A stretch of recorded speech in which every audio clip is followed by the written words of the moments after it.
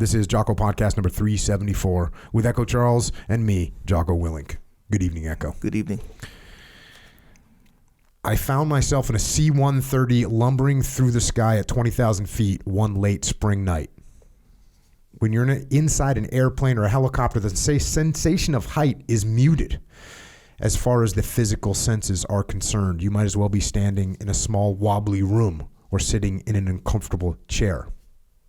But once we reached the right altitude, I was in the tail, standing on an open ramp, staring into a pitch black abyss and getting ready to throw myself into it.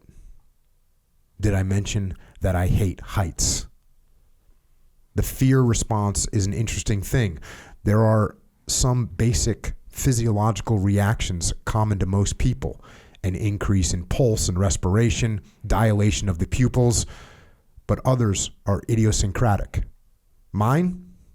I yawn. I know it sounds weird, and I used to think it was too, but what I now know is that yawning is just my body's way of trying to re-regulate my breathing, take in more oxygen, and access my parasympathetic nervous system. Of course, the outward appearance of this suggests the complete opposite of fear, which is handy when you don't want people to know that you're nervous. But I was nervous every time I got ready to jump. I was practicing the most difficult level of skydiving, high altitude, high opening, or hey-ho. You jump from around 20,000 feet, count to 4, then pull the cord. The parachute opens at about 19,000 feet, which means there's a long flight to a distant landing zone. This training is done during the day and at night, with nighttime proficiency being the goal, which is why I was standing at the back of that C-130 yawning in the black sky. Several things make jumping from that height more difficult. One is how cold it is up there. Average air temperature differentials are approximately 3 degrees per 1,000 feet. This means that if it's reasonable to 60 degrees when you board the aircraft, you can expect the air to be a bone-chilling sub-zero temperature when you jump out. There's also very little oxygen at that height. At sea level, the air is almost 21% oxygen. At 20,000 feet, it plummets to less than 10%. With air that thin, you're at risk of altitude sickness, which includes a myriad of symptoms ranging from dizziness, fatigue, and headache to massive confusion, shortness of breath, and complete loss of consciousness. This means you have to jump with an oxygen canister and mask, and that's on top of full combat gear, ballistic helmet, and, because it's pitch dark, night vision goggles. That's a lot of equipment to juggle, which only adds to the list of skills needed to survive a hey-ho jump.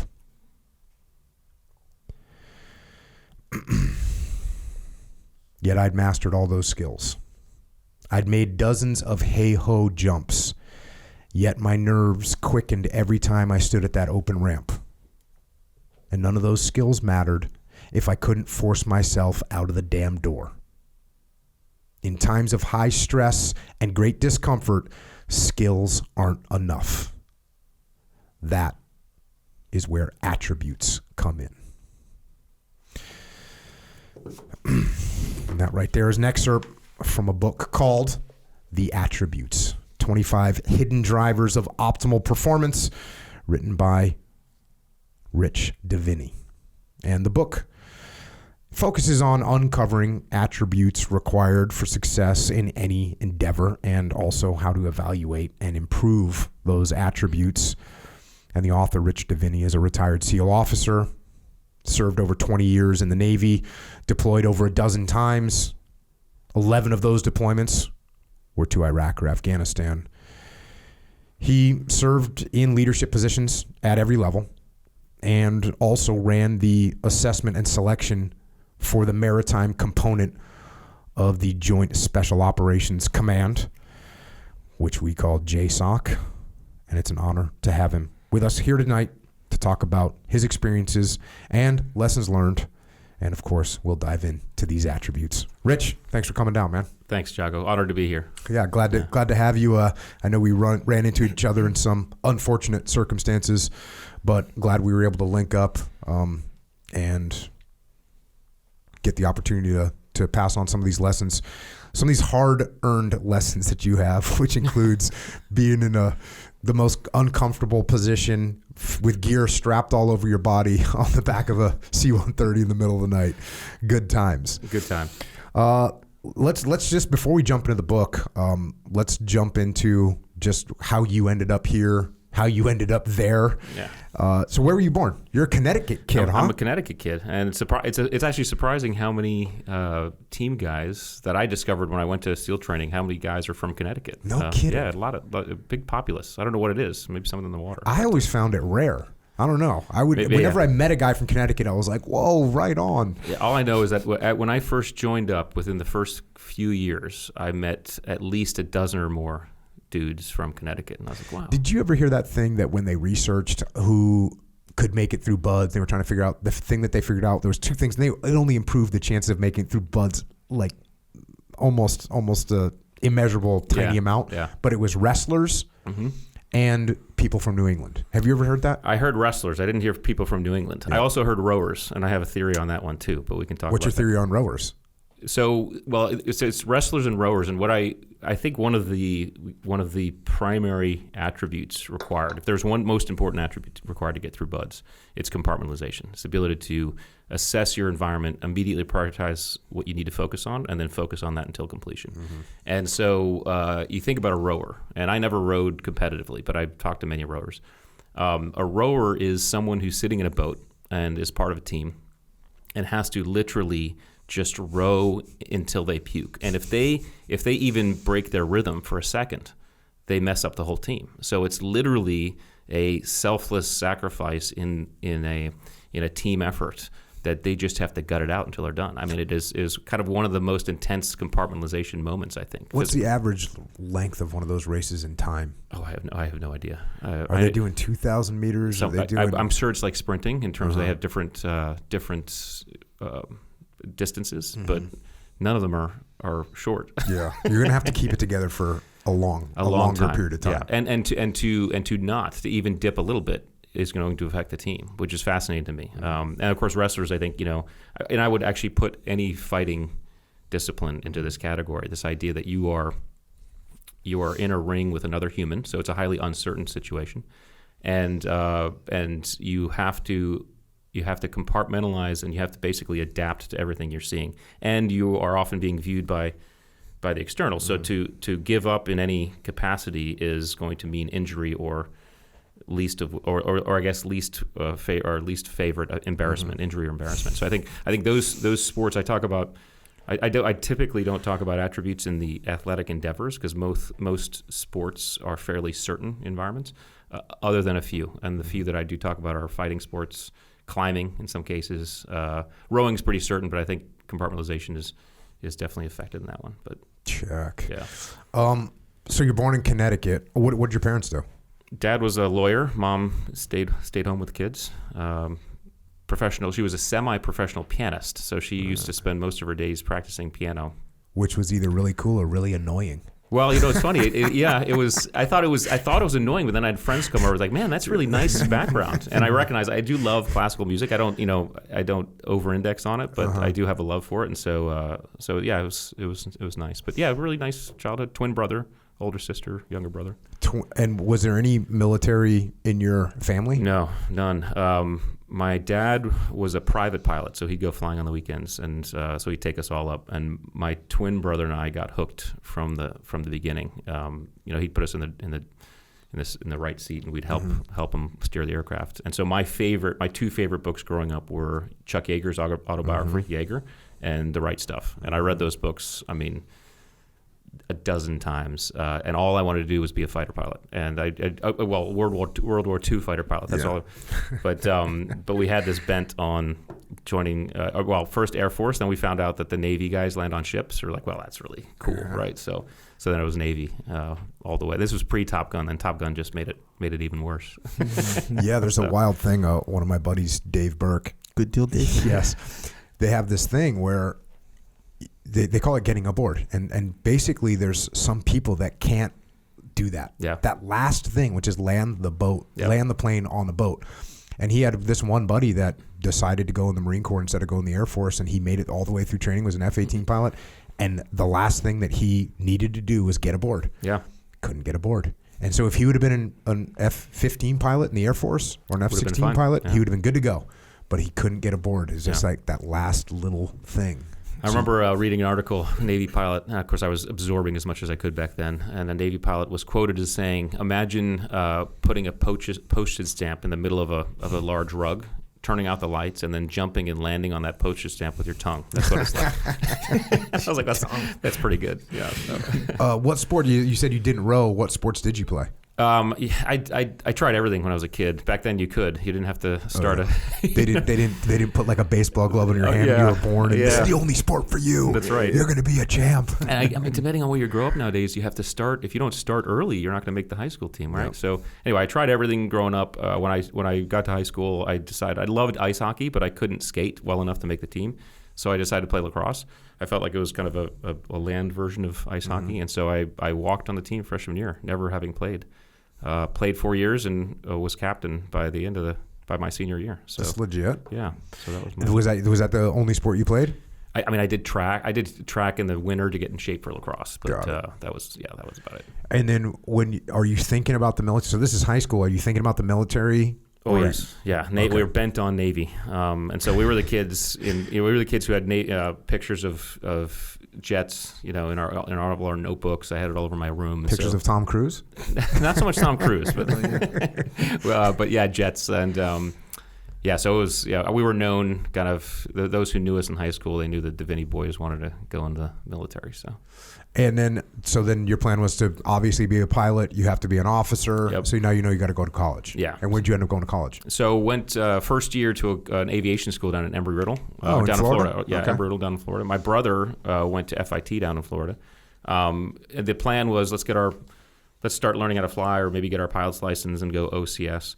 But after about a year there, or half a year there, I realized. First of all, I realized getting paying $20,000 a year to get your pilot's license probably didn't make sense. So I majored in avionics, which I wasn't good at all. My brother did get his license, but we also realized that the doors, after the Top Gun kind of surge, the doors for slots for OCS were closing. So we were like, no, we should probably find an ROTC unit. And so we both applied to Purdue and then transferred up to Purdue. And I joined the ROTC unit, earned a scholarship there. My brother did not, but he went... after some years of kind of figuring out what he wanted to do, went to Marine PLC, joined the Marines, and then flew Harriers for 20 years. Yeah. So at what point did you realize you didn't want to be a pilot? It was never I didn't want to be a pilot. It was after the first Gulf War. There was a Newsweek article I saw, and it basically had a guy's face on it, was camouflaged, and said it was like special operations forces, right? And so I opened up this article, and it was about 7 pages, and it talked about all the spec ops units, so Army, Navy, Air Force, Marines. Through those 7 pages, there were probably 20, 25 pictures of guys, doing different things, like underwater, in the snow, skydiving, desert, jungle. And I recognized that out of that 25 pictures, like 20 of them were SEALs. They were just in different environments. And I was like, who are these guys, right? And so I started reading about them.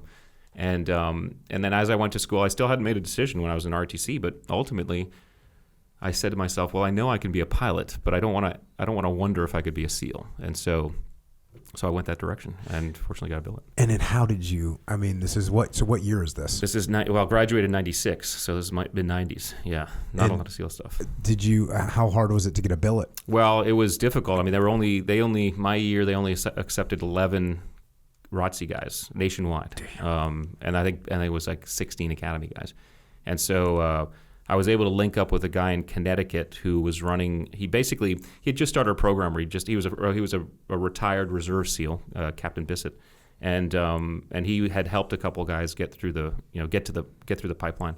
And so I linked up with him. He started, helping me with the physical test, which ironically back then I think I did 11 pull-ups for my for my test, which I mean I wouldn't even have gotten close to making it today.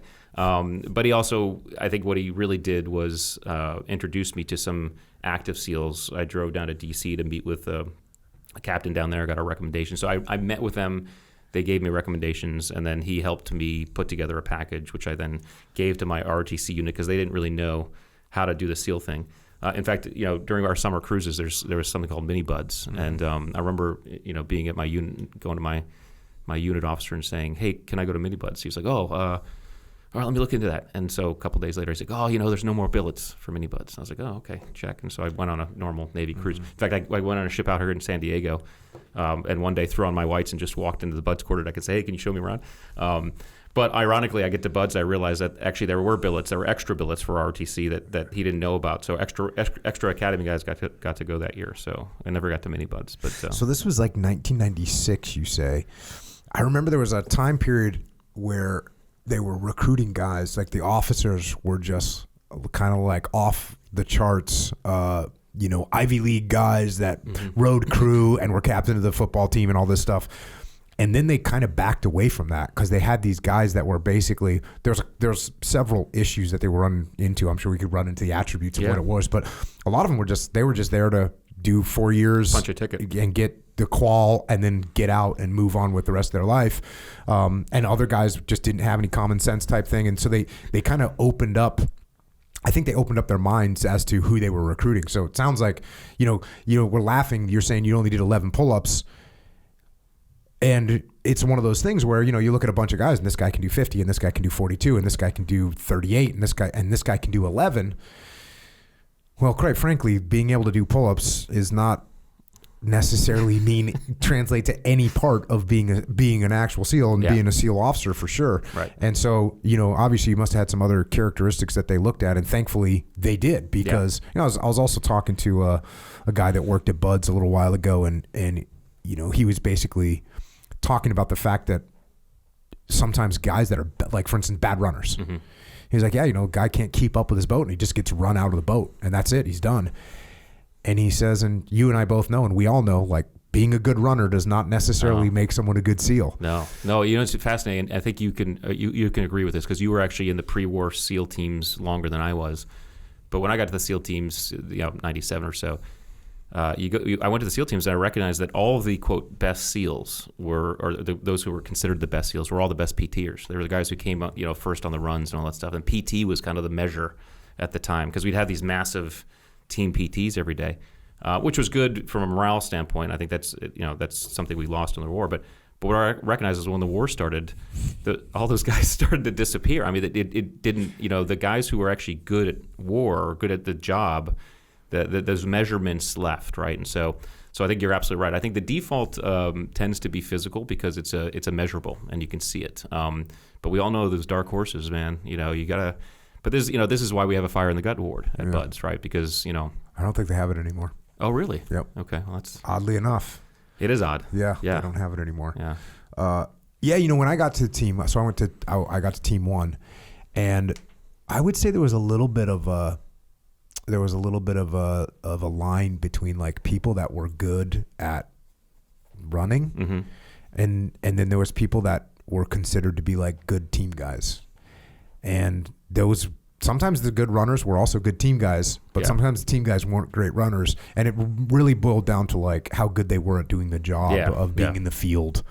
And that's what counted. And although I think from, like, maybe senior leadership would look and go, this guy's our best runner, he must be a great SEAL.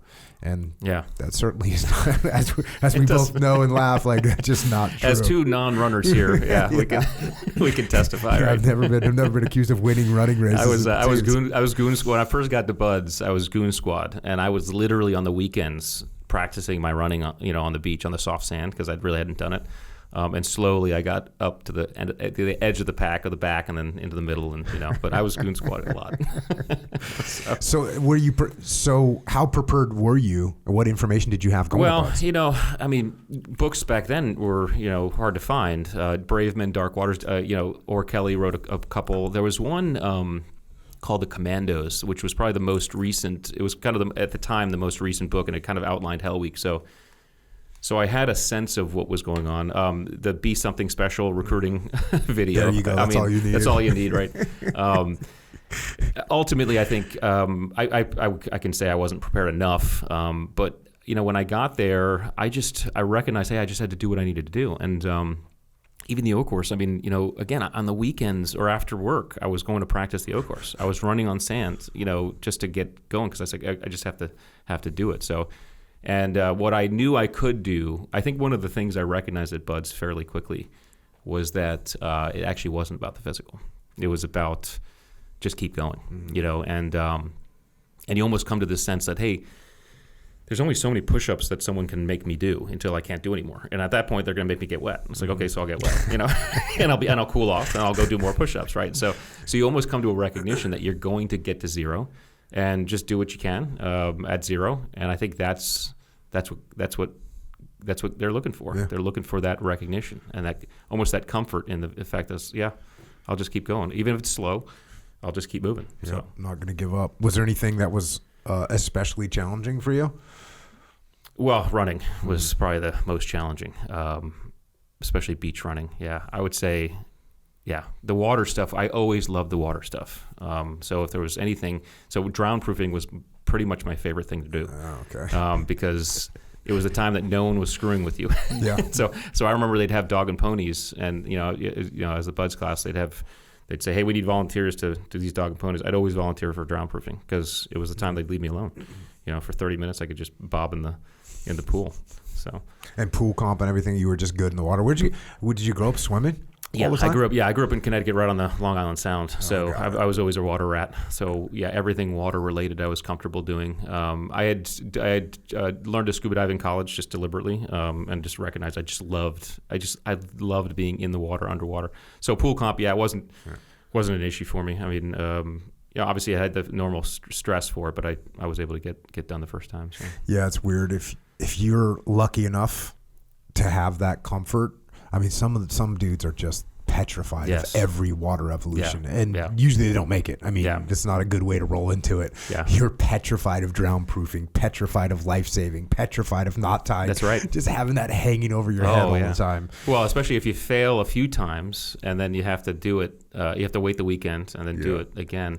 But you bring up a good point, because I think a lot of people, and I'm sure you've had this. They've described SEALs as fearless, and I can't stand that description, because it's not. None of us are fearless, because courage requires fear, and all of us have little things that we're like, we don't like it. There are team guys who love skydiving and they hate diving. There are team guys like me who love diving and I don't like skydiving. Climbing is nothing. I would never climb on my free time, or bungee jump, right? But I think every single one of us, we learn how to move through it, and so you hope that every guy has something they like about the job, but regardless of who you're talking to, that person had to move through some fear. Yeah, dude, there's some stuff you're going to have to just suck up at some point. Totally. Well, and here's another thing, because I've always, and I got asked it was a while ago, a bunch of sailors, they wanted to be SEALs, and so I was on a ship. I did one ship deployment as an LNO, and they said, hey, sir, could you just give us 30 minutes and talk to us about being a SEAL? So I said, sure. And I got them all in a room. There was about 10 of them. And I started it by saying this. I said, listen, I want all of you to know, okay? When you're a Navy SEAL, when you're doing the job, okay, there's never any cool music playing. And there's no like girls on the side or beers. It always sucks, right? The teams will take the fun out of everything. If you're diving, it's cold, it's dark, it's dirty. If you're skydiving, it's nighttime, you're waddling out of there. Nothing is ever cool. The coolest part is at the end when you look back at what you did and you're having a beer or whatever. But you have to get that into your head. And I think Buds slams that into your head day one, right? You come in with this mythology and you're like, oh, cool. And then suddenly you're like, holy crap, what the hell is this? And so I think that's another supporting one. That whole premise is the fact that it's in Coronado, California. That's right. Which you're driving into. If you ever get the chance to go to San Diego, you drive over to Coronado. As you drive over this beautiful bridge, you look down on Coronado. It literally looks like a movie depiction of a little heavenly neighborhood. Yeah, and it almost is with a Hotel Del there, and it right? almost is. It almost is. Just this beautiful place, sunny beaches, or sun's out, beautiful beach, and somehow they can take that and make it suck. Well, and people think Southern California water is warm. True. I actually went on a run this morning. I hit the beaches at my West Coast ritual. I always go down to Coronado and take a run, and so I hit the beach at 5 a.m. I was like, okay, cool, 5 a.m. No one will be on the beach, right? I get there and immediately realize that it's high tide, right? So I was like, okay, it's cold because it's cold. It's just cold. It was 45 degrees. 45, yeah. So I start running. Within the first 100 yards, the waves crash over my feet. The sand is soft, right? I was just like, I started laughing because it was just beautifully miserable. miserable, Yeah. right? And I think that's what you really start to relish that stuff. So Hell Week, you get done with that. You get done with pool comp. Get done with land warfare. So you get done with buds. Yeah. Did you get rolled at all? I got rolled from the. So I didn't. Technically, I started with 209. I did their in-doc, but before 209 classed up officially, they're like, hey, there are too many officers in the class. We're going to roll the 3 slowest runners, of course. So I got rolled to 210. So I never classed up with 209, but I started with 210 and I graduated with 210. Yeah. And then where'd you go from there? What team did you go to? SDV1 in Hawaii. But at the time, classic budgeting. We graduated April '98, and there's apparently no money to PCS officers. And so like, hey, we're going to keep you here and you'll do your SDV school. Because back then it was in San Diego. Mm-hmm. So we waited.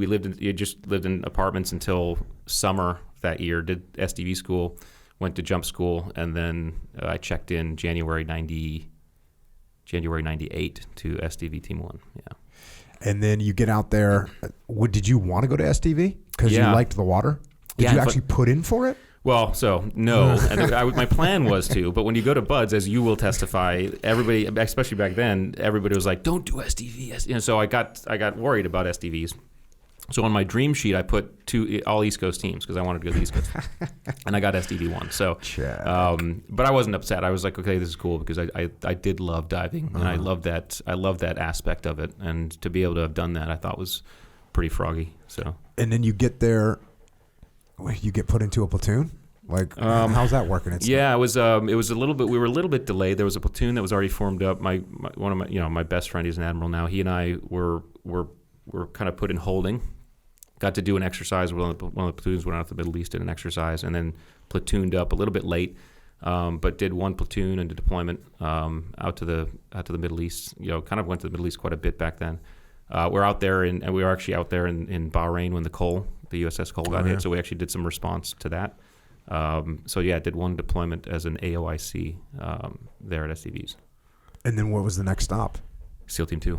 Okay. Yeah. So I'd always wanted to go to the East Coast, and specifically SEAL Team 2, because all the books back then, were older books, so they focused on SEAL Team 1 and SEAL Team 2.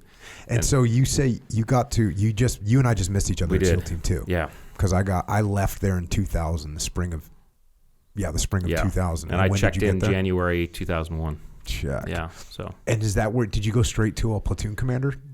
No. Yet again, I was delayed. The only way I could get to SEAL Team 2, interesting. So my buddy and I, we called the detailer from Hawaii, and both of us want to go East Coast. So he gets on the phone first. He's like, I'd like to do an OIC on the East Coast. And the guy's like, yeah, I have one at teammate. He's like, cool, I'll take it. So he's like, my buddy's here. So I got on the phone. Yeah, I want an OIC on the East Coast. That was my last one. So you missed it by a phone call? I missed it by a phone call. But he said, if you want, you can do an L&O. Back then, we were deploying guys on ships on both carriers and MARC platoons, and they usually put a SEAL officer as an L&O on those ships. And so I said, listen, can I go to SEAL Team 2? He said, yeah, you need to do an L&O. I said, I'll do an L&O, but I want to do a carrier. I don't want to do a MARC because I always loved aviation. I just want it. He said, deal. So I went, checked in, and then did my first deployment with the John F. Kennedy battle group as an L&O on that carrier. Dude, this is crazy. So my platoon at SEAL Team 2 was the strike platoon, and we went on the USS John F. Kennedy. There you go. So the last conventional carrier. There you go. So it actually turned out to be a great deployment. Obviously 9/11 happened. Is that while you were on deployment? No, in fact, it was before we deployed. We were actually getting underway for Comp 2X on 9/11. So I haven't heard the word Comp 2X in a long time. I know. It just said shudders. I know. These are, Echo Charles, these are big like fleet exercises that you're doing, and the whole fleet's out there, all these ships, and you're going to get tasked with all these missions, and it's just like a operation complication for 2 weeks. That's right. That's right. Yeah. And the battle group got underway on the morning of September 11th. Okay. So all the news reports said that there was a strike battle group that got underway within hours of the attack, which is hilarious because it wouldn't happen that way, right? It happened to be within hours, and so we actually steamed right up to the East Coast, off the East Coast of Virginia there. I flew off and went to the teams to check in to see what was going on and get a sense of everything. So. And then you guys did that But then did you go on a normal deployment? Yeah, so I got back from there, platooned up as an OIC, and started that workup. And then, of course, then Iraq was kicking off. And so because we were, our platoon did pretty well in the training, our CO sent us to Iraq. And when was that? What year was that? That was 2004. Yeah. 2004. Yeah. Oh, so I remember when you guys showed up. Did you guys go up north? Did you guys? So we started up north, and then came down south, and we took over the security mission. Yeah, we started it. Yeah, so. I had a very lucky career. Like I got wrapped that up and went home, and a few months later, you guys were doing the security. Yeah. And then, so how was your workup when you were a platoon commander? It was great. It was standard. Obviously the individual training. So all the guys went to schools. Then we did our platoon training. Did all our schools. And back then it was all, well, as you remember, they had just implemented the NSW 2000 Force 21. I think it was called. Brilliant idea. We didn't know that it was going to be so brilliant, right? Because it just set us up to deploy in such a perfect way.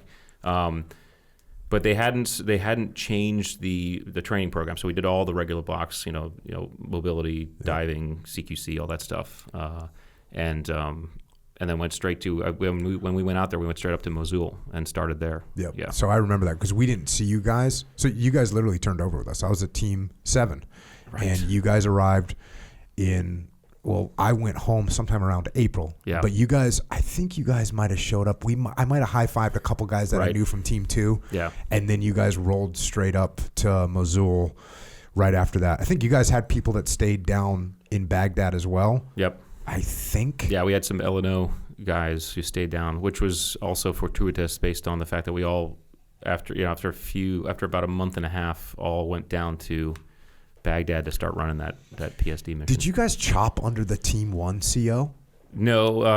Or was your Team 2 CO on deployment too? He was on deployment with us. Okay. So what happened was the Team 1 CO stayed out west to continue running direct action, and our Team 2 CO ran the PSD mission. Got it. Yeah, so both COs were deployed. Yeah. Got it. Okay. Yep. Now I'm remembering. And also I remember this too, the MARSOC, like Det 1, the first Marines showed up. Yep. And that was cool too, because a bunch of those guys I had done when I was an enlisted guy. I did 2 back-to-back ARG platoons out here at Team 1. Wow. And so we knew all these Force Recon guys, and a lot of those Force Recon guys became the Det 1 guys, so we high-fived with those guys as well and had the good times. Yeah. So that deployment, you do a little bit of direct action and stuff up north. Yeah, a little bit of DA up north, only about a month and a half, and then get drawn down to PSD, and that was the deployment, and that was the focus for the teams for I think a year and a half before they were able to pass that off. Yeah. The mission was there was a bunch of Iraqi leadership, government leadership that everyone in the country, well, a lot of people in the country wanted to kill. Yeah, and they had to keep those individuals safe. I mean, from a strategic level, those guys had to stay alive. And so this was an incredibly important mission. I mean, it was the highest level. Mission, it was the mission. It was the most important mission in the Iraq war at that time, and was to keep these, was there 7 of them, right? 7, yeah. The PM, the president, a couple others, and then 7 with 7 different details. Yeah. It's funny. I was on a call about a month ago with retired now General George Casey, and he was out there in charge of the whole effort. And I was telling him, hey, I was out there, and he's like, yeah, I remember you guys. All you wanted to do, all I kept hearing is get us out of this mission, which made sense because we can only do it for so long, and that wasn't our primary medal. So, but again, it's this idea. I think. SEALs, special operations holistically are designed to do what you have to do. I mean, you could adapt, you can mod, you just, hey, what's the job? Okay, we'll do the job. And we might complain and bitch and moan, but we'll still do the job well. And that's what we did. Yeah, I've always talked about the fact that, and we're getting better now, but when you and I were in, especially at that time, there was no doctrine on anything. Right. And so you would know how to do a direct action mission because some other guy had come back and taught you how to do it. The Vietnam guys taught us how to do raids. Like, it's all was word of mouth. Mm-hmm. And occasionally you get some photocopied thing with some weird stick figures on it about what your patrol formation could be. But it was all It was all like word of mouth, and then you'd go out and you'd do it and you'd adapt and you'd figure it out. And so we didn't have any doctrine, which can be a negative. Right. If you've got some kind of a mission that you probably should have some baseline to do, and yet you can't pull out a book, whereas like the Army can pull out, what is it, FM 7 TAC 8 infantry platoon and squad. There it is. Here's everyone's job. Here's how you execute the mission. Here's where people's fields of fire is. It's all laid out for you, which is awesome. Yeah. The issue is when you have something like PSD, security for a bunch of high value people, and there was no book on that. No. There was no doctrine. No one had any doctrine on that. Well, the only doctrine the only thing we drew upon was that our specialized unit had been doing it up in Europe for a few years, and we had some guys who were from that command who were like, oh, we know how to do this. We know we've done it before, and that's why we were tapped to start doing it, because those guys started training all of us, and they were familiar. So yeah, you're right. I mean, the doctrine. I think officers, and I think they do a little bit more of this, but it would officers who could come in with a better understanding of just field maneuver and battlefield stuff, right, is advantageous. But at the same time, this ability to kind of come in almost with an infant's mind is something we do pretty well. Yeah, it takes a certain level of open-mindedness to go, oh, here's the biggest strategic mission that you've got in the country. Cool, yeah, we got it. Yeah, we'll do it.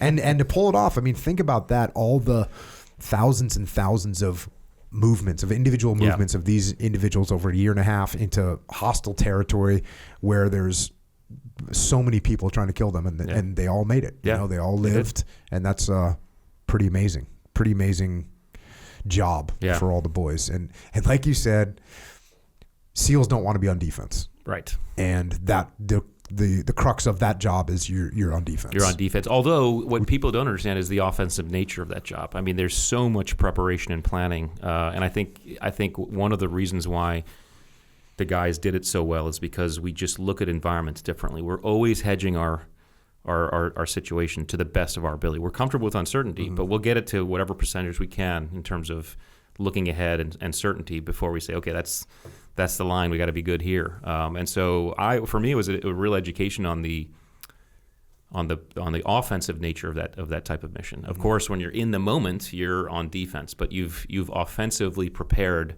the environment so that you are hedging your bets in your advantage, which is pretty cool. Yeah, the shift of the mindset from this is a defensive mission. How do we make it? How can we be offensive as we possibly can? And I remember we did, when I was at Team 2. Yeah. We did training for this. We actually did like some scenarios where, we got to protect this guy. And I remember, having conversations with guys that had worked with other units, and what they were taught wasn't, they told us this. So like, hey, when we worked with these other units that do this for a living, here's what they would say. Oh, you collapse on the person that you're trying to protect. It's a very defensive mindset. And he's like, what we would do is, there's a threat, we would attack the threat. It's like the opposite mindset. Yeah. And he said, you know what? When they would play it out, with simunition or whatever, the people that were go on offense and attack the threat would do better than the people that were just trying to surround the principal and get him out of there. Right. You do want to do that, but if you've got guys that are attacking the attacker, it ends up being a better move. Yeah, you get into their OODA loop. I mean, you get it. As soon as someone, if an enemy is in attack mode, and suddenly they find that someone is getting into their space, it puts them on the defensive. And so I think that's a really cool mindset and strategy that we applied. Yeah. So you get done with that deployment. And what's next? So then I screened for the maritime component, the specialized unit for the Joint Special Operations Command, the maritime component. Screened and got accepted and went to that selection. And how was that selection for you? I enjoyed it. I mean, it's about 9 months. I enjoyed. So I would describe that. Whereas BUDS, the primary responsibility is to not quit. There's a performance. I mean, you have to be able to perform in what they're asking you to do, but I love the precision. So growing up, I said my mom classical piano, my dad John Denver. I love all of it, but I started getting into metal, and and it was probably in the late '80s. I heard Master of Puppets for the first time, and I was hooked. I had been listening to Motley Crue and things like that, and I was like, I just want something heavier. Yeah. There's got to be more. There's got to be more, and I heard Master of Puppets and Justice for All, and I heard those guys, and I realized, I guess I realized this later in kind of this mental autopsy, that I loved what I call precision violence, precision aggression, and the way these guys played. And I love thrash metal, but I mean, with the palm muting and the fact that you could hear every single chug on that E chord, and it was just so fast and so precise, and that's what I felt like when I was doing this kind of hostage rescue level CQC. It was just so fast and so precise, and so I just realized I love it. And musically, I love it. I mean, the rappers who do it, who rap fast and precise, I love. If it's a banjo playing fast and precise, I love it. I mean, anything fast and precise, kind of violent, precision aggression, I love, and I love the challenge. It was, I enjoyed it.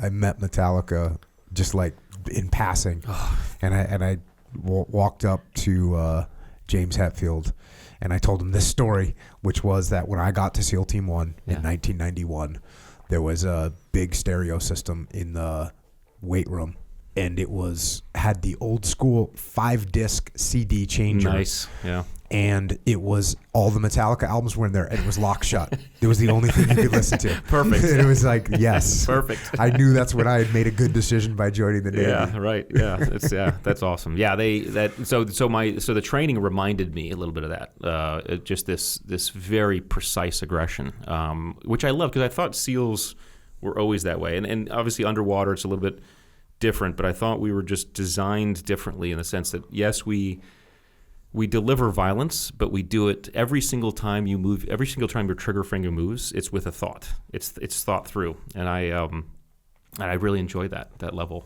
So then you get done with that, with the training. Yeah. And now it's time you get put into a squadron. And you start going on deployment. Yeah.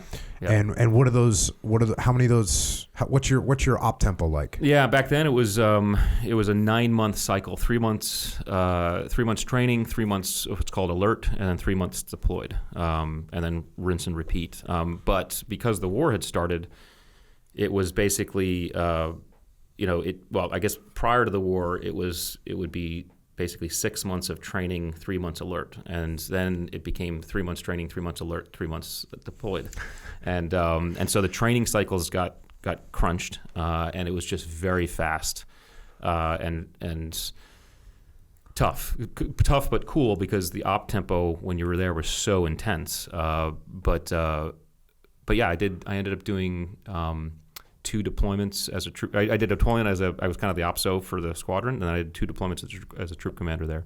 Were those Iraq or Afghanistan? Two Iraq, 1 Afghanistan. Yeah.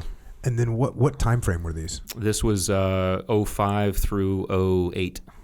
Yeah. 05. Oh yeah. So you and I may have crossed over. I'm there sure too. we did. I'm in trying to think through it. I mean, we may have crossed paths here because even when I was running training, I came out here and we probably sat down in some of the same training conferences to talk about stuff, right? But you never know. Yeah. So. So you're out on those deployments. How's that from a leadership perspective?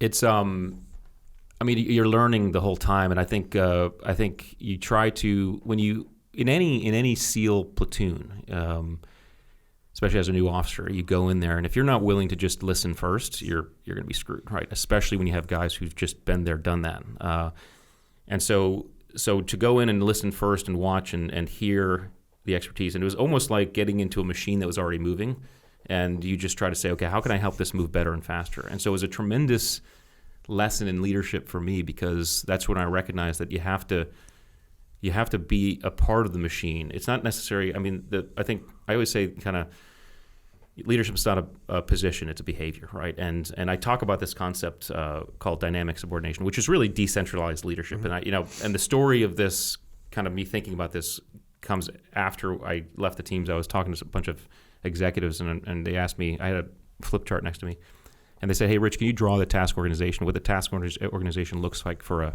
high performing team?" And so I was stumped when they asked me that because I had the models in my head. But I was like, these models don't apply. I had the pyramid model, of course, and I was like, well, that doesn't apply because that's too slow and bureaucratic. The flat model, which was a mild rebellion to the pyramid, and I said that doesn't apply because in a flat model, first of all, it's hard to know who's in charge, and second of all, because it's flat, something can happen on the right side of that line it's not seen or heard by the left side of the line, so it gets siloed. Information can get siloed. On a high-performing team, information never gets siloed, so flat model was out. And then I had the Robert Greenleaf servant leadership model, where the leader, it's the upside down pyramid, leader sits on the bottom.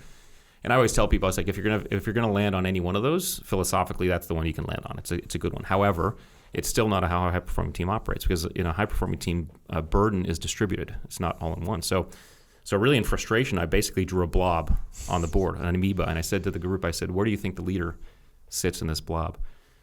And I got answers like, front, back, top, bottom, center. I said, all of you are correct. The leader is wherever the leader needs to be in the moment. And this is what I call dynamic subordination, which is literally this idea that a team understands that issues and challenges and problems can come from any angle at any moment. And when one does, the person who's closest to that problem and the most capable immediately steps up and takes lead, and everybody follows. And then it swaps. It's also called alpha swapping, that alpha position swaps. And so I know you and I as officers, we were pretty much in charge of every op we were on, but didn't mean we were always being supported. In fact, it was usually the opposite. We were supporting other people. And sometimes the environment would shift and they'd have to support us, right? But it was really, this really hit me when I was actually in training and I was watching close quarter combat training, because in close quarter combat, you'll see a group of 4 guys outside a door, and they'll go, number 1 man, number 2 man, number 3 man, number 4 man. They'll go into that room, they'll suddenly clear, everything all clear. Well, the next threat might be close as the number 4 man. So guess what? Number 4 man becomes number 1 man. Mm-hmm. And so you see this, and so no CQC run is ever the same, and it's just this just amazingly beautiful, violently beautiful dance between leadership positions. And I think that's what I recognized the most and fell into quite well, because that's kind of how I liked leading. But funny story, first deployment as the troop commander, I'm in Afghanistan, and we get this. It's our first mission. It seems fairly good. The compound's not too far away, easy drive there, relatively easy. So we get this thing planned out, and as we're planning, we're getting little things like we gotta change the crypto, or this thing didn't line up. Hey, the gear we need is not there. So these little things, little ticks. And I'm just little enough you just brush them aside, right? But they're adding up, and I'm kind of keeping a count in my head. And so we start rolling out, and now we're driving, and the first route fouled, right? So we have to go second route, that's fouled, and now we're just like, okay, wait a second, okay, we could probably get this third route. We get the third route, okay, finally park. Now we're a little bit late, timeline's a little bit skewed, walking towards the target. Finally, we're walking towards the target, and we start hearing whistling. And we had just read a couple days before some intel on a unit that had been ambushed, and they had heard whistling. So I stop everybody. I call my troop chief. I'm like, hey, I'm not feeling good about this one. There's too many ticks. And fortunately, he was a great guy. And he's like, I agree. And so I always joke on my very first op at that command as troop commander, I called the CO, who was a ranger back at the base, and said, hey, we're turning around. We're quitting the mission, And I actually wrote a blog on this. It's okay to quit, but just never give up, right? Yeah. Because if you're seeing this situation and you're not paying attention, and I realized it was really good for me to understand that that's my job as the leader. I mean, we have so many guys who do so many phenomenal things. If I'm not keeping abreast of all this stuff, and of course there were some guys who were pissed, and you have to take that hit too. But that's my job, and it really taught me. I think in the hundreds of missions I did, I turned around on 3, and every one felt like I was quitting, and every one was hard, and on every one we had guys who were pissed off and upset. But I recognized that's the job. Yeah, I used to have we used to joke about it. So when I was a platoon commander, when I was a troop commander, I called it go criteria, because in the SEAL teams they have no-go criteria. If you don't have this many vehicles, it's a no-go. If you don't have this air support, it's a no-go. If you don't have comms with this people, it's a no-go. So we'd have all these no-go criteria. So my joke would always be, for me it's go criteria. We're fucking going, right? But the interesting thing was, there was same thing. Like there'd be a mission where it's like, hey, we're going. Okay, cool. Hey, we actually just lost the air cover for this part of the insert. Okay, we're going. Hey, it looks like the Army that was going to support us with their vehicles for QRF for the first half an hour, they're not going to be on station for an additional 3 hours. okay, we're going. Hey, the whatever L&O for that unit that was supposed to be here for the brief, he actually didn't show up. You know what? We're not going. Yeah. So eventually you got to make that call of, hey, you know what? For me, it was just the universe trying to tell me that this was not a good op. Well, and you and I, we've read these after-action reports of these tragedies that happen, and these tragedies never happen with one big thing. Yep. It's always a series of little things, and so hindsight's always 20/20. And I think if we're not as leaders understanding that we're looking for those number of ticks, and no one knows how many ticks it takes. You can't say, well, it's 10 ticks, right? No. It's just it's what the tick is, and how does it affect the mission, and then eventually what's your no-go versus go-go, you know? And I think that's one of the jobs. Yeah, the other, as far as the leadership goes, you know, I've had this conversation with so many civilian companies, and one of the ways that I would explain it to them is, you know, we are on an assault, and we go over the wall, and there's a guy that's in charge of opening the door. Mm-hmm. He's a breacher. And guess what? Whatever he tells me to do as the breach team leader, I'm going to do it. Yeah. I'm the overall guy in charge out there. I'm the ground force commander. All these people out there actually work for me. And when he says, hey, step back 10 feet and go around that corner, I say, roger that. That's right. When the point man says, hey, we're going to shift to a different route, I say, cool, roger that. When my vehicle commander says, hey, I'm going to bump up and, you know, and get up on this corner here, I say, cool, roger that. Yep. So you're constantly, people are going to lead what they have control over. And that's what I actually want. I want everyone on my team to be a leader and step up and make things happen. Yeah. So it's like a school of fish or a flock of birds. I mean, we were literally amoeba. We're not this hierarchy or line. And that the position, all the position tells you is what your your responsibility circle is, you know, for making shit happen, you know. So, and I think that's important. So. Yeah. So you do these deployments, and then at some point here you get tasked with running the selection for this JSOC group, this Navy JSOC group. Yeah, not before I volunteered to go back out to the teams. Okay. So one of my great mentors, you and I both know him, and he's now retired, but he was my CO at SEAL Team 2, and then he was also a deputy there. He had been my CO at SEAL Team 2, and he had been at that command, and I just loved him so much, and I saw what he get back, and I wanted to make sure I stayed in both communities, kind of, or both venues. So I volunteered to go to SEAL Team 10 as Ops XO, and you know the other component was my wife was she. Pretty Is this much, when he was a group commander? No, when I did it, he was the deputy commander before he took group commander. Got it. But we're tracking on the guy. Yeah. But my wife was also sick of the command. Someday I'll have him on here. We've got some good stories to tell. Oh my goodness, what a phenomenal guy. But my wife was also sick of the command, and she basically back then, they wouldn't even let wives near the compound. I mean, she had to drop me off at the fence, and I would walk in, and so she was pretty pissed off, and she sat me down. She's like, "Listen, you know, I don't think I can take you staying there," and that's a pretty big thing because you know, it's typically, especially as an officer, if you leave, chances you're coming back are you don't know, it's a gamble. And so, but how long had you been married for at this point? We got married in 2001, so this was now 2008. So you got married when you got to Team 2, basically. Yeah, so I met her in Hawaii though, okay. And then I got to Team 2. She moved. She's from Pennsylvania, but she moved from Hawaii back to Virginia Beach, and we had 2 kids by then. So she's already pissed, bro. You took her out of Hawaii and brought her back to Virginia Beach. So I tell this story. It's funny. It was probably 2007, and I was 2007. And I came back from one of my deployments, and it was a very successful deployment. And my wife's pretty sick and tired of hearing how awesome her Navy SEAL husband is. She's at home with our 1-year-old and our 3-year-old. Yeah. And it's a couple days I've been home, and I'm just a freaking loser. Total loser.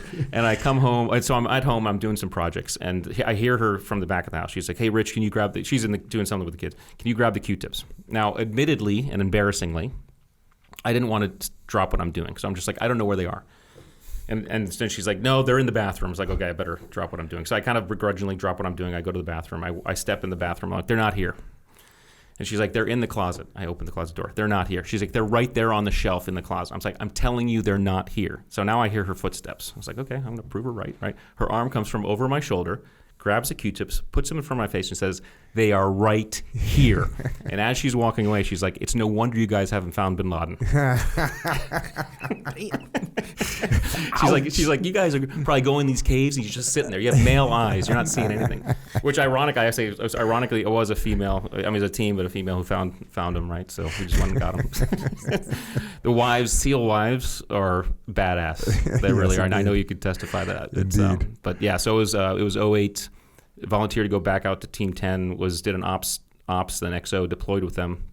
So that was about a 2-year tour. And how'd you like that? I loved it. Yeah, I loved it. Loved the CO, loved the Master Chief, loved the team. Again, you're back on 6-month deployments, which are rougher. But I recognized the healthy nature of seeing both sides and staying connected and of course it helped at the home, it helped on the home front, but then was asked to go back to run training, and at that point they changed the command. There was issues. The command had started to, and actually NSW holistically had started to do a lot more for the families and the wives, bring the families in, they said, which was a great concept, right? And so it was a better situation, and I was happy to go back and went back in early 2010 and took over selection. Yeah.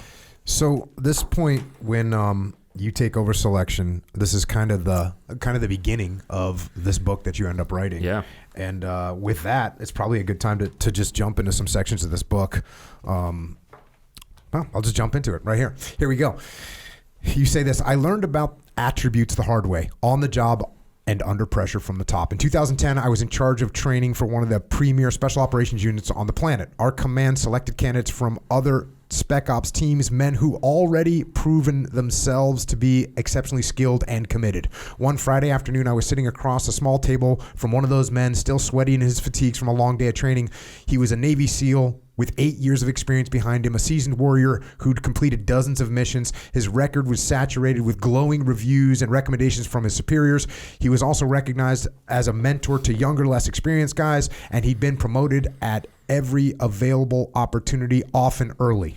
So you're sitting across the table from this stud. On paper, he was perfect. But 3 weeks into a 9-month training program, we already knew he wasn't going to make it.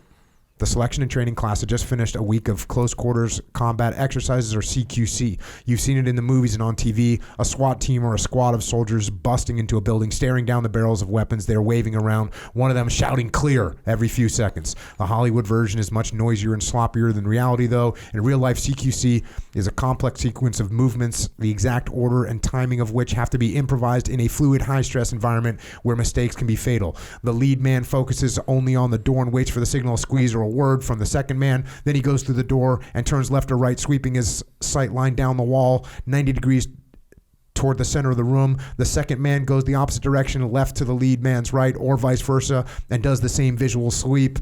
The third and fourth men keep alternating directions, each of them scanning the room for any bad guys who need to be neutralized or good guys who don't. All of that happens in a few heartbeats.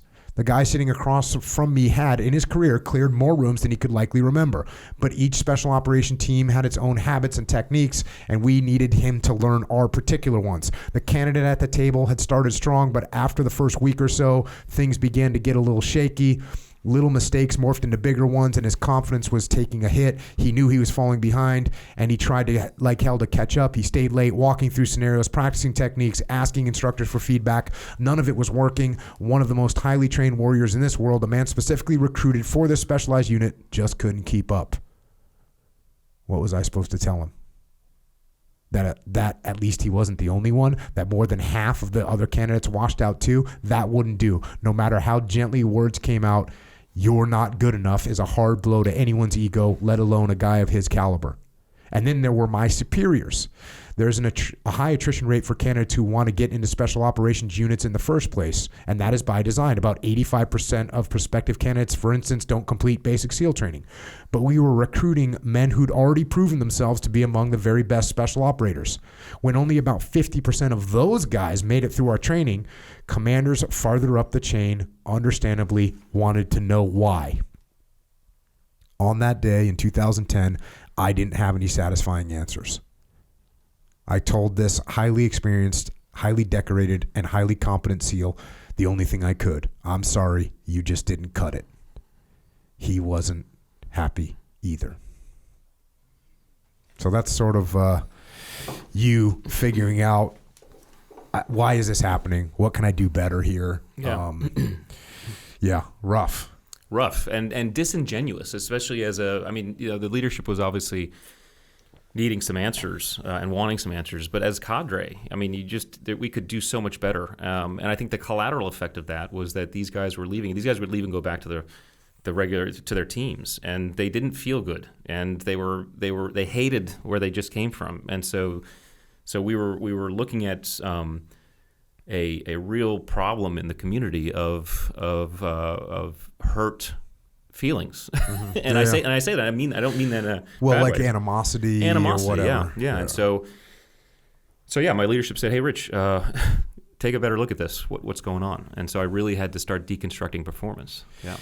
As you do this, you say here in the book, and obviously get the book. It's called The Attributes. I'm reading little chunks of it. You say this: to begin figuring out a better way to explain why so many seemingly well-qualified candidates weren't cutting it, I decided I needed to examine our roots. So I went back to the beginning, 1943, and here you talk about World War II. You talk about Draper Kaufman, the NCDUs. You go through some of that history. And have you read By Water Beneath the Walls? I've read, yes. Freaking outstanding. Ben, what up? Ben Mulligan. Go get Ben Mulligan's book. Yeah, I try to give him a shout out every time. Yeah, awesome. Just an incredible job he did on that book. So you start looking at that. You say here, Kaufman understood, though, that being a strong swimmer who could sneak across a beach wasn't enough for his recruits. He needed men who could think on their feet, men who could adapt and flex as fast as the environment did, men who had the ability to be aware of multiple aspects of their surroundings, could work together as a team, and learn things quickly, and do so while under unfathomable stress. Kaufman realized, in other words, that he wasn't looking for recruits who knew how to do the job, but rather men who could do the job. The difference in that single word between how and could is enormous. The required skills, diving, cartography, demolition, and so on, could always be taught. What Kaufman needed were men with certain innate attributes, traits that are hardwired into each person's core. So there you go. That's what you started looking at. So I thought about, at the time, now it's 2010, I'd already been on hundreds of combat missions, and I thought about my own BUDS experience. And, in BUDS, we spend hundreds of hours running around with big boats on our head, and hundreds of hours running with 300-pound telephone poles and exercising with those and freezing the surf zone. And I thought about the hundreds of missions I'd been on. Never on one of those missions, or thousands of training evolutions, never on one did I carry a big heavy boat on my hood or a telephone pole, right? So what they were doing to us was not training us in the skills to be SEALs. And so that's where I started to distinguish this difference between skills and attributes. Yeah. I did do one op one time. I did a training op off the coast of North Carolina. We came across the intercoastal waterways. It was low tide. Everything was a disaster. We're in this mud flat. We had to carry our freaking Zodiac in a mud flat for a long ass time. Did you put it on your head? No, we didn't put it on our head though. We did a low carry. We did a low carry. Yeah. So you say this. Skills and attributes get conflated all the time, yet they're inherently different things, right? Yeah. And again, you got a whole section on this. Skills are learned. These are some of the high points. Skills are learned. Skills direct behavior. Right. Explain direct behavior. So skills tell us what to do in known specific environments. So here's how and when to ride a bike or throw a ball or shoot a gun. There's a target. Here's the skill here's that you what need. To do. Here's what to do. Yeah, here's what to do. Here's when to write. Here's what to do. Here's when to write, right? And then finally, because they're visible, they're very easy to assess, measure, and test. You can see how well anybody does any one of those things. And you can put scores and stats around. This is what we go into organizations and hiring. It's like you can put them on a resume. And this is why we get seduced by skills when we're hiring, right? But they don't tell us how we're going to show up in stress, challenge, and uncertainty. Because in an unknown environment, it's very difficult, if not impossible, to apply a known skill. And so that's when we lean on the attributes. And the attributes, they're innate, right? All of us are born with levels of patience or situational awareness or adaptability. Now, you can certainly develop those things over time and experience, but you can see levels of this stuff in very small children, which means there's a nature-nurture element. And then attributes inform our behavior. They don't direct it. So in other words, my son's levels of perseverance and resilience informed the way he showed up when he was learning how to ride a bike, and he was falling off a dozen times doing so. And then finally, because they're hard to see, they're difficult to measure and test. It's hard to test someone's levels of patience or whatever. And so they're the most visible and visceral during stress, challenge, and uncertainty, which is what made our laboratory, my laboratory, whether it's a specialized command or even BUDS, the perfect laboratory for seeing this stuff. I mean, BUDS really ultimately is an attribute selection course. That's what it is. You learn some skills, certainly, but ultimately that's questionable. That's questionable. Really, SQT is where you learn. Yeah. And then you go to your team and you start really learning. But it's an attribute selection course, and so these attributes, these inherent qualities, are really what drive the distinction as to whether or not we can operate in these environments. Here's a funny story. I'm not sure if you heard this one, because I heard it when I first got to BUDS, because it obviously happened sometime before me, maybe even way before us. But the story goes that, and back then, the story goes, this kid shows up and he wants to be a SEAL, and they basically say, well, you need to swim, 50 meters. And he's like, okay. So they take this kid to the pool, and it's going to be 25 meters one way and 25 meters back. And the kid jumps in the pool and sinks right to the bottom and starts walking across the bottom of the pool to one end, and then walks across the bottom of the pool back to the other. And he comes up and he's gasping for air, nearly drowning. And the instructor looks at him and says, what the hell are you doing? And the kid, who's still gasping his breath, looks at the instructor and says, I'm sorry, instructor, I don't know how to swim. And the instructor pauses for a second, looks at the kid and says, that's okay, we can teach you how to swim, right? There you go. And it's because the instructor knew if this kid had the attributes, the balls, that's one. I guess that could be an attribute, right? But to show up to Navy SEAL training not knowing how to swim, teaching him to swim, the skill was going to be the easy part, right? And so the idea is, and we go into business. Obviously, some skills are necessary just for basic entry, right? But if you want teams, if you want the highest performing teams on the planet, which are teams that not only do well when things are going well, they do well when things are not going well, you have to look at attributes. And so in the book, I talk about this dream team paradox where you hear it all the time. These teams are put together, best graphics designer, best marketer, best lawyer, whatever, best. And then they slowly turn, and they go well when things are going well, right? Yeah. But as soon as the environment changes, as soon as things go sideways, the team turns toxic. And if you haven't built your team on the attributes, you're not going to have a team that survives. Yeah. I'm questioning if I should tell this story, but I'm going to. I think I've told it before. So my daughter was having her birthday down at the beach, and I ended up taking all of her friends and organizing them into teams and having them compete against each other, a bunch of things. And this was at San Alejo State Beach, as a matter of fact, and there's a river up there. And so I was having to do these contests. You got to, drag this log, because there's all kinds of fun stuff. You drag this log, and who can do it faster? Who could build the tallest, sand tower in 5 minutes, ready, go. Mm-hmm. And one of the cool thing was that as I'm watching them, I'm like, I see one person that steps up and starts leading. I see someone that doesn't care. I see someone that's lagging. I see someone that will do whatever they're told to do as soon as they're told to do it. I was like, this is a freaking little SEAL platoon of 8-year-old girls. Right. This is crazy. It's the same exact humans. Yeah. But then the funny part is my daughter, I said, okay, you guys go across the river. Whoever can bring the biggest rock back wins. And so my daughter, she swims across the river. They're all swimming across the river. And everyone's grabbing, rocks that are the size of a baseball, maybe the size of a grapefruit. My daughter, this is my middle daughter, Rana, she picks up a legit rock that is, a small boulder. And she starts back across. And she's not going to be able to swim with it. And I'm watching, I'm like, well, this is going to be interesting. And she just, like this kid that you're talking about in the pool, she just goes and her head just disappears. Mm-hmm. And 5 seconds go by, 6 seconds go by, then her head pops up and she barely gets her mouth out of the, grabs a breath of air, goes back down, keeps walking, comes back up again, grabs another breath of air, keeps walking, and then finally her head rises up on the other side as it gets more shallow. She walks up and just drops the thing at my feet. Known victory.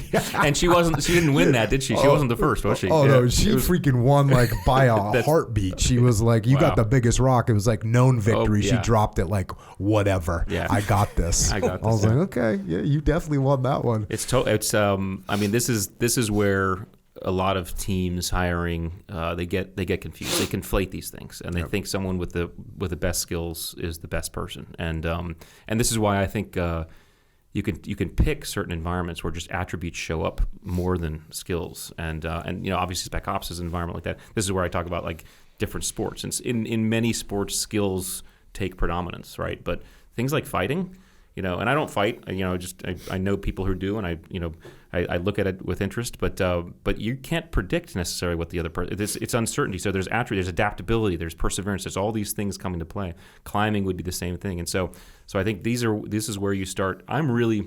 If I'm obsessed with anything, I'm obsessed with who we are as human beings at our most raw, because that's the real us, right? Mm-hmm. And we always hear it. It's when the shit goes down, the real us shows up, and I'm like, okay, who's that? Because we had the great gift in our careers of understanding who that person is, and understanding who that person and all the people around us, and that allowed us to be the teams we were. I mean, I know you would agree. I mean, I knew my guys. I mean, I could see a silhouette, and I knew that guy. That's how well we knew each other, because we'd lived each other at the most raw. And a lot of people don't get that opportunity. And you don't have to go through SEAL training to do it, right? It's just understanding these qualities, because these attributes, when we fall back to like our most raw, it's what these attributes are what's running. So we should know what we're high on and what we're low on. So,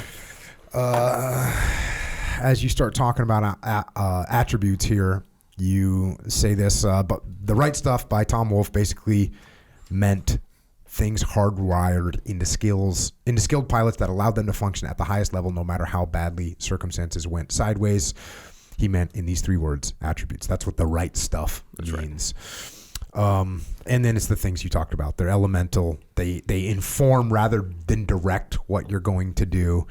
And attributes are difficult to assess, measure, and test. And that is the truth. And that's why, they don't know who's going to make it through SEAL training. Through basic SEAL training, they don't know who's going to make it.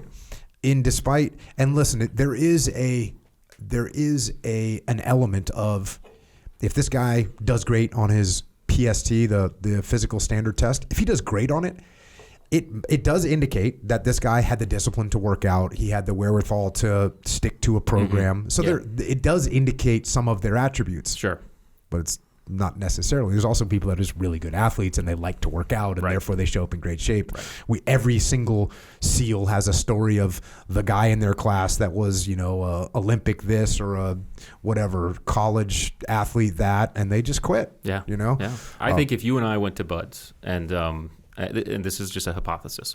There's no way we'll be able to prove this, and we could sit down with a class of candidates getting ready to start, and we could interview each one of those candidates about what their journey was to get there in the first place, right?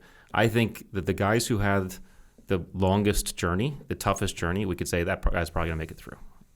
Because I think they were executing attributes to get there in the first place. I always say Bud selection starts when you decide. There's a lot of attrition that goes on because people are like, oh, I wish I could do that, but then they stop there, right? And so there's a journey, whether you're enlisted or officer, to even get to the beaches of Buds.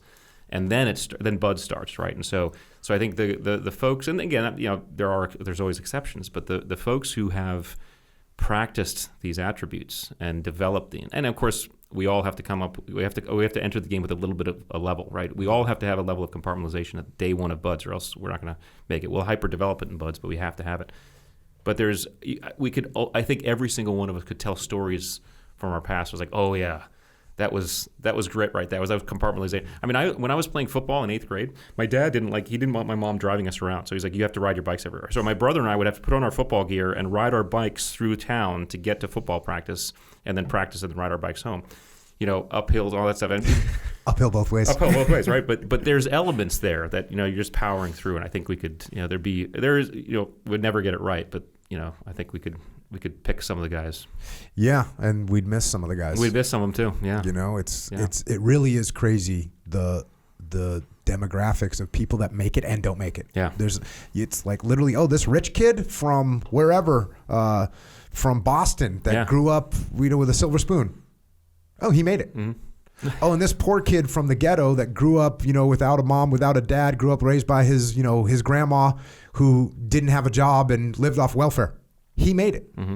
And you can also say, this rich kid from Boston that went to a private school and had a silver spoon, he quit. Yeah. And this poor kid that grew up in the ghetto quit. No. It doesn't make any sense. It's one of the things I love the most about that training, and one of the things I'm most grateful for. It's because I don't think there's a process on the planet. There are very few processes on the planet that allow you such a zeroed out start. Yeah. I mean, you hit those. I remember literally getting there, and I felt relieved because it took so many people. Like I had to get interviews and recommendations just to get a billet, right? And I remember getting there. I was like, all right, it's on me, and I felt relieved because it was literally on me. No one there was going to force me out, and we had this opportunity to zero out everything and just start moving through, and it's just cool. Yeah, Admiral McGuire was telling me that he would tell when he was the CO of Buds, he would before Hell Week he'd say, if you guys don't make it through, it's because of you. Yeah. Like pretty much we're not going to drop you. Look, people get dropped, right. But vast majority of people, right. They quit. Yeah, very few performance drops. Yeah. And those are out. Those are towards the end, and all the times in SQT, but very few. And those are, am I correct in saying those are attribute drops? I would think so, because if you're talking about very basic, like I remember we had a guy who got dropped because he was unsafe with his weapon. Right, Well, right. Being safe with your weapon has nothing to do with the skill of hitting a target. It has to do with the attributes of being safe with your weapon, right? I mean, it's a situation awareness, it's adaptability, it's all this. I'm going to name off a bunch, right?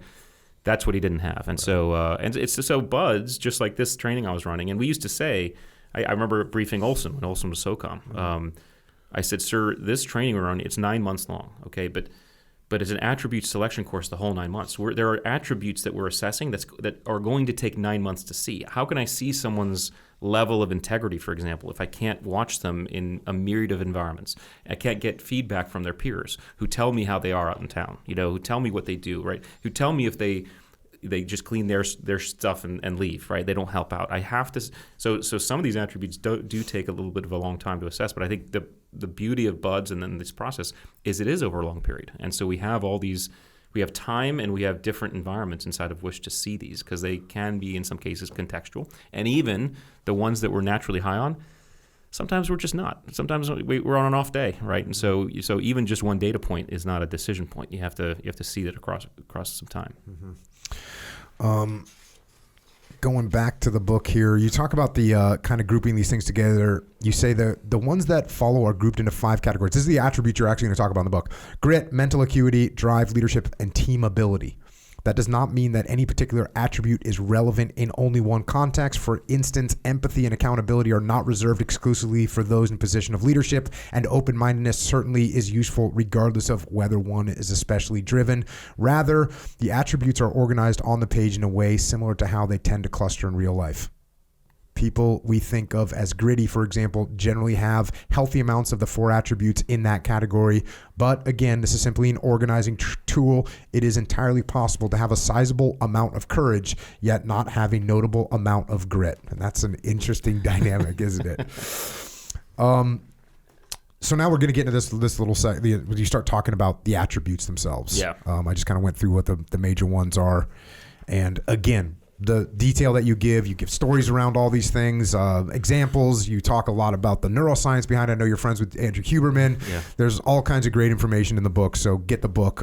But to hit some highlights, the first section is the grit attributes. And number 1, courage, the ability to manage fear in order to confront danger, difficulty, or pain. And you have this chapter is actually called Beware of the Fearless Leader. Yeah. And that's a very good, if you've ever worked for someone and it doesn't seem like they're scared of anything, you should be a little bit nervous. So the officer we've talked about but haven't named, he told me that. He was the guy who said, beware the fearless leader. He's going to get, because he'll likely get you killed. He's the one that has the go criteria, no-go criteria at all. Yeah. Courage is not an absence of fear, but rather the ability to function despite being afraid. This is you on a C-130 in the middle of the night at 20,000 feet getting ready to jump off. Right. Fear comes 100% from the brain. You're talking about Andrew Huberman. Yep. Andrew Huberman quote, "It's a state of mind, which is why people are afraid of different things. Heights might not bother you at all, but they make others uncomfortable. Or maybe you have a debilitating phobia of snakes or rats, both of which many people consider delightful pets. Fear, that's not to say, however, that fear stays in your head. Fear is considered by neuroscientists to be the subjective label that is put on the stress response," Andrew says. "And stress is more than just a state of mind. It's a physiological response to our environment. But fear does start in your head. It begins with your brain detecting a threat, a process which happens in the amygdala. In very simple terms, the amygdala is a sort of tripwire for sensing danger, assessing both existence and severity of a threat. So that's talking about what fear is. Do you think you got used to overcoming fear? Yes. I think we all do. Yeah. We all do. And again, it's this idea. And so there's a couple ways. So when we start talking about the physiology of fear and the rise in our autonomic arousal system, when the things start, our breathing starts getting rapid, our vision starts to focus in, we all of us have, well, I think we're wired. First of all, our courage circuits are wired. So our courage attributes are wired. So we're slightly above boiling point. If we were to say boiling point is the average where our autonomic response trips, I think most SEALs, ours trip a little higher than boiling point, right? Which means it takes a little bit longer for us to get that response.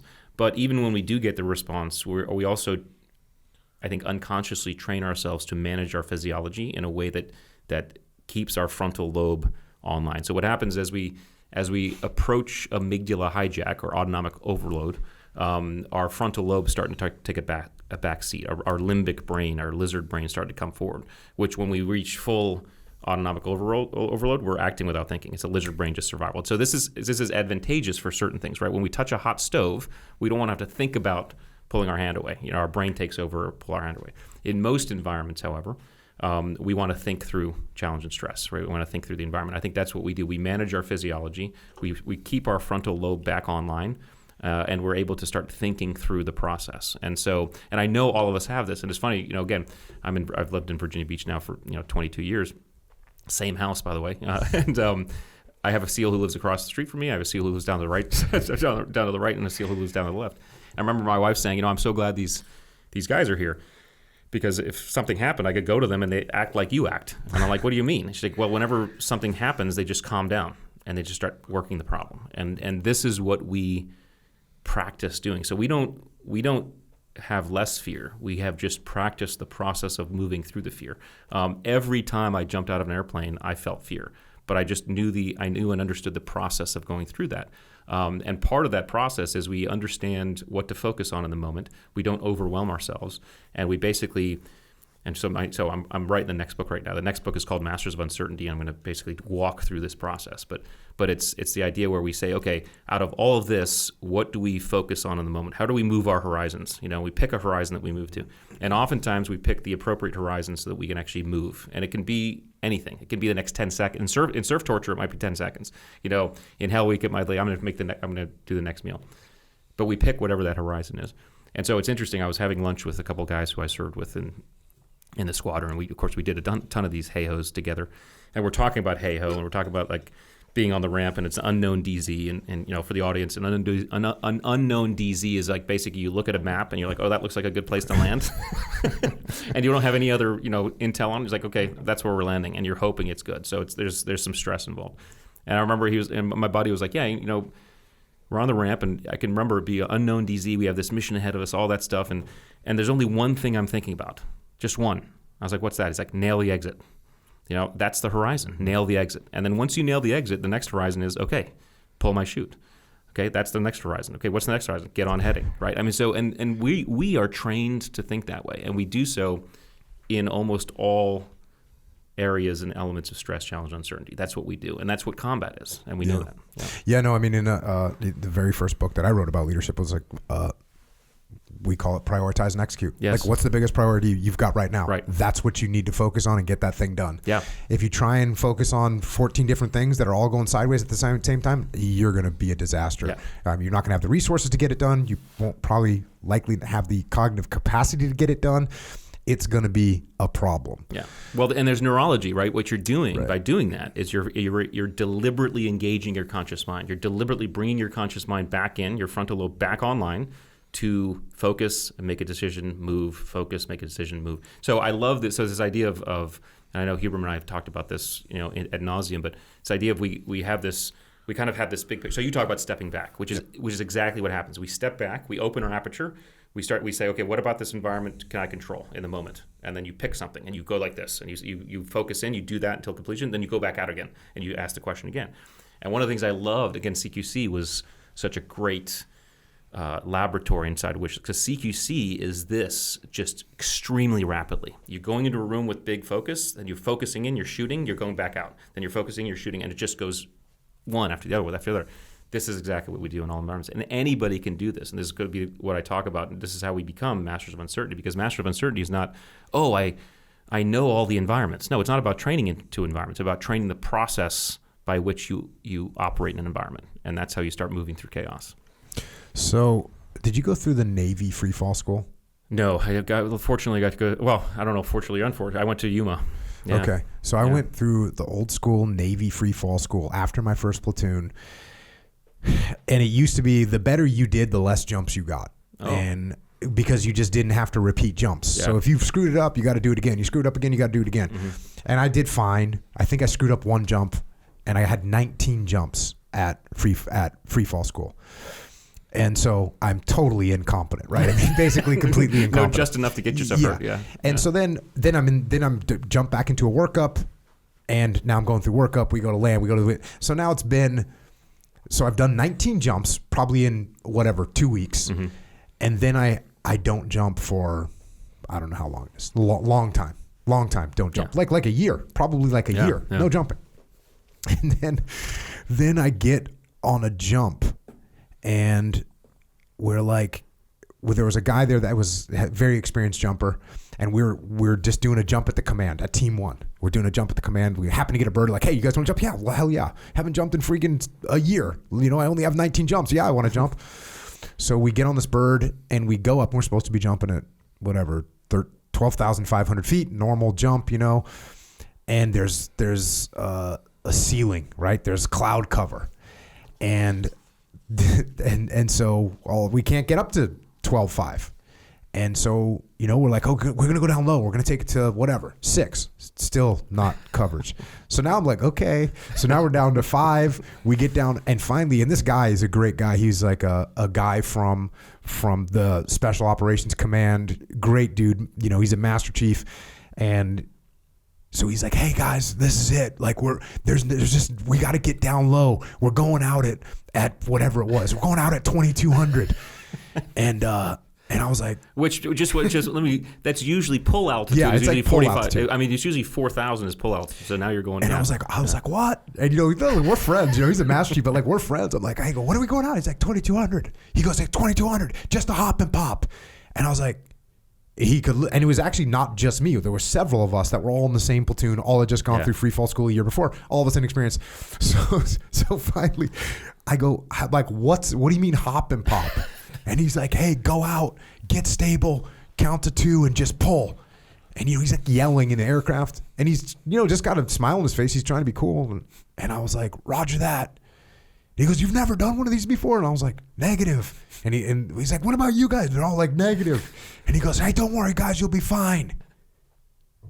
Just don't ziggy the exit, is what he said. Just don't ziggy the exit, which I'm thinking like, I mean, I can barely get out of a freaking aircraft at this point. Yeah. So, and went out. I didn't ziggy the exit. I'm still here, still alive. But and that's all you're thinking. Yep. Nail the exit, and then you'll worry about the 2 count. That's what made me think of it. Was you said the guy's thinking just don't ziggy the exit. Yeah, that's right. Which is pretty good instruction, man. Just don't ziggy the exit. That's a good piece of advice. So after fear, perseverance, constancy in doing something despite difficulty or delay in achieving success. It's one of those things. Seems real obvious, right? Yeah. You say this, if courage is the ability to effectively move through fear, challenge, or discomfort, then perseverance is the ability to keep doing it over and over again. To persevere, though, does not mean simply to endure. Every challenge, every uncomfortable situation and fearful episode has its own contours. Some might require only stoicism, a quiet suffering until the moment passes. Others might call for an active, aggressive response. Those are two, you get those situations where, dude, you're just hanging on. You're just going to like suck it up. Yeah. Well, I talk about there, I break, that's one of the attributes I break into a couple different things, right? And so perseverance is actually a combination of both persistence and tenacity, and with a little mental fortitude thrown in the mix, right? But persistence is, hey, I'm going to do this same thing until it's accomplished. I know it's the stonecutter approach. I'm going to tap on this rock 100 times because I know on the 101st tap it's going to break. Tenacity is I'm going to try something. If it doesn't work, I'm going to try something else. If that doesn't work, and so you don't want a tenacious stonecutter, right? You'll never get the rock cut, and you don't want a persistent car mechanic who just checks the belts and checks the belts. But what perseverance allows you to do is allows you to modulate in between those two. And we all know that any environment might require either. And the kind of the mental fortitude piece is, can I decide which? But yeah, it's this ability to just keep stepping through and modulate yourself as you go through. You know, you get into this at some point in the book, you know, and I wrote a book called Dichotomy of Leadership with Leif, and it was the idea that if you take any of these, we weren't calling them attributes, but if you take any characteristic of a human and you take it to an extreme, it's probably going to be a problem. Yes, 100%. And, you know, one of the examples that I wrote about in leadership strategy and tactics is this is something that when I was running training, we'd put these guys like in a hallway, you know, and at the end of the hallway, there'd be a barricaded shooter. And the platoon commander be like, 2 guys go. Those 2 guys get shot up with paintball, they're dead.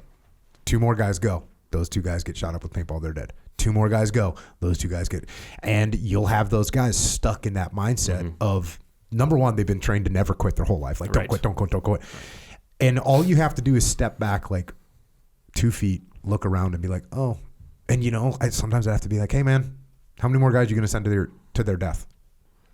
Do you think there's maybe another way to get to that room besides this one hallway that you're in right now? And it was amazing how tunnel visioned people get, and experienced guys, you know, platoon chief, like the guy's got 15 years in, like 2 more go, 2 more go. You're like, hey man, flank this dude, man. Just go outside, throw a grenade in the window, do something else. So that the idea of, and I think when I wrote about it in Leadership Strategy and Tactics, I think I called the chapter like when to quit. Yeah. You know, like, hey, this is not working out, man. Guess you might want to try something new. Stop what you're doing. Might want to be tenacious versus persistent on that one. Yeah. So another one, adaptability. The ability to quickly and calmly adjust to changing circumstances and situations. And you have a little ode to the frog here. Yep. Chapter 6 is called Be Like the Frog. Adaptability, as amphibians, frogs are built to live a double life. If it isn't safe or suitable on land, they can hop into the water. Nothing to eat in the pond, wander out on land and grab a bite. Frogs have adapted to environments on every continent except Antarctica, from low-lying deserts to the slopes of mountains at 15,000 feet. You know, in the Australian outback, the water-holding frog can wait up to 7 years for rain. Damn. Thanks to their cold blood, frogs can change their body temperature to adjust the temperature to the surroundings, and their legs provide a mobility that is extremely advantageous, allowing them to leap up to 20 times their body length. The evolution of frogs, of course, is classic Darwinism. Survival doesn't necessarily favor the strongest. Fat lot of good that did the T-Rex, but rather those life forms that are most adaptable. This is the same for us. And therein lies the secret to making through buds. It's not about being the strongest, right? Yeah. You have to adapt yourself and to whatever's going on. So, I mean, we're all team guys are high on adaptability, I think, because we can just, the environment changes and we just, okay, how do I adjust? You know, you don't fight it, you adjust to it. Yeah, I should have brought you this book. I think I did 4 or 5 podcasts on this book called The Psychology of Military Incompetence. And it's written by this guy who is a World War II guy who became a psychologist, and he wrote this freaking awesome book. But one of the main dynamics of the book is that when you look at the military from the outside, you know, if you're a young sort of person with an authoritarian mindset and you like things to be a certain way, you look at the military and you're like, oh, that's the place I need to be. Yeah. People will have to listen to me. Everyone's going to look the same. Everyone's going to have to wear the same stuff. Everyone's going to have to do what I tell them to do. It's a really promising looking environment when you have an authoritarian mindset. And that authoritarian mindset in garrison works out really well. Yeah, right? Or on the drill team. Yeah, right? on the drill team it works out well.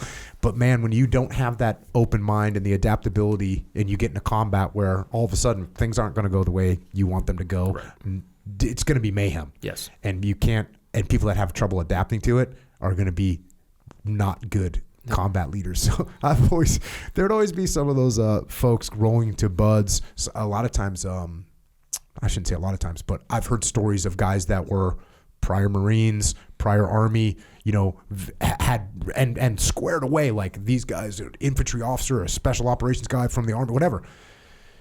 But those environments, the Marine Corps and the Army, they have they're going to favor someone that has a little bit more authoritarian mindset. Yeah. And they show up to buds and they're like, this is freaking mayhem. Right. And they don't like it. It's too crazy for them. Yeah. It's too chaotic. This is not all Army guys. It's not all Marines. I'm just saying I've heard stories of guys like, oh, what? I heard that guy was, that guy was a freaking a platoon commander in Iraq in the Army. What happened? And they'd be like, oh, dude, he just it was too crazy. Yeah, it's a structure thing, right? And so I talk, we'll probably get into Cunning. I mean, but this is team guys. We all hate rules, and so we actually like lack of structure in many cases. It can be our downfall. It has been. Yep. As leaders in the teams, we have to actually monitor that because it can go awry quite quickly. But it's this looseness that we approach environments to. Because again, one of the things that you learn, and I always say, people ask me a lot of times, hey, how do Navy SEALs stay humble, right? And I say, well, listen, there are some SEALs who aren't very humble, but most of us, for the most part, are humble dudes. And I said the primary reason is because we're in environments that will kill us, right? I don't care what kind of swimmer you are.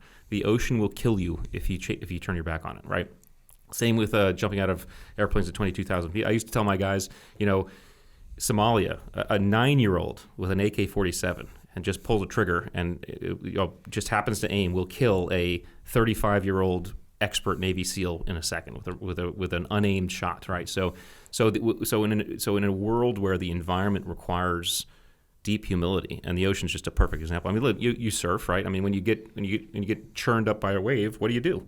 You relax. You just you go with it. You don't fight it. You adapt to the water, right? And so I think this is a huge asset in any type of uncertainty. And just like you said, any of these attributes over-indexed is a bad thing. Too much adaptability means you're a limp noodle, right? Yeah.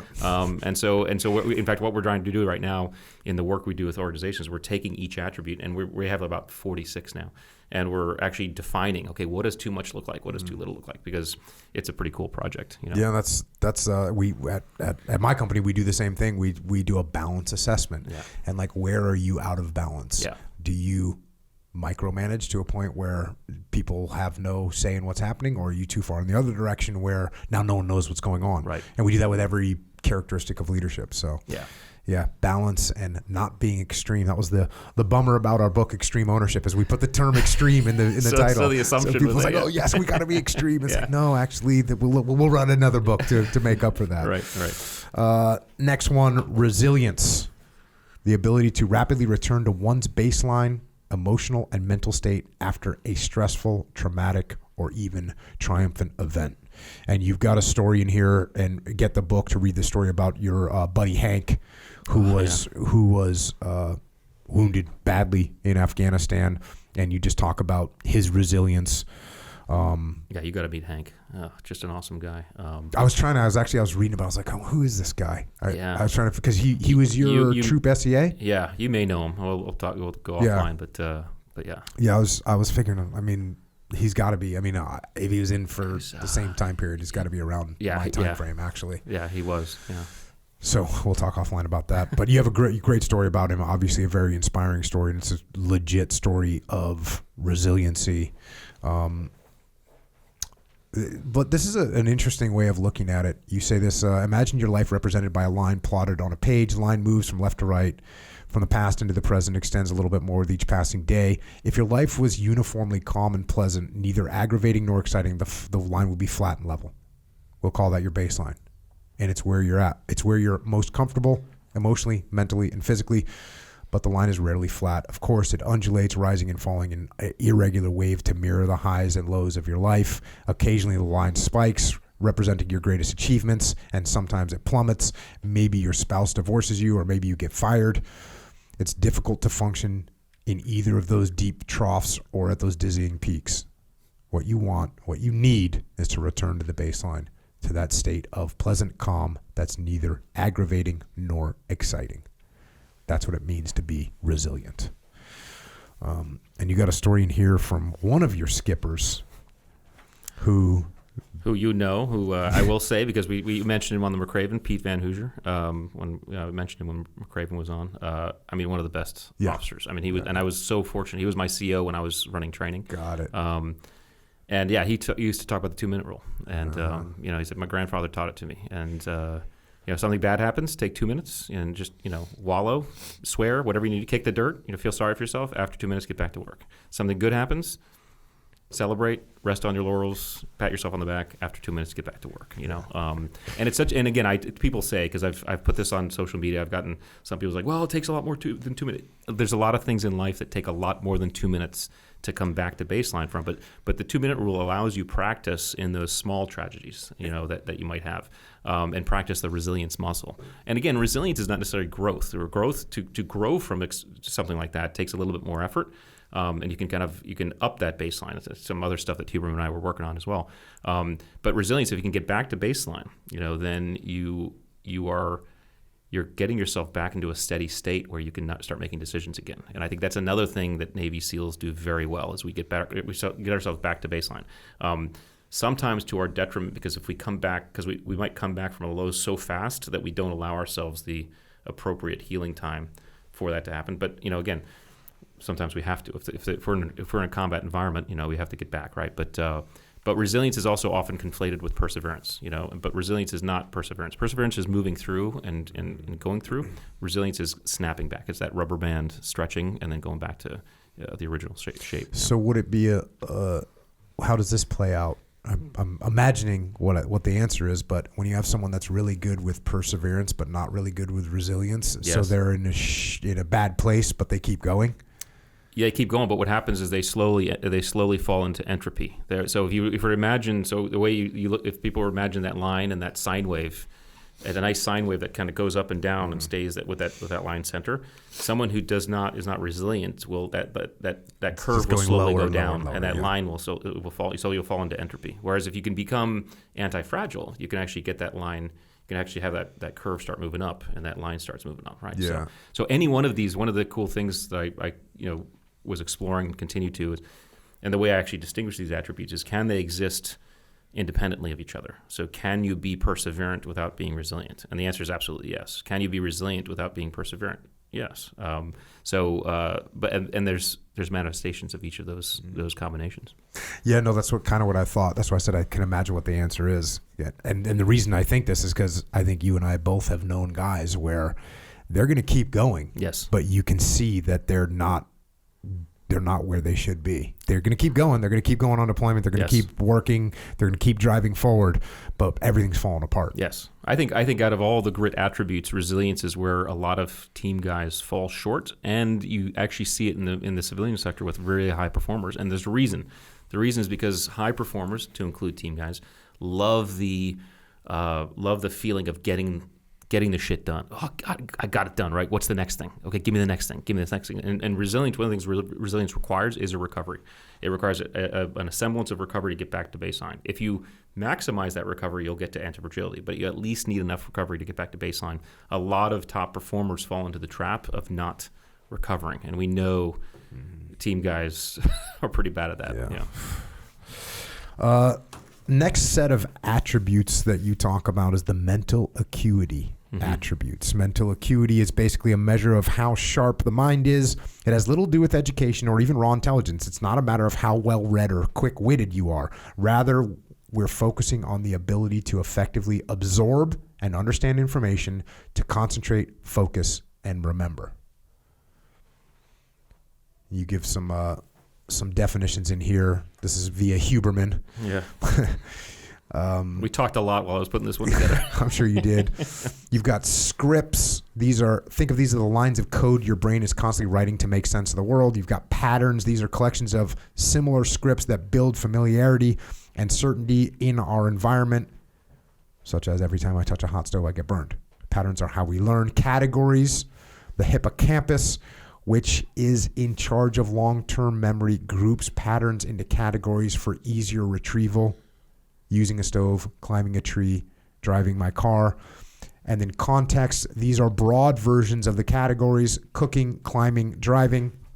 and they can be applied to a variety of environments. For example, and I thought this was a great example, if you jump on a tractor or slip it into a go-kart or take the wheel of a boat, your brain will recognize that context as driving.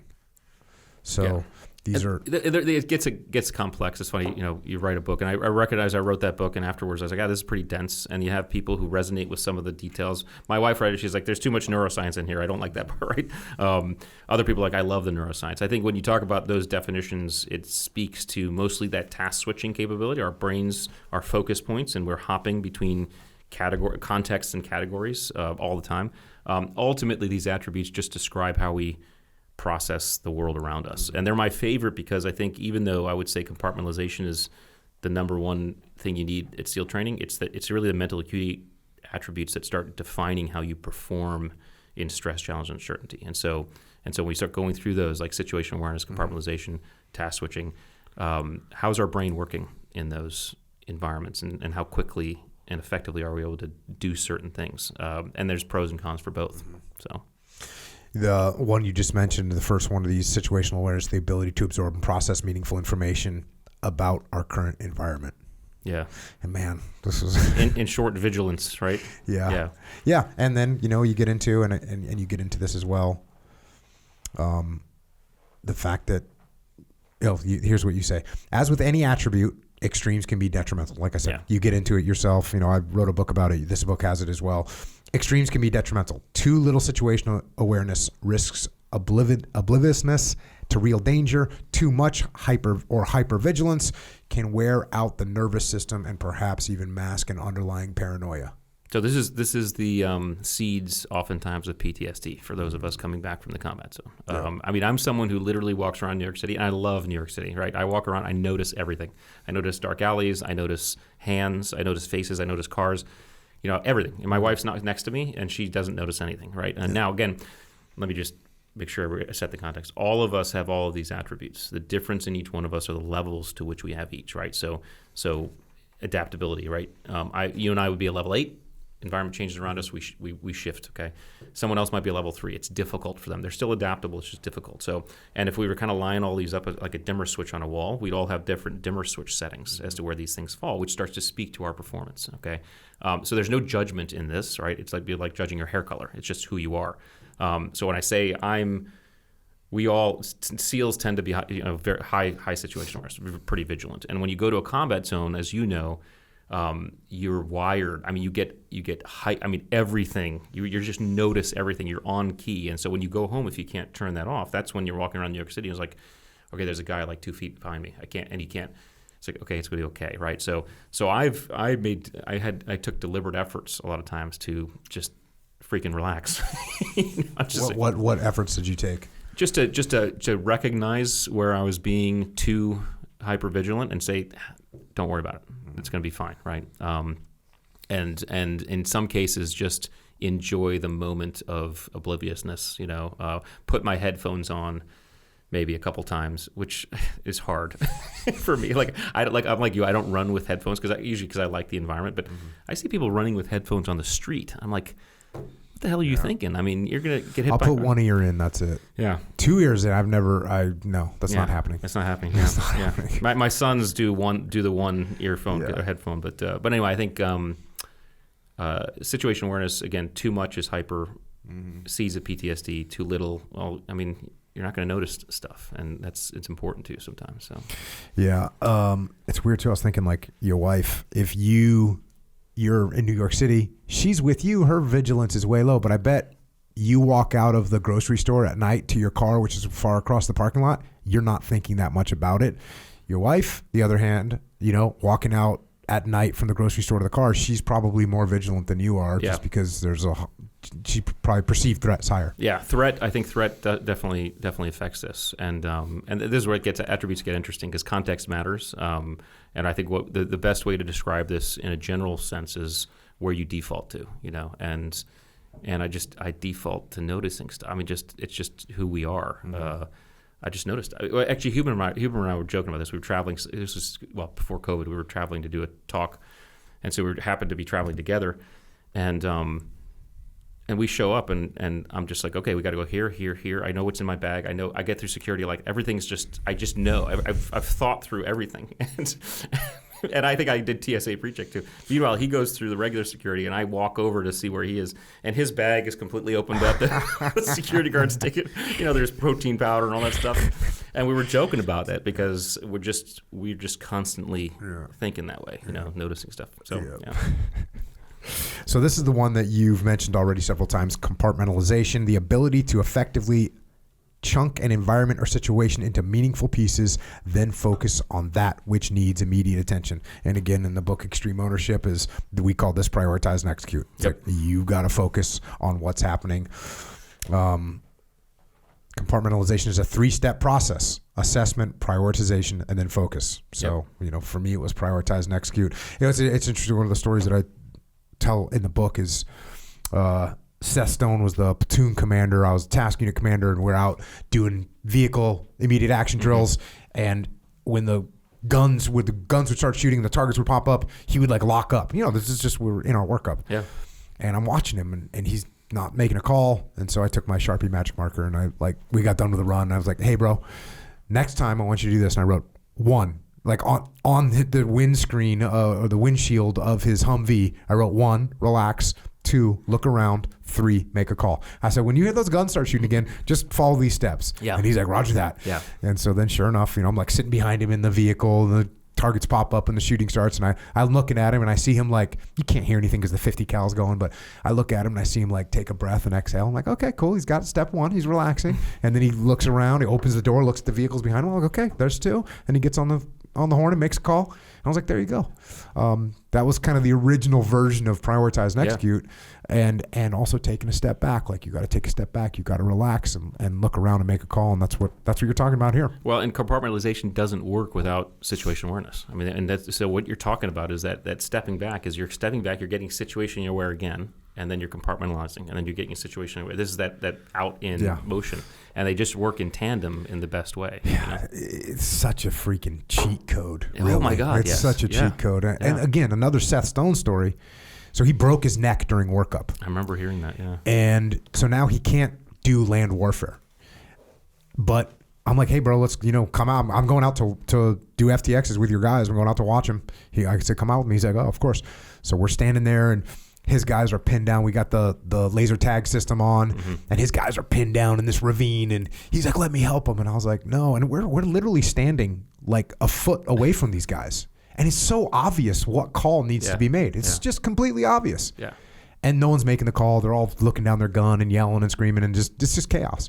And finally, I go ahead and help him. And he tells him, hey, do this IAD or whatever.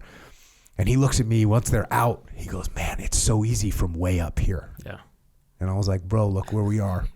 I go, you know what this was like for me when we went through workup together? I said, everything was like this, because I was never freaking staring down the barrel of my gun or the sights of my weapon, freaking out. Right. I was just looking around. Oh yeah, there's an out over there. Cool. We can. I see the bad guys. We don't want to go in that direction. Hey, let's do this maneuver. And it's just really easy. It's like a freaking superpower. Yeah. The detachment. That's right. That's right. So you go into this compartmentalization, and also worth noting, you say this is an endless process. Compartmentalization is not static. If you silo your thoughts into a tight box and keep them there, as if you silo your thoughts and keep them there. It's ever changing. The script is constantly updating with information. And we actually have a word for this in the military. Target fixation. Yes. Right? This is you're going to prioritize and execute, but then you forget about everything else. Now you've only got one thing you're looking at. Yeah. We call that target fixation. And it's not going to work out well. Not a job of a leader. Yeah, a leader should not be doing that. Yeah. The multitasking myth. This is chapter 10. Task switching. The ability to shift focus among tasks or contexts. Most people believe they can multitask. Most people, in fact, believe they're very good at it.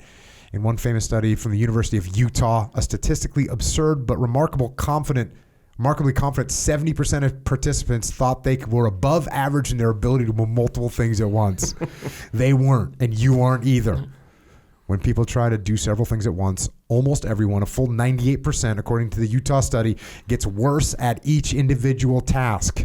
Another study at Stanford found that people who habitually multitask actually do more poorly over time. So this again falls into compartmentalization. Yeah. Because if you're not prioritizing and executing and you're trying to do a bunch of things at the same time, you're actually going to fail at all of them. Yeah, and a recognition that we can't focus on more than one thing. I mean, we just can't. And so, and again, people will be listening to this podcast and say, Rich and Jocko, you're full of it because I'm listening to this podcast and driving my car, right? It doesn't count if you've relegated that task to your unconscious mind. You can do that because you don't have to think about driving your car. But if you're listening to this podcast, driving your car, and someone swerves in front of you and you have to take evasive maneuvers, you'll have to rewind the last 15 seconds of the podcast because your brain will have hopped context, right? And so there are some people who are really good at this, who can go from the email to the conversation to this to that and go all around and just hop really effectively. Other people, when they get hopped, it takes them a while for their brain to kind of engage into that new activity, and so it's really just about understanding where you are. I just realized I do something. Echo Charles, you're not going to like this because I've probably done it to you before. I don't doubt it. So let's say we're rolling, you and me rolling in jiu-jitsu. We're struggling, right? And all of a sudden, I just start having a conversation with someone, like we're rolling. Yeah. And all of a sudden I say to someone that's carrying on a conversation somewhere else, and I say, actually, no, there's no class this afternoon. Yeah, chiming in. And I'm doing that. I literally do that psychological warfare. Yeah. To let you know that whatever you're doing right now, I'm not even thinking about it. It's kind of a joke. Yes, I know that. Okay, I just making sure you do that. I was fully aware of your intention too, so it kind of mitigated the effects a little bit. It's like the ultimate cool guy thing. Yeah, but a lot of people do that, and it's kind of because some jiu-jitsu is like that. I feel like I just kind of gave up some of my. I know, now you know the gap. He's not the only person I do it to. Yeah, well, I already knew he did that. Yeah. He does other stuff too. It's way more mean. But but jiu-jitsu is the kind where sometimes you can do that because a lot of it is just natural, muscle memory or whatever. And so you can see, especially in the early rounds where you're warming up or whatever, like people do it. And that's kind of the reason he'll do it because it's kind of like, I don't even have to think when I roll with you. They just relegate to the subconscious mind. I see what you're doing. That's my point. That's what you're doing. Yeah.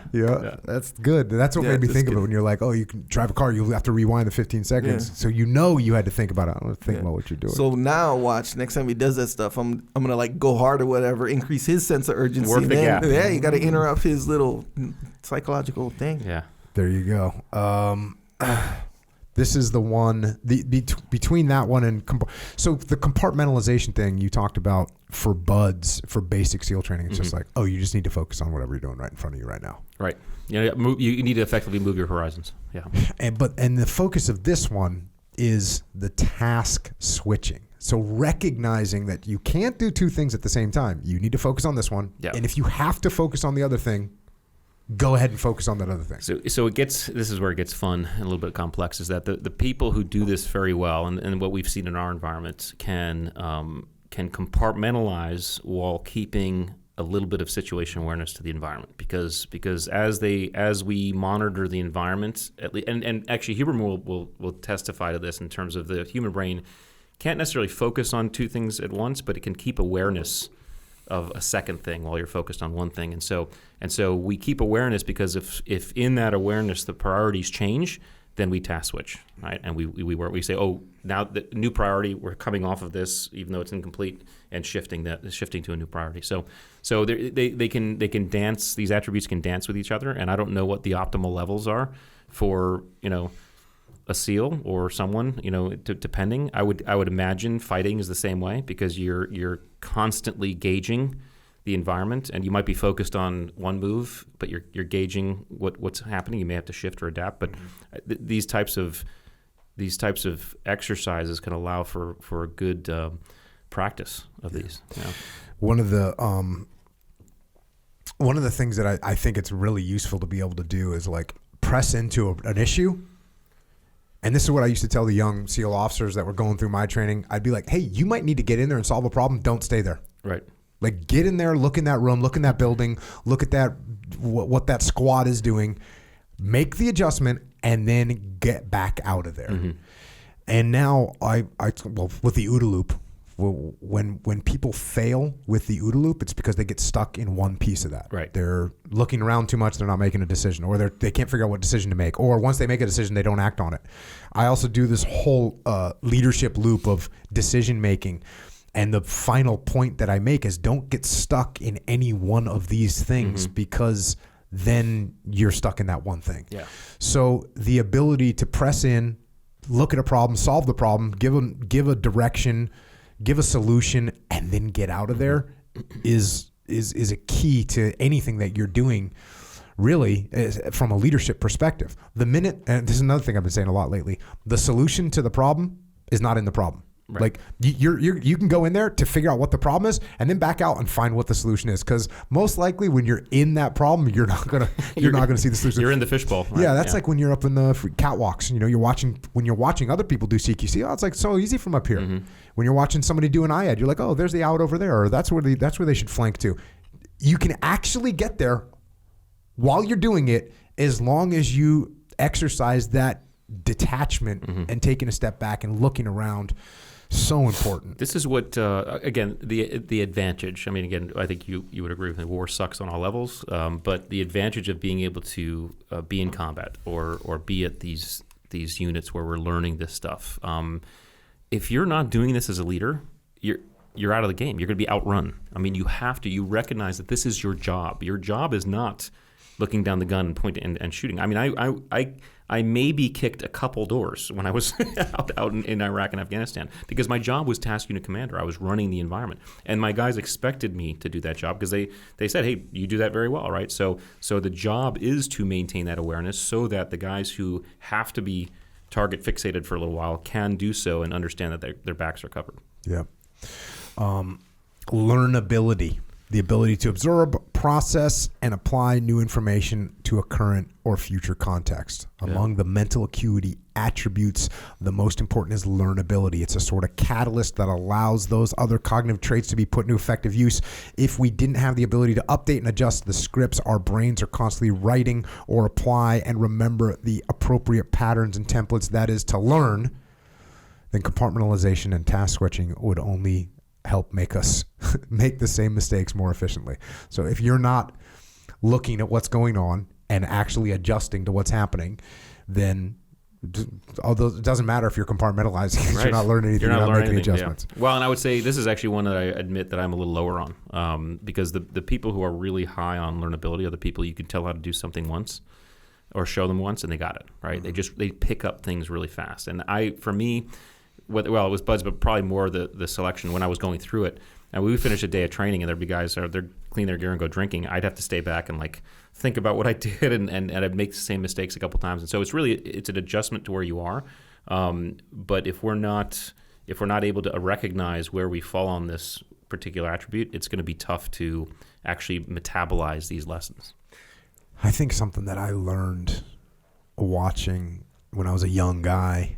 And I'd see guys that were older than me, with experience that have 2 platoons or 5 platoons or whatever. And they would be, this is the way you do it. Mm-hmm. Something, whether it was a room entry, whether it was immediate action drill, whether it was, how to put your weapon at high port, low port, whatever. There was a way that they had been taught. And in their minds, that was the only way to do it. Yeah. It was the only way to do it.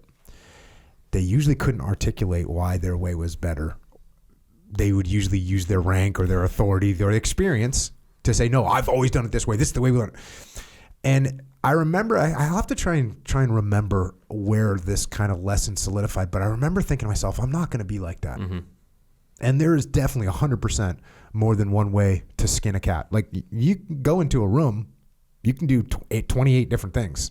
And they can all be right. Yeah. Like you could go left, you could go right. There's a bunch of different ways to do things. And to get stuck on one way and not ever make adjustments, to me, that's a lack of learnability. 100%. Well, so when I got to SDVs, again, late 90s, we had, as you recognize when you're at SEAL Team 2, a bunch of the old Vietnam guys were still in the teams. Great dudes, most of them running training. And I remember we did an island trip as SDVs because we were going to deploy out to the Middle East, and so we're doing this insane 7-day hump or whatever, and they're contacting us and things like that, and they're contacting us in open terrain, middle of the desert, right? And they're like, okay, peel right or peel left. They're using Vietnam channelized tactics in an open desert, and I remember thinking that doesn't it just doesn't compute right now. I mean, are there other ways to do that? And in fact, the teams started to see that too. You probably remember IMT, the whole IMT stuff, right? That came from, or at least when I saw it, or it would seem to be born from this idea that, hey, we need to start learning how to move in a different way, because yes, some of these channelized tactics are great. They work for jungles, but we need some different tactics. But this is the dinosaur mentality we always, are combating. Yeah, there's been there definitely was some strange evolutions that happen, and I mean literal evolutions. You didn't go to OCS. I went to OCS, and when I went to OCS, they had you had to polish you got issued these belt buckles. Mm-hmm. They're brass belt. They're some kind of brass, right? And they came with this coating on it that meant it didn't erode. Right. It just stayed beautiful and shiny. Yeah. And when you got it issued to you, they would make you polish that thing until that enamel came off, and now it could erode. And I remember thinking to myself, like, this got lost somewhere. Yeah. The IADs. So, as you know, at our land warfare on the West Coast, the desert training facility, there's areas in there that are closed terrain. Yes, you can go and you can do jungle tactics in closed terrain. And what happened is some things over time, they got lost. And I'll give you a great example. When you're doing, for instance, like a peel right, and when you do a peel right, you ever seen that thing where it looks like you're doing a pirouette, they call it, which is like a dance move. You spin around. Yes. So you'd be like, if you were going to peel right, or if you're going to peel left, and it was your turn to go, you would turn the opposite direction. Turn to the right and spin around. Yeah, like an about face. Yeah. And so, if you're on a range in America, there's almost no place where you can do what you're actually supposed to do. And the Vietnam guys, I missed this for like my first platoon. I was like, I didn't really understand. I said, hey, why are we doing this spin? And guys be like, it's for safety. And I was like, okay, I didn't really understand why this was safer. Maybe you're kind of high porting or whatever. And then a Vietnam guy I asked a Vietnam guy. I think it was Roger Hayden. Hell yeah. And I was like, why do you spin like this? Why don't you just get up and go? And he goes, oh, if you weren't on a range right now, if you had 360 degree, you would, when you got done shooting at the target, you would then turn to your right and dump more rounds on your flank. Mm-hmm. Then you would turn behind you and dump rounds behind you to make sure that you're not getting someone behind you. And then you'd tag your next guy and go. So what it looks like when you can't shoot is it looks like you're just spinning for no reason. Mm-hmm. And so I've explained that to many, many people over the years. Like, oh, here's what's actually supposed to be happening. You're supposed to be doing this. So what happened is when you got guys that went from like doing the closed terrain where you can move because you're behind cover and concealment. Right. Well, when you're in the desert, it's a long way to travel. And so what do? Well, just kind of going through the motions. So in order to go through the motions, just get up and run. And that became a thing. And it's like, why doesn't that feel right? Well, it doesn't feel right because it's not. Right. Now, listen, if you have distance and you have cover fire, sometimes it does the right thing to do. And you got guys putting down massive cover fire. Hey, you get up and move. You're trying to get out of there. But yeah, there's some of those things that over time, the next thing you know, you're polishing the enamel off your belt buckle. That's right. And things just get lost in translation over time. That's one of the negatives about not having doctrine, like we talked about earlier. Yeah. No one to say, hey, the reason that you spin like that is if you were in a real contact in a closed environment, you'd be dumping rounds so that you're not getting flanked and you're not getting anyone coming up your six, which is what, there's when you're online in a gunfight, everyone's online facing in one direction. Yeah.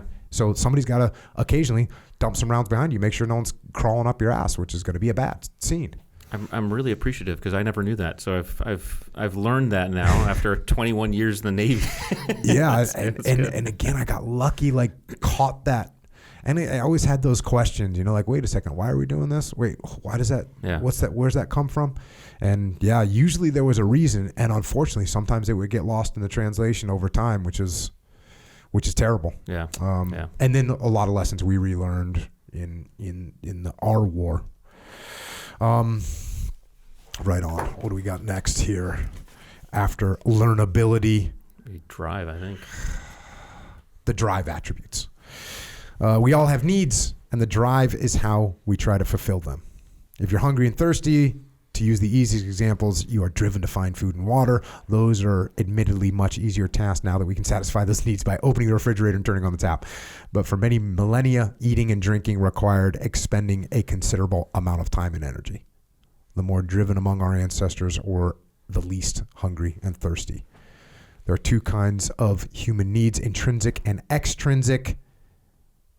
Explain those to me, intrinsic and extrinsic. Well, it's from Dan Pink's book, Drive. So the intrinsic needs are those you can almost talk about like physiological needs. I mean, the drive to drink is from a physiological need to because you're thirsty, you need water. Extrinsic are those, I need to make money to pay my rent, right? So they're just coming from the external environment. But yeah, drive, the drive as opposed to grit. I mean, grit I would define as that ability to kind of set and pursue those shorter-term, more acute challenges and objectives, and then drive is those longer-term challenges and objectives. I mean, what makes up the driven person? What are those attributes? And there's some counterintuitive ones in there. So, self-efficacy, a belief in one's ability to achieve a goal, especially when the path is uncertain or unknown. And you have this chapter about self-efficacy is titled Mastering the Pivot. You say, like some other attributes, self-efficacy can be dissected into components. It's a combination of confidence, initiative, and optimism. I like these little, I like that. As soon as I read that, I was like, that's a good way of explaining it. It's not as simple as, I got this. That's usually bravado. Self-efficacy is thoughtful and serious. It's, I know I can do this because I'm willing to take the first step, and even though I don't know yet all the answers or how this will unfold, I'll continue until I'm successful. And then you go through talking about confidence, talking about initiative, and talking about optimism. Yeah. And it's really interesting to try and, if you're entering any kind of pursuit in life, yeah, and you think, all right, how confident am I about this? Can I take the first move?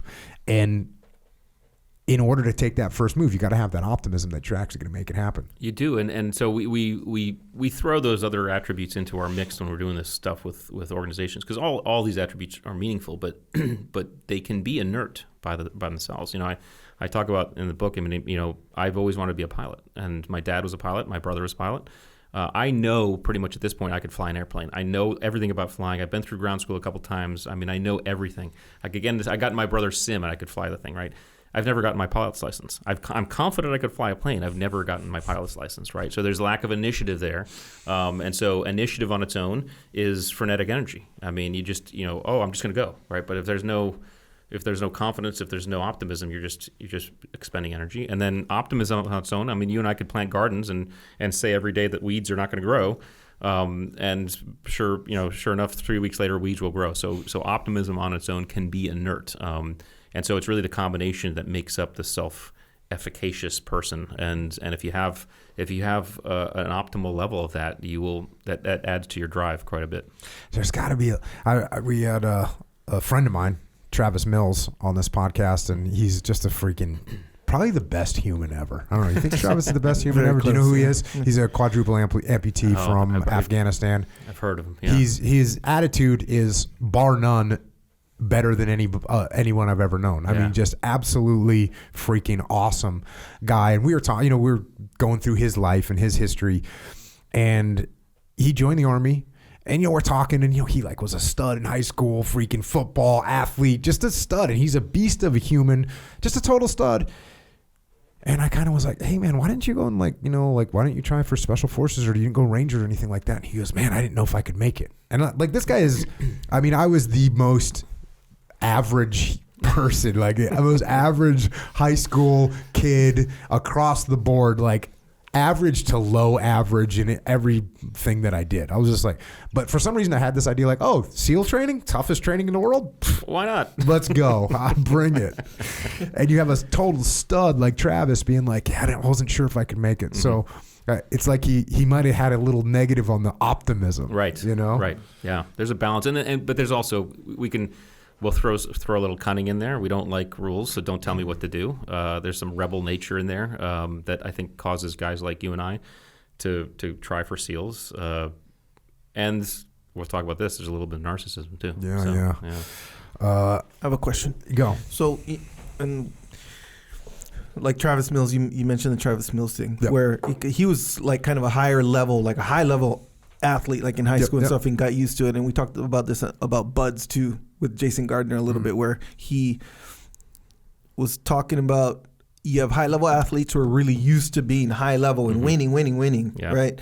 So, but then they go through Buds and they start losing, and then it shatters them, right? Yeah. And then you get someone like how you just said, like you were just average, so you're kind of used to taking L's. I'm you ready know? for a beatdown. Oh yeah, homie. ready for that beatdown. So, do you think that it's like, if you kind of consider like why is that? So it's kind of like the high level athlete, so to speak, is used to a certain standard of what winning is, and then I wouldn't even anything say winning. I would say, and again, success, I think it's a level of performance. I mean, the high level athlete designs his or her entire day and system around being 100% for the moment, right? It's this idea of peak performance, 100% for the moment, and so when they come into an environment where 100% doesn't exist, or they say, "Oh, great, you're 100%. We're going to take you down to 0." Right. They're just not used to it, and so I think a lot of the Div 1 athletes who go and don't make it are just not used to being at a performance level of not 100, let alone 0. I was like,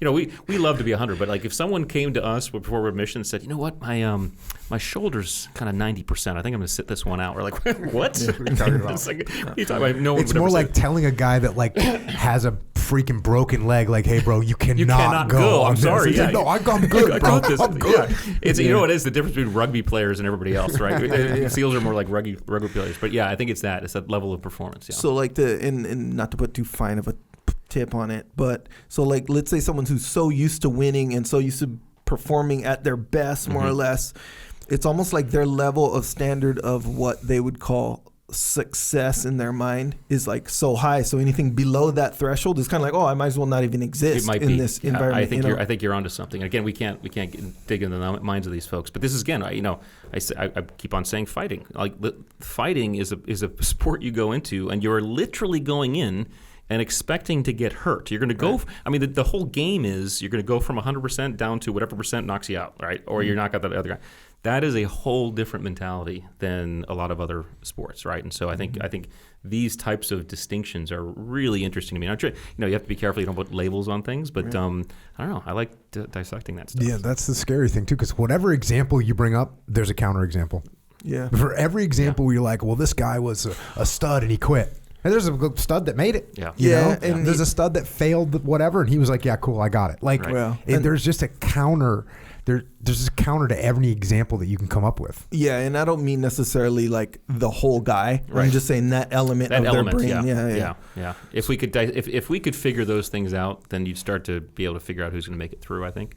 But you have to look at the whole. You can't just look at their life in athletics. You'd have to look at their whole life. I mean, because all those grit attributes, all those mental acuity attributes, all those drive attributes, they're all executed in other areas of life too. I mean, I talk about it. I mean, SEALs are gritty, yeah, but there are some gritty people out there who are way grittier than SEALs, right? I mean, so these contexts of life can be training and proving grounds for people.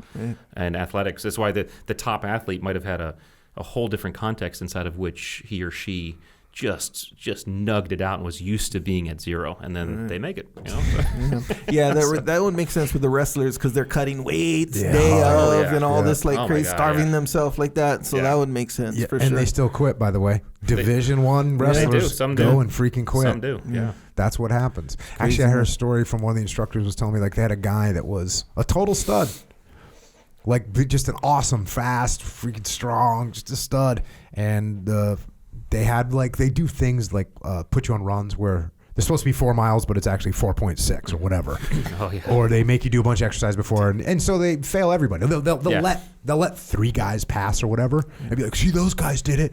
And this guy, like, I think it was like first day, whatever, of first phase. So he's gone through all the pre-training, and then he failed. They're like, "You fail," and he's like, "You got me. I quit." They were like, well, "Okay, see ya." Yeah. Which is, it's actually crazy when you think about guys that sign up for the Navy, enlist in the Navy for 6 years of their life, tell their girlfriend, tell their parents, tell all their friends, I'm going to be a Navy SEAL. And they show up there, and the first day they freaking quit. Yeah. It's crazy. It is crazy. I think part of that's the mythos, though, because even reading about the training, and you read about how we go, you just don't experience it until they're hit the beaches that first day. I was telling some young guy the other day, his dad or whatever, someone was. It was a family context, like a family had met me, or like a father and son or something. And the kid's like, the dad's like, he wants to be a SEAL, and I was like, yeah, it's really hard. Most people don't make it. Most people quit, and he's like looking at me as if, bro, what are you? Yeah, look at me. I go, and most people look at me like you're looking at me right now, like clearly it's not going to be. I go, everyone shows up there thinking they're going to make it. Yeah. And 80% of them ring the bell. So I wish you luck. Don't quit. That's my advice. Yeah. I was in a group of, again, good dudes, or a company we're working for, about 10 of us, and they were all, talking about SEAL training, and almost all of them were like, I'd love to be a SEAL. And I think I could do it. If I did, I think I could do it. I think I could do it. And I looked at him and I said, listen, there's 10 people in here, okay? About 85% quit. So and I already got through. So the odds aren't good for you. So you got 0.5 from one of you is going to make it. 0.5 from one of you is going to make it. So. All right, here's a topic I'm always a fan of. Discipline. Yes. The ability to remain focused and steadfast to achieve a result. But what's interesting, this is called, the chapter title is The Self-Disciplined Loser. Yes. And what's interesting is Echo and I talk about this, people that have high amounts of discipline in certain areas, and they just don't apply it to other aspects of their life. It's that difference between what I call outer and inner discipline. So talk about them. Yeah. And so the discipline I talk about in the book is really outer discipline. That's making, choosing or deciding upon a goal that the outside world has a say in whether or not you accomplish. Okay, that could be a Navy SEAL, writing a book, becoming a best-selling author, being a great chef, whatever that might be. The outside world has a say in whether or not you accomplish those. So the discipline required to accomplish that takes a different level. It takes adaptability. It takes flexibility. It takes an understanding of you have to shift, you have to move, right? But then there's self-discipline, okay? Self-discipline speaks to those goals that the outside world has no say in whether or not you accomplish. So that's like me saying I'm going to eat healthier, and I'm in Vegas next week. Well, I'm at the buffet. The buffet's not going to throw pastries at me, okay? It's all on me, all right? Again, this is where it gets interesting, because I ask myself, can these exist independently? I have known people who are highly self-disciplined. They have a routine. They work out every day. They eat right, blah, blah, blah. They can't get a long-term goal accomplished to save their lives, right? I've seen people, I'm actually one of these, I'm highly disciplined. Like, I can get audacious goals accomplished, and I'm good at it, right?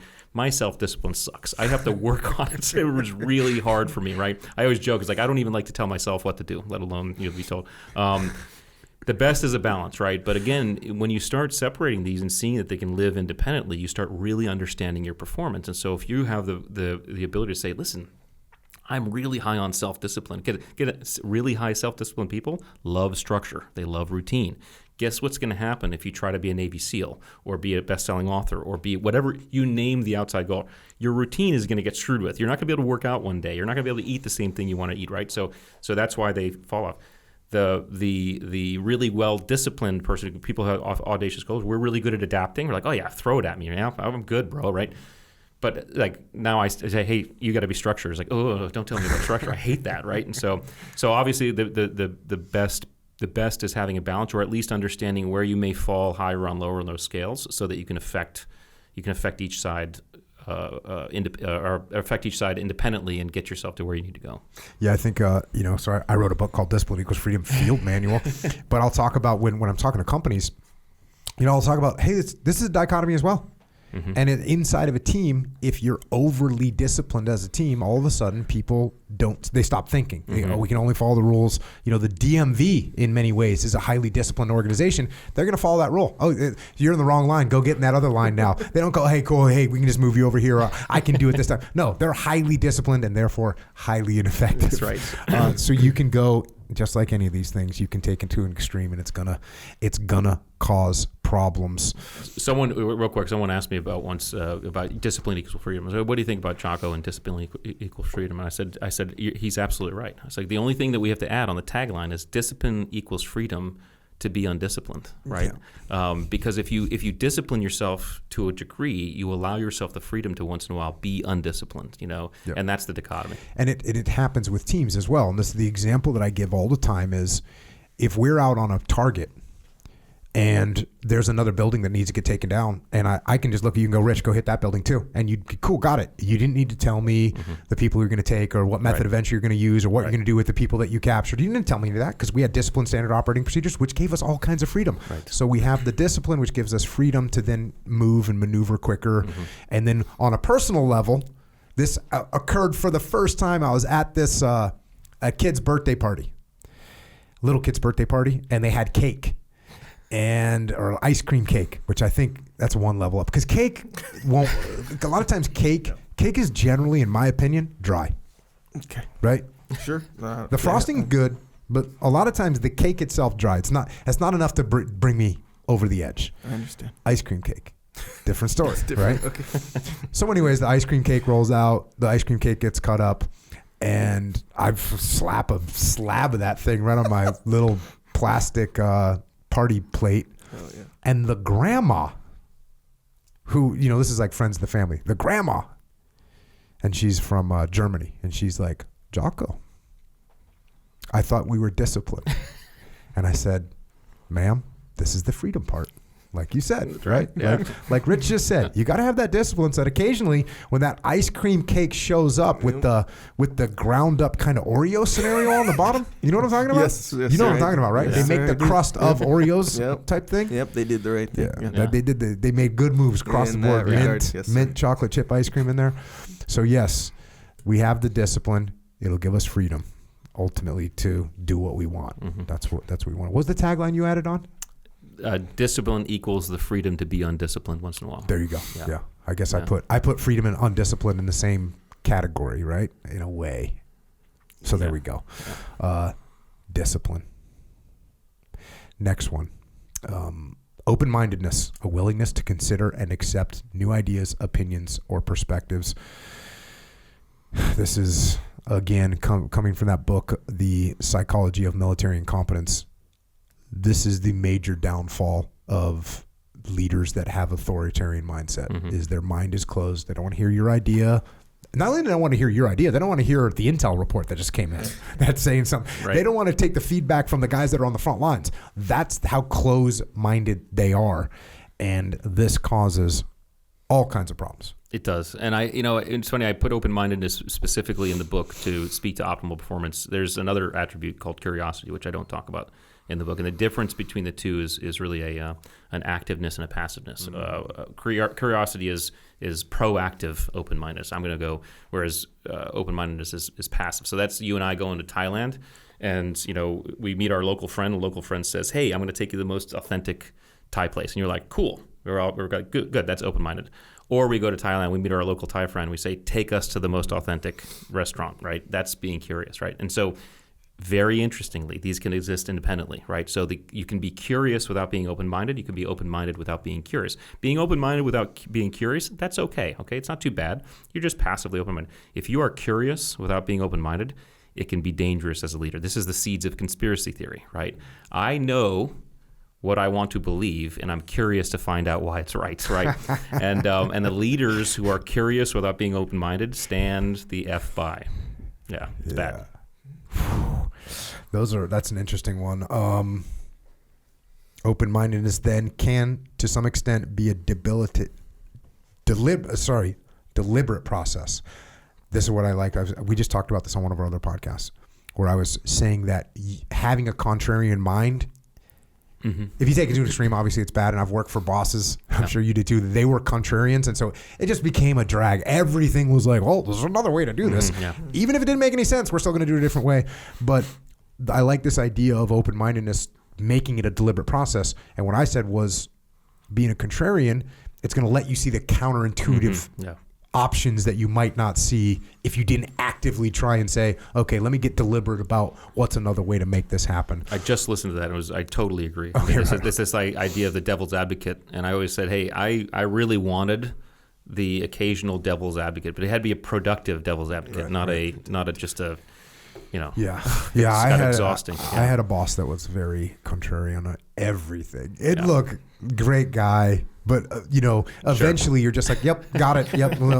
Wow, that's crazy, boss. Wow, that's nuts. Cool. Can we move on now? Right. Next one, you've mentioned this one already. Cunning, the ability to consider problems and circumstances from unusual and unorthodox perspectives in order to achieve a goal or objective. The story that you tell in here is pretty cool, and everyone on this podcast will appreciate it because it's about Chuck Liddell, and basically you're talking to some of your guys and who could beat Chuck Liddell in a fight. Mm-hmm. And everyone's like, kind of knows the deal. If you train combatives at all, if you go, and this is at the time period when Chuck Liddell was the light heavyweight champion of the world. And so if you've trained, you know that Chuck Liddell is going to beat your ass because he's way better than you are. Mm-hmm. And you got one guy that's like, I'll take him. And everyone's like, oh, what do you mean? How could you take him? And he says, I'll take him as long as I get to dictate when and where we fight. Mm-hmm. Oh, what do you mean by that? Well, I want to fight him at 2 a.m. in the dark in the ocean down at 50 feet. And then I'll take Chuck Liddell. I was like, makes sense. Yeah. That's your cunning. The cunning mind approaches a problem and immediately asks 3 questions. The question it asks is, first, are there rules and boundaries? Second is, are they real or are they perceived? And the third is, if they are real, what happens if I break them? And then goes about looking at different ways. And that's exactly, it's one of the primary qualities of Navy SEALs is the cunning mind, is we are not constrained by rules and objectives. Yeah, you have in here, cunning is a pejorative word. It implies sneakiness, deception, using trickery to an unfair advantage, but I'm using it in a broader sense as a neutral term. It might include deception at any given time, but not always. Rather, I mean an ability to disregard the unspoken and often artificial rules when appropriate, to consider objects and circumstances from unorthodox perspectives. This is a weird one in this day and age. Okay, so you're in BUDS, basic SEAL training. And I heard 2 things when I went through BUDS. One of them, if you're not cheating, you're not trying. Mm-hmm. And the other one, if you're cheating, you're only cheating yourself. And there's been, obviously, BUDS is pretty high on the radar as far as what's going on there. But that's a difficult balance. But there's no right answer. Mm-hmm. You want to have guys that are like, wait a second. A classic example, the instructor will go out and say, all right, you're doing log PT, which means you're on your squad with 6 guys or 7 guys and you're carrying this log. And I think this is in this book. I don't know. I read a lot of books. Yeah. Is it the one? Anyways, the instructor comes out and says, okay, take your team, run down around the berm and run back. Mm-hmm. Don't do anything just do what I told you to do. Take your team, run around the berm and come back. And so all the teams pick up their logs and run. And one leader says, all right, let's go, guys, and leaves the log because they didn't get told they had to take it. So that's a person that's like thinking outside the box. Right. Good job, right? Good job. And I think you talk about in this book is the dragon, right? Yes. Go rescue the dragon who's guarded. Go rescue the princess who's guarded by the dragon. And what the SEAL mindset is, well, can we just avoid the dragon completely? Well, how can we just not even have to deal with the dragon? Go, deliver a pizza to the princess and then sneak her out. Yeah. Throw some slices of pizza at the dragon too, and he's all good. As opposed to going to fight the dragon where we take casualties. So what do you think? What do you make of that balance that they look for in BUDS of someone that's going to break the rules without breaking the rules? Yeah, it's so Hank and I talked about this. We were having coffee, and it was actually in the context of the recent controversy of the students at SEAL training using substances, and in the common thought for most of us is like we feel like that's stolen valor, right? I mean, if you're not going to do it the way you're supposed to do it, then that's stolen valor. But there's a reason, right? Because this is different than cheating. And what we came up with, right or wrong, but I'd like your thoughts, is that if you're cheating and it's hurting the team, it's bad, right? If you're cheating in a context to get the team to accomplish a mission, right, that's different, right? And what what we were looking at in that conversation about substance abuse is you're cheating the process by which we will understand that you can go to combat with us and do anything we need you to do, right? Because you're giving yourself physical support or whatever you're doing, right? So you ain't cheating, you're trying is about looking at the problem differently for the purpose of making the team successful, and there's no selfishness involved with it, right? And I think that's the key. Again, there's benevolent cunning, right? That's Oscar Schindler. There's malevolent cunning, right? That's Bernie Madoff. I mean, so even being divisive or devious, right? You can do it in a benevolent way. And these guys I would be curious. I mean, the guys who ran around the berm without the log, they probably got beat up because the instructors but they probably the instructors probably like, actually that's a pretty good idea, right? Yeah, because they're seeing some different ways of thinking as long as it's in service to the team. Selfish cheating is where we draw the line. I was at Team 2. We were doing CQC at whatever Blackwater is now called. Yeah, I can't remember. It's changed. And they had this one of the mount towns. They had like a facade. One side of the street was just a facade. So there was only there was a street, a fake street, and then there was like a Hollywood, for you, Echo Charles, like the front of buildings. But they had windows and doors and all this stuff. And we had some target that we were supposed to hit where we had to like go right in front of that street. And the few runs that we'd done already, the guys were hiding in those facades and just shooting the shit out of us.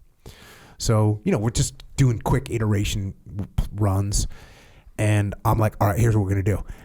And we moved a few guys, like the bulk of the platoon just ran right down the field to the mount town and started doing the clearance towards the target. But we sent like 4 guys, ran all the way around the berm, all the way around to the back of the facades. And as we initiated the target, they just shot all the OPFOR in the back. Just killed them all, like immediately. And it was one of those things where they were like, hey, good job, guys. Like, we weren't watching our 6 and you kicked our ass. They were stoked about it. So what I wrote down was like that theory of kind of like the spirit of the rule. Like if you break, I think there's something where you have to judge, like, wait a second, are we actually doing something that's breaking the spirit of the evolution? Like in buds, you know, hey, are we doing something that actually is just not the right thing to do? Right. At the detriment of the team or at the detriment of true training, right? I mean, there's, Yeah, and what I thought you were actually going to say when you were talking about you and Hank talking about doing steroids or whatever in buds, what I thought you were going to say, and I agree with what you said, but also if we're in a boat crew and I'm on steroids and you're not, I can go a little bit faster. And now you're having to keep up with me and you don't have the benefit of being juiced to the gills, as they say, which is a problem. Now, I mean, from what I understand, the steroids as a whole are not going to help you get through buds. No. And it's going to be a detriment. Yes. So hopefully guys are hearing that message. Well, and what baffles my mind is the guys who are doing it, they haven't gotten it, because it's not about looking good. It's not about winning it. If you can win things, great. Yeah. It's there's no score. I mean, the guy who wins nothing but still makes it through still becomes a Navy SEAL. And right? what I was thinking about, what you said earlier, is like, hey, you can do, let's say you and I get dropped down. I'm juiced to the gills and you're not. Cool. You did 117 push-ups before you went face first and hit the surf. I did 130, right? I did an extra 13 push-ups. No one knows. No one cares. We both end up wet. I cooled off faster because I got faster. So my buddy who's in first phase told me a story. He said it was Hell Week and they were doing this Evolution Hell Week. I can't remember what it's called. I think it's called a double up, where they have the class run 2 miles. And then when they have a certain time to do it, and whoever fails that time has to do it do it again immediately. Do another 2 miles. Yeah. And he said this class, they were basically, apparently they gotten word and all that stuff, but they were super prepared, right? They go to this 2 mile run. Every single person passes. It was like, holy crap! Every single except one dude, and this dude is like way far behind. He's like struggling, and so the whole class passes, and they're sitting there, and the dude finishes, and they're like, okay. Tell this dude who didn't pass, okay, go over there, get some water. You're gonna do it again. So he walks over to the class. The class kind of circle him, huddle around him. About a minute later, the kid comes back to the instructor and says, "Hey, I'm quitting. I'm going to DOR." Right, so he quits.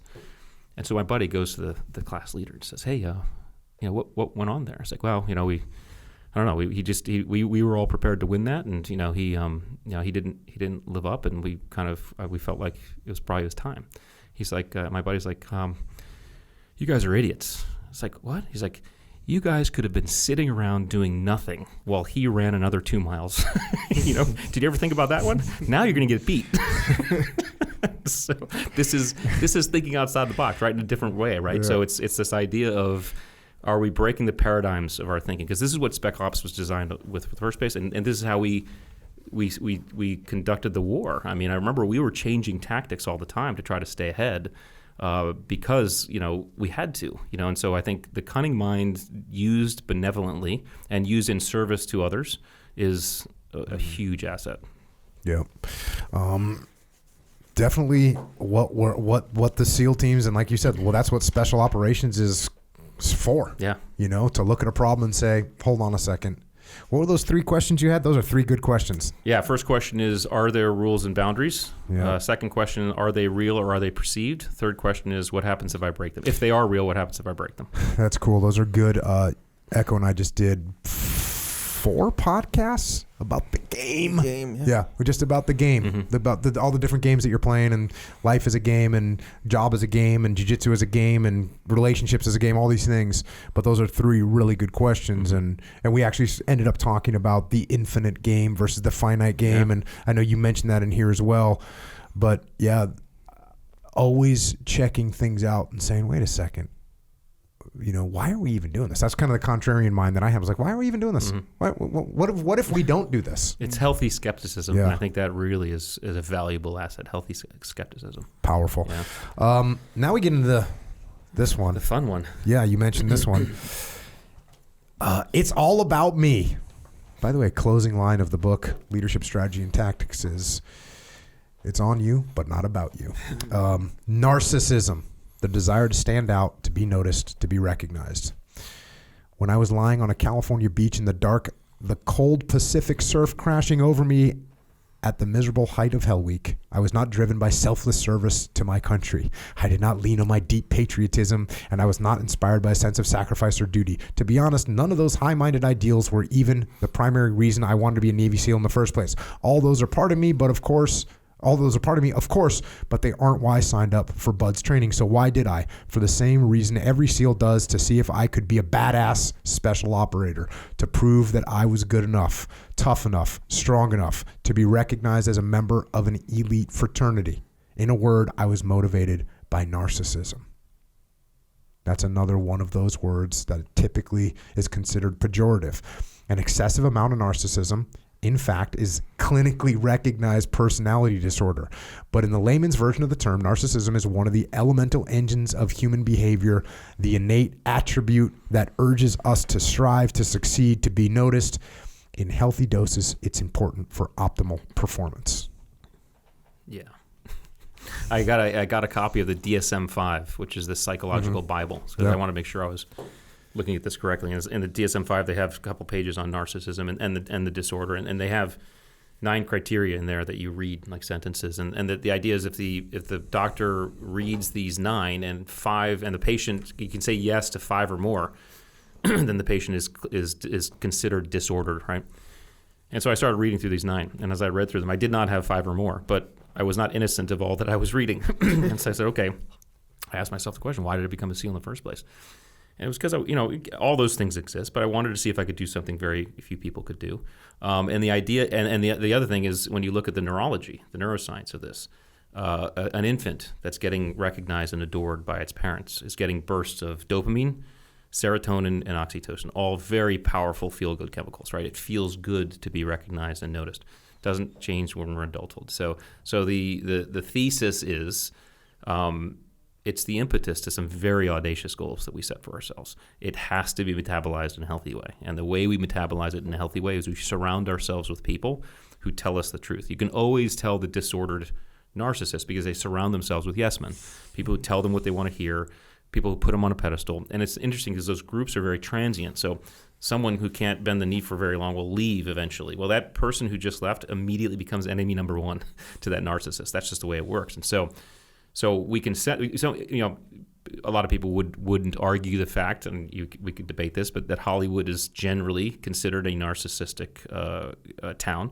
But you look at some of the most kind of the healthiest, most stable Hollywood actors and actresses. They are people who've surrounded themselves with people who they're just normal around, right? And so we just surround ourselves with people who don't put us on a pedestal, who tell us the truth, who keep us humble. That's our teammates, by the way. That's our wives, if we marry the right person. And we can really use narcissism to great advantage, because why else would I want to be a Navy SEAL? Why else would I want to write a best-selling book? Why else would I want to be the best surgeon, the best athlete, the best teacher, whatever that is? So the idea is understand our humanness, recognize our humanness. Don't ignore it. Don't pretend it's not there. Just recognize it, embody it, and try to metabolize it. You say this.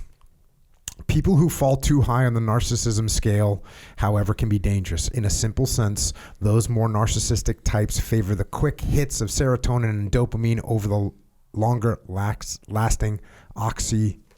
Yeah. Oxytocin. Yeah. They need those constant reinforcements because their self-esteem is either very fragile or very low. Despite presenting as arrogant, they generally feel unsafe and insecure. They're extremely sensitive to perceived injuries from criticism or defeat, and they very easily feel humiliated or degraded. To prevent that, highly narcissistic people try to put themselves at the center of small, tight, sycophantic tribes. They are rarely loyal. Loyalty requires trust and a sense of safety, so their tribes are inherently unstable. Healthy members tend not to stay long, and new ones that are let in only when they show the requisite deference. Those who do leave usually suffer a disproportionate amount of wrath from the person to whom they once deferred, because defectors are considered enemies. So beware the highly narcissistic people in your sphere. Their energy and effort will, more often than not, be to prop up their fragile egos rather than to achieve shared objectives or serve a common purpose. They are by definition not team players. Yet if they sense you are distancing yourself, if you are not obviously on their team, they'll likely lash out, diminishing you in an effort to inflate themselves. Worst of all, narcissism doesn't show up clearly in the mirror. The more narcissistic a person is, the less likely it is that they'll recognize that behavior. This is one of the biggest things that we try and teach, as one of the key components. The most important characteristic for a leader to have is humility. And the reason that I found that we have to lean into that is because when you're working with people that are in leadership positions, they got there because they have confidence, right? They got there because they not only did they have confidence, they did well and were rewarded. And when they got rewarded, they did even better. And then they get promoted. And then when they get promoted, they're confident, so they do well again. And so they get this. So we have a tendency when we're working with, and it was in the SEALs, like occasionally we would have a young officer that was over-indexed in humility, like just lacking confidence, right? Occasionally that was.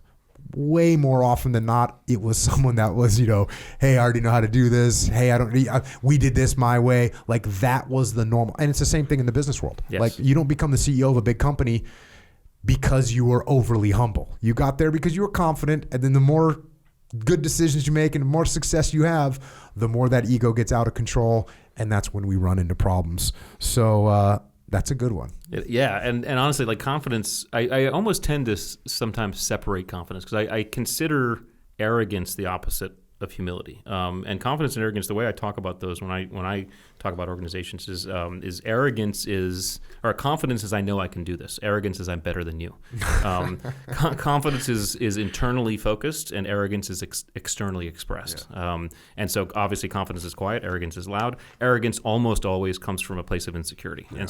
And so you can have a very, very humble, you can have a very, very confident person who's very humble.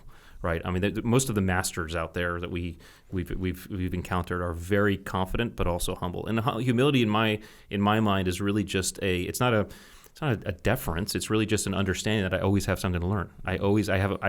There's always someone who can teach me something, and I'm open-minded to do it. I'm not necessarily right. That's right. Yeah, that's right. And so people, a lot of these folks, again, if you look at the studies, a lot of the top like entrepreneurs, like the very successful, they're a little bit higher on the narcissistic scale, but it's because those endeavors required a little bit of that to get it going, kind of to spark that. But if you want to keep on going, you just have to manage it. Yeah, and that can bite them in the ass too. We see these people, self-destruct because, it takes a level of confidence leaning towards arrogance to get to like, hey, I'm going to take this money from you and I'm going to kick ass and we're going to create this thing that's never been done before.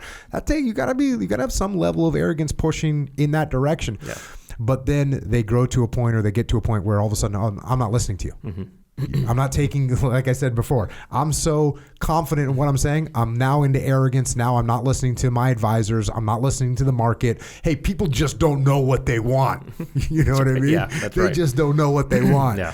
I'm going to educate them. And that's when you have people just self-destruct, which is always crazy to see and unfortunate. All right, time to roll into the leadership attributes. Leadership is not a position, it's a behavior, and you don't get to decide if you're doing it well. I really like that. You don't get to decide if you're a good leader or not. Leaders are identified and defined by those whom they lead. You can't declare yourself to be a leader.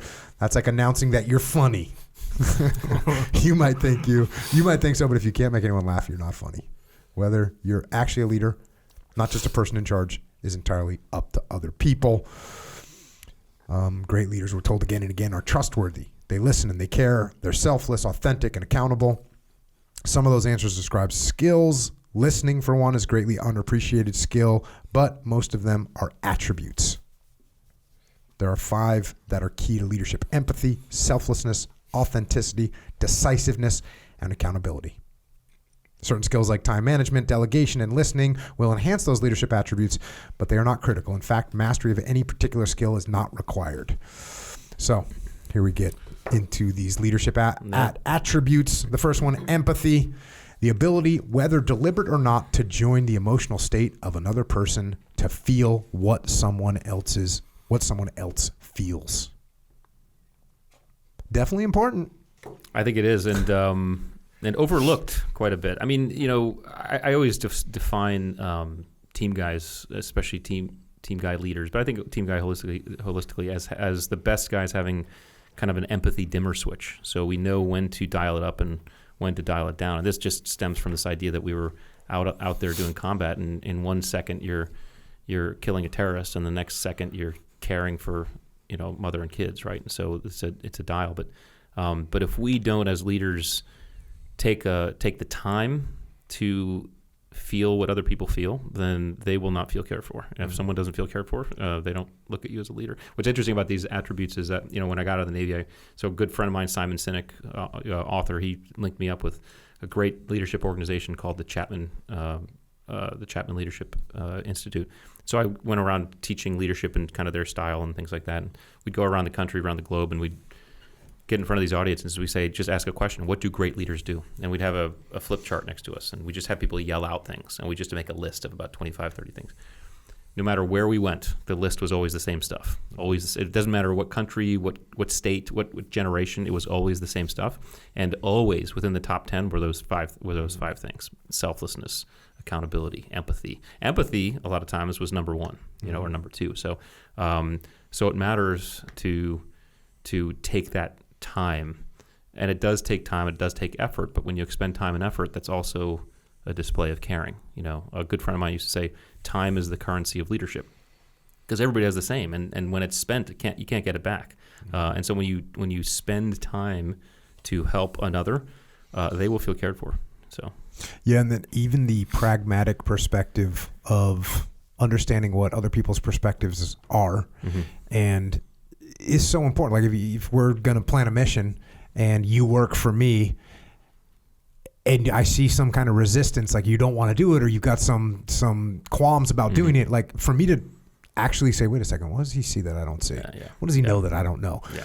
Even from a pragmatic perspective, that's like tactical, empathy about what are you actually seeing is so important. And And I always tell people, I talk about not making emotional decisions. Mm-hmm. Don't make emotional decisions, obviously. And I always ask groups of people, who here has made an emotional decision? Everyone raises their hand. Who here has made a good emotional decision? Everyone's hands goes down. So we don't want to make emotional decisions. At the same time, you have to put emotions into the calculus of the decision that you're making. Yes. So if my team is mad, I need to think about what we're doing. If my team is upset about something, if they're overly aggressive mindset, I've got to take those emotions into account when I'm making a decision about what we're going to do. So it's not totally void of emotions, but you've got to understand what other people's emotions are, understand what their perspective is, and that's what empathy is all about. Well, and one more quick note, and this is really important. Empathy does not require agreement. And we have to understand this. And our country could do right by understanding this. So here's an example.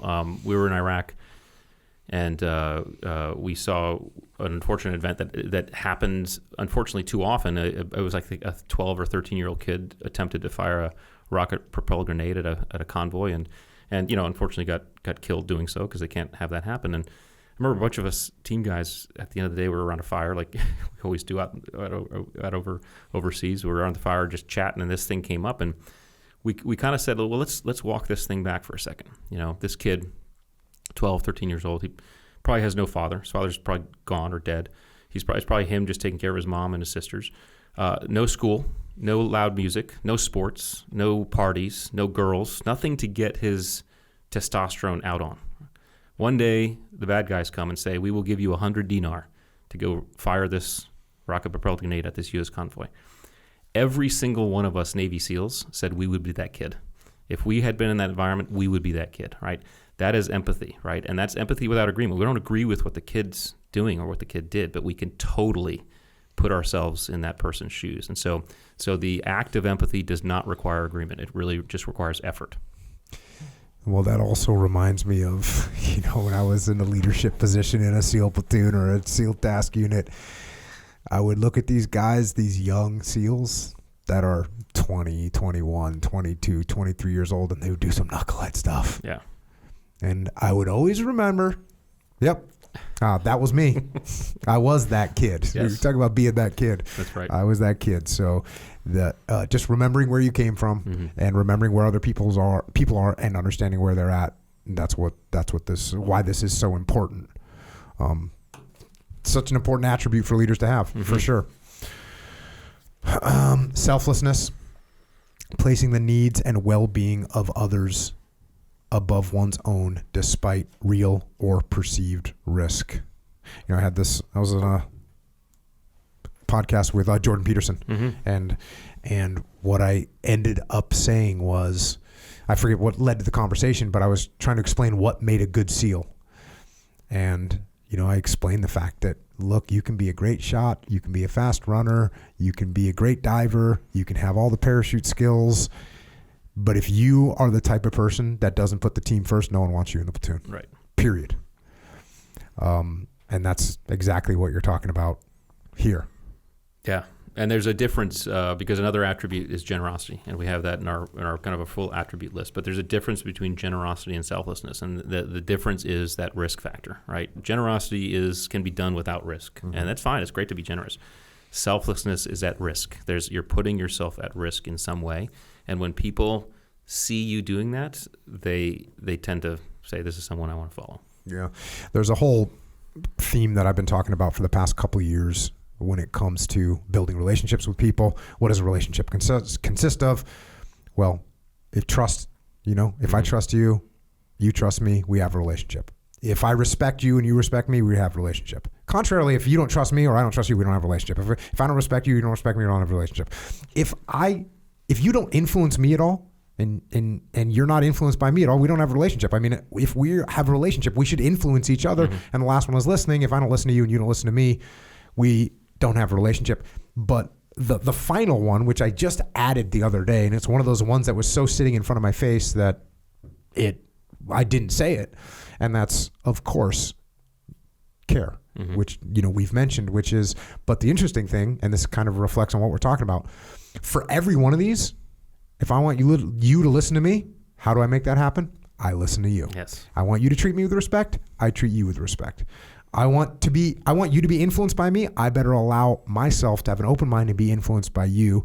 And the caring, of course, if I take care of you, in most cases, you're going to take care of me. Look, if you're a narcissistic bastard or whatever, there's always going to be people that, I trust you and you screw me over. I listen to you and there's a small amount of people out there in the world that are just, they're egos and they're just dented souls, right? They're terrible people, unfortunately. But for the most part, you take care of other people, they take care of you. You show that selflessness and sacrifice, and they'll be willing to do the same thing for you. And this, by the way, is the only time you can use leadership as the noun. Leaders go first. They go first in behavior, right? You model the behavior you want to see more of, and then you reward the behavior you want to see more of. If you want more empathy in the people that are in your span of care, you model empathy, and then you reward empathy. And that's the problem. If you don't understand that, you're not going to, because people will automatically, they'll do where the rewards, flow, and they'll do what the boss does, right? If they feel good about it. So that's the only time you go first as a leader. So.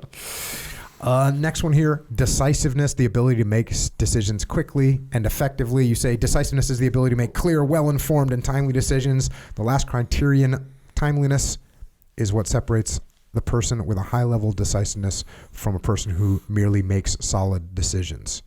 In any dynamic environment, taking too long to make even a good decision is ineffective because the environment changes so quickly. So this is one that I wrote about this one in Leadership Strategy and Tactics, and I talk about the fact that I was decisive in the SEAL teams, but I always cheated. And the way that I cheated was I would make very small decisions very quickly. Yeah. I wouldn't try and figure out everything that was going on in the next 4 hours of a scenario. I would figure out, okay, what's going on right now that I can see and we can make a move. And I'm going to do that pretty quickly. And then I'm going to pay attention to the feedback, run that OODA loop, pay attention to the feedback, and make another very quick decision. And that's I call it the iterative decision-making process. Yeah. Lots of little decisions quickly. That's your compartmentalization loop going on too. Yep. I mean, it's really effective. And one of the things I do want to highlight here, and I didn't say this earlier, a great way to determine whether something's a skill or an attribute is to ask a simple question. That question is, can I teach it or can it be taught? If the answer is yes, it's probably a skill. If the answer is no, it's probably an attribute. So someone could come up to us and say, hey, I want to learn how to shoot a pistol and hit a bullseye. Well, we could take someone out to the range and teach them how to do that in 2 hours, right? Someone else could say, I want to learn how to be more patient. We can't teach you how to be more patient. And so to develop an attribute you're low on requires it requires three things: a knowledge that you need to develop it, a motivation to develop it, and then a deliberate effort to step into environments that test and tease and develop that attribute. So if you want to develop your patience, for example, go find environments that test and tease your patience, whatever that looks like for you. It could be, I'm going to deliberately go drive in traffic. I'm going to pick the longest line the grocery store stand in. I always say have kids. That'll develop your patience, right? But the reason why I bring that up is because I want to separate making decisions with decisiveness. Making decisions is a skill. You can actually teach someone to make better decisions and how they gather information. It's a skill that can be taught. Decisiveness adds a speed and efficiency factor to it. And some people are just higher on the decisive attribute than others. But no, it's rare. I don't like to be definitive, but it's rare that leaders are looked at as leaders if they are indecisive. There are some people I've served with and served under who were really great decision makers, but it was a long to get them there was a painful process. You're like, oh my gosh. I mean, and again, it just didn't feel like leadership. You know what was wild that you and I both got to experience being pre-war and then living in the war, the 96-hour planning cycle, and that was, what I wouldn't say it kind of entered into the scene in the mid-90s. Yeah. It became a thing where and we probably eventually caught that, it got passed down through the Army and eventually made it into the SEAL teams and eventually got into a freaking lowly SEAL platoon where I was. And it was like, yep, it's a 96-hour planning cycle. And man, I remember my boss when I was at SEAL Team 7, he's like, how much time do you guys need to launch on a mission? And, he's like expecting, I was like, 15 minutes. He was like, what are you talking about? I was like, yeah, 15 minutes, sir. And I had a great relationship with my boss at SEAL Team 7. I was like, yeah, 15 minutes, we'll roll. He's like, how can that be? I was like, tell me where the target is. Tell me the friendly unit that's in the area and what frequency they're on, and we roll. Mm-hmm. And we can make this happen. Big difference for the 96 hours. I tell you, when I got to Iraq the first time we started doing ops, I was so happy that because remember how many briefs? It was you had to do like 7 different briefs, and it was all like painstaking. And we get to Iraq, and it's like, hey, con op, go. Con op, go. And even the con ops, in fact, that was actually a real challenge in combating complacency. The speed with which we could move really showed me, and it made me really think about, okay, we got to make sure that we're actually thinking through things versus just snapping on what we usually do. But all that said, I didn't like the 96 planning cycle. For that, the way to combat that, a good little protocol to combat the, hey, we got into a groove and getting complacent is just, as often as I could, I would have my subordinates come up with a plan. Mm-hmm. Like, oh, you guys, hey, here's the mission, come up with a plan. And that way I'm detached, I'm looking at it from a distance. If they start throwing it up there too quick, or you're just going to see the holes in it, that's powerful. The other thing I was thinking about when you were talking about teaching skills versus learning or developing attributes, an interesting metaphor that I use in jiu-jitsu, or when I'm teaching a move in jiu-jitsu. Let's say there's 10 things that you have to do right to make a move actually work in jiu-jitsu. There's 10 things that you have to do. I can only teach you like 5 of them. Mm-hmm. Maybe Dean Lister can teach you 6. Maybe a Echo can teach you 4. Doesn't have quite have it. But there's going to be things that you have got to put yourself in that situation, and you've got to experience yourself in order to get better at them. So I think that when you were talking about putting yourself into these situations, because look, I know for a fact, and I know you do too, I would see guys over time improve in all these attributes. Mm-hmm. Sometimes they would, I should say. Right. Not always. Right. But sometimes you get someone that is, they're just not very decisive. They're just not. But then you put him in that position, you talk to him about it. You can tell him a couple things like, hey, you need to, figure out what 3 things you could do and pick which one's the best one. Like even that little help. It's a move that you can teach them that they can kind of that can become part of their personality. Yes. And so you can teach some of it, but ultimately you've got to develop it over time. Does that line up with what you're saying? It totally lines up. And it actually brings up a good point. And that is I kind of often relate us as like automobiles. Humans are like automobiles. We're all different types, right? Some of us are Jeeps, some of us are SUVs, some of us are Ferraris. And there's no judgment there because the Jeep can do things the Ferrari can't do, and the Ferrari can do things the Jeep can't do. But it behooves us to lift our hood and figure out what kind of engine we're running with. And there's no judgment on that. It also means that we don't necessarily have to be high on every attribute. In other words, I use stand-up comedy, right? The stand-up comic who's too high on empathy is not going to be a very good stand-up comic, right? So being too high may be detrimental to what you want to do in your specific niche. But bottom line is, when you start looking at developing these things, if you find that you just can't develop something, that means you adapt and you adjust. I mean, and they can start playing off of each other. So I think I remember hearing one of your examples on one of the podcasts about talking about a guy who was not, I think he wasn't very loud. Wasn't loud, yep. Wasn't loud, right? Yep. And you said, hey, you encourage this guy, hey, you got to be louder, you got to be... And he just wasn't getting it. So basically, he pulls the loudest guy over and says, hey, tell the guys to do this, right? That's adaptability. He's using his adaptability to buttress his low, whatever loudness attribute, whatever. Yeah. And so you can, some of these, so for example, low adaptability can be buttressed by high open-mindedness, right? And you can you can even out your performance that way. That's why understanding these levels in yourself and your team is really important. Yeah. That guy was a freaking smart guy and did a good job. I was like, yep, he just solved that problem. And that's why building complementary teams, when you know what your attributes are, and you're like, look, I'm not the guy you want doing paperwork, right? I always find the guy in my platoons or my jobs that are good at paperwork. I'm finding that guy. Yeah. I'm going to take care of him. He's going to be my best friend because I'm not doing paperwork. Right. Next one, accountability. Taking responsibility for and ownership of your decisions, actions, and the consequences thereof. Extreme ownership. I agree with this very much. And by the way, a buttress to decisiveness, right? You can't be effectively decisive if you haven't buttressed it with accountability, because you have to look at those decisions and say, okay, was that the right decision? What are we doing? Did we need to make a different decision? So incredibly important. You say in here, in complex environments, taking action is paramount. Even if the action is making a decision to do nothing, it's important to understand what you're doing and why. Just as important as recognizing that any consequences of that action are your responsibility. You have to fully own those decisions. Being accountable and owning our decisions and actions serves several purposes. One, it requires that we understand why we're doing whatever action we've chosen, which in turn helps us to be fully committed to it.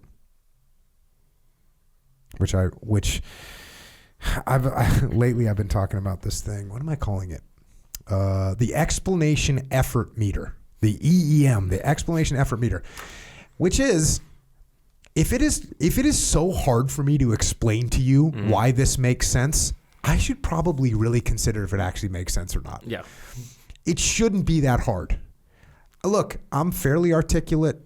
I've got a good grip on what I'm trying to explain. And if I can't get through to you, there's probably something wrong with my idea. Now, look, there's a chance that you just have a big ego and you're everyone loves their own idea the best. But if it's really that hard, if my idea is that much superior to yours, I should be able to explain that and articulate it. And you should probably end up nodding your head and going, yeah, you know what, you're right.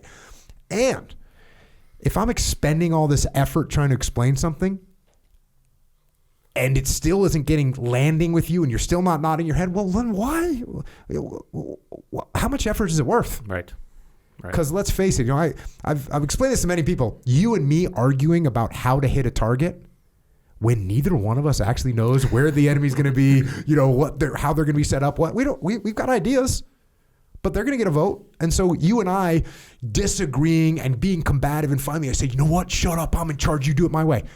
And then we go on a target where we have no idea what's actually going to happen. And you see this in the business world too. Right. People want to make an investment in this thing over here. This other person doesn't want to make that investment. When the reality is no one really knows what's going to happen.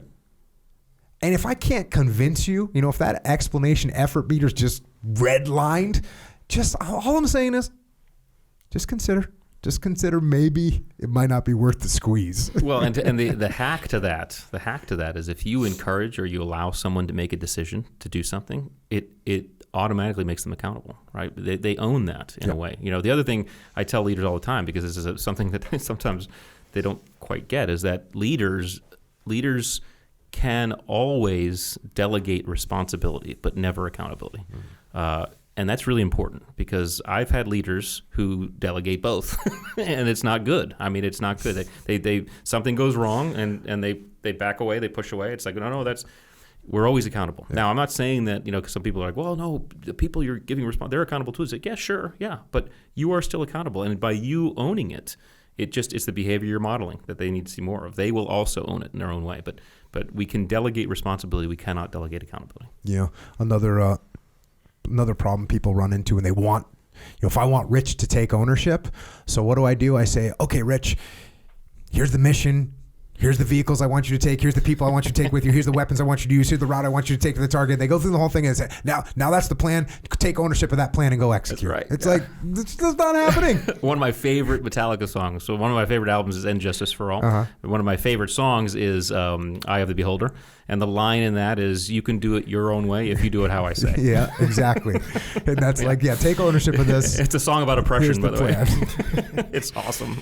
And it's so easy to say, hey, man, hey, Rich, here's the mission. How do you want to do it? Right. It's so much easier to say that. I don't have to get you to buy into anything. And yes, is there a chance that you present to me a plan that's completely insane and makes no sense? Sure. Yeah. But if we've been working together and I've been showing you how we do this and I've been letting you run little parts of the operations prior to this, you're going to know what to do. Yeah. And you're going to give me a decent plan that we're going to be able to run with. So give ownership. You go on to say here, purpose provides clarity. It's nearly impossible to truly own an action if you aren't clear why you're taking it. If you fully own your decisions, you will better be able to explain the reasons behind them. Being accountable allows us to look objectively and critically at the results of a decision, which helps us assess the results more accurately and make the next decision more effectively. If the mission plan ends up not working as well as possible, the accountable officer and men will studiously figure out what could have been done better rather than dismissing any flaws as the boss made us do it that way. Better decisions will be made next time, and everyone will improve. A far better outcome than repeating a cycle of grudgingly doing what the powers that be demand. Finally, taking responsibility for a decision and its results immediately engages the learnability attribute. Remember, we human beings are wired to make sense of our environment. While much of that happens automatically and unconsciously, part of that process is very deliberate. So, and this is where the humility comes into mind too, because if you're not humble enough to be like, yeah, this was my decision and I made it and it didn't work, and here's what we got to do to fix it. Yeah. Well, the last thing I'll say on accountability, because I don't think I mentioned it in the book, is that especially for leaders, accountability allows control. It allows you to take when you say, I own this, and sometimes I've done this quite deliberately, even though I know I had nothing to do with it. I just take it. I say, I own this. This is my fault, right? I take the steering wheel. And as soon as you place blame, you're giving the steering wheel to someone else. And so accountability allows for taking control of an environment and starting to steer it the way you want to steer it. Beautiful life rule. Yeah. Little extreme ownership goes a long way. Team ability attributes. Is team ability a real word? Team ability is a word I took from NSW. Okay. Yeah. Although I think we missed authenticity, Did we? Oh, did we miss something? Yeah, I think we missed authenticity. Okay, let's talk authenticity. The only reason why I need to say it, I need to mention, is because the guy I talk about in that chapter, Brian McCabe, he's a deeply authentic guy, and he loves and has been to several of your musters.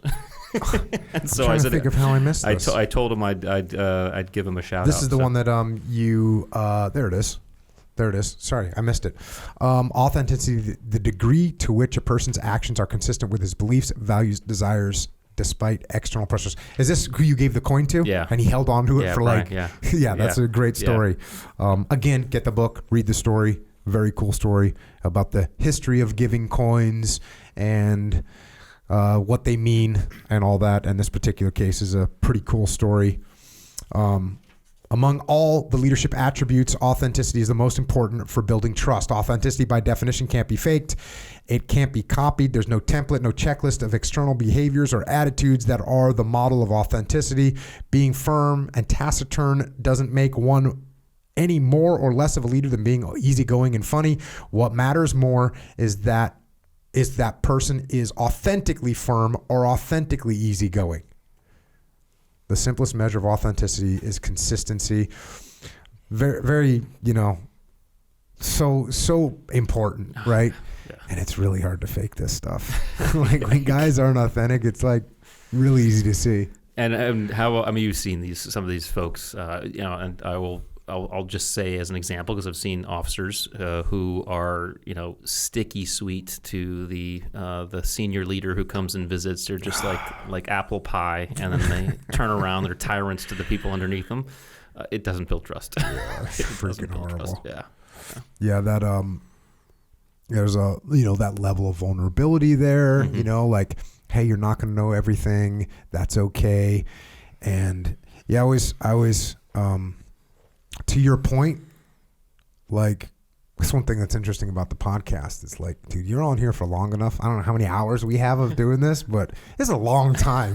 If the character, playing the character, after a while, man, it's just the real you. The real you's coming out. Yeah. So here's a really interesting story. When I was doing this attributes work, I was talking to a buddy of mine. He worked for one of the agencies, and one of his primary jobs was to help people develop alternate personalities, undercover personalities. And I told him about the work I was doing. He's like, Rich, this is really interesting, because when we help someone develop an alternate personality, we always make it consistent with who they really are.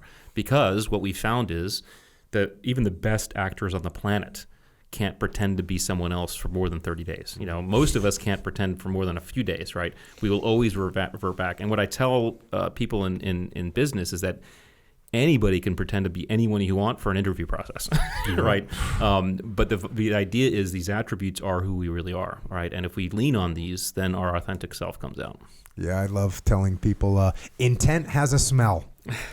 And so when you got some weird alternative agenda in the back, everyone can smell it. And you don't think they can smell it. That's a weird thing. You even throw a little deodorant on it. You try and keep a little distance. But everyone goes, you ever had that person you're like, something just, they actually say it. You say something doesn't smell right. Yes. Right? Something doesn't smell right. That's when you sense that lack of authenticity. And man, the boys can see through that shit. Oh, yeah. They look at that and like, oh, no. No, we're not buying into this. So, sorry I missed that one. I'm glad you were on it. And so what's the guy that came to the muster? Brian McCabe. Okay. Yeah, a couple times. Yeah, right on. Yeah, so we'll have to get him to another one. Yeah. I'll tell him to let me know, and I'll let you know if he's coming. So those are powerful events. Did he have a good time? Oh yeah, he loved them. I think he's been to 2 or 3. Right on. Yeah, we'll get him to another one. We can make that happen. We have the power. So now we get into team ability. Yeah, again, I think I took that from the teams. I remember that being one of the attributes for SEAL candidates. So man, that's important. It is. And it's weird that some people don't get that. Right. Like you're literally joining the SEAL teams. Yeah. You may think it might be an important thing to be a good teammate, be a good team player. And this kind of falls back on what you said about, you can't say I'm a good leader. 100%. The same thing here. You can't say, hey, I'm a good teammate. Team ability is about how well people work and play together, how deeply they connect, and how effectively they collaborate. Much like being a leader, you don't get to decide whether you're a good teammate. Others will instinctively make that assessment for you, and they will do so based upon how well you perform and interact with them. Number one of these, integrity, the ability to act in accordance with relevant moral values and social and cultural norms. You throw a good test at people on this one. This is the one about the person that cheated on a test. Is this that one? Yeah. Tell us about that little dilemma.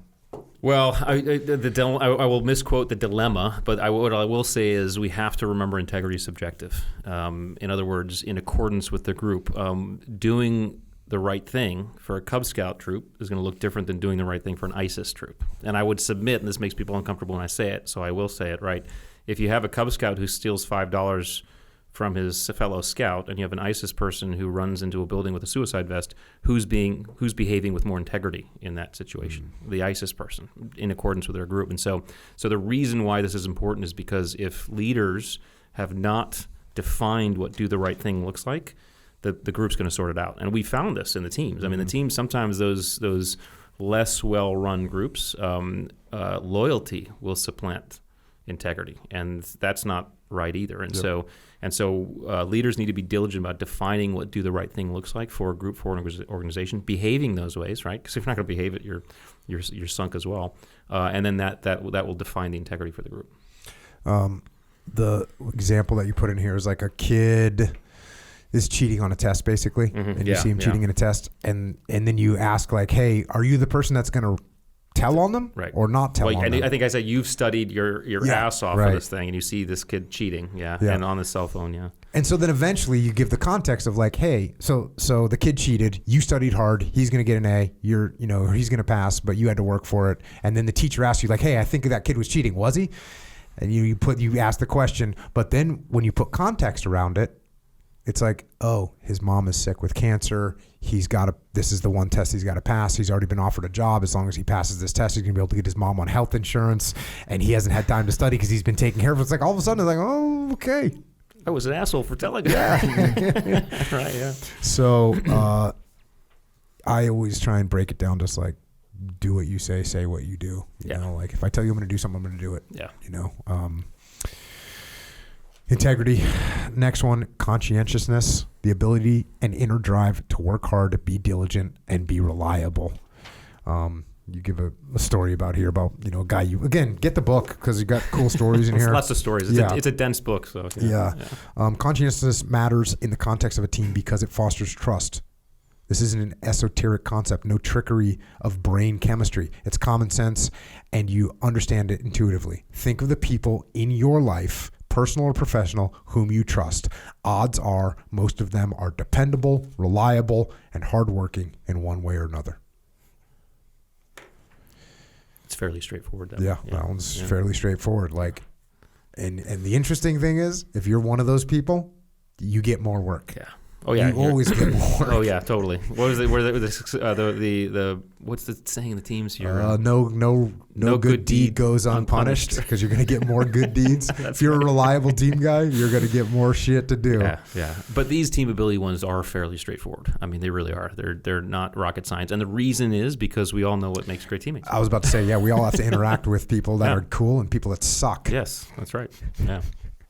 Humility, the ability to be self-aware and transparent about one's strengths and weaknesses. Humility is often stigmatized, especially in high-performance arenas. It can be seen as a weakness or lack of confidence, a modest or low view of one's own importance, as one dictionary puts it.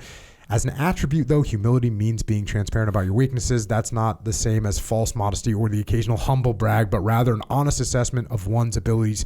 That also means being vulnerable. Admitting weakness, by definition, requires vulnerability, but it's critical in the context of team ability. One of the strengths of any high-performing team lies in understanding its weakness. Being open about your own weaknesses allows others to understand where they can help. Boom. Yeah.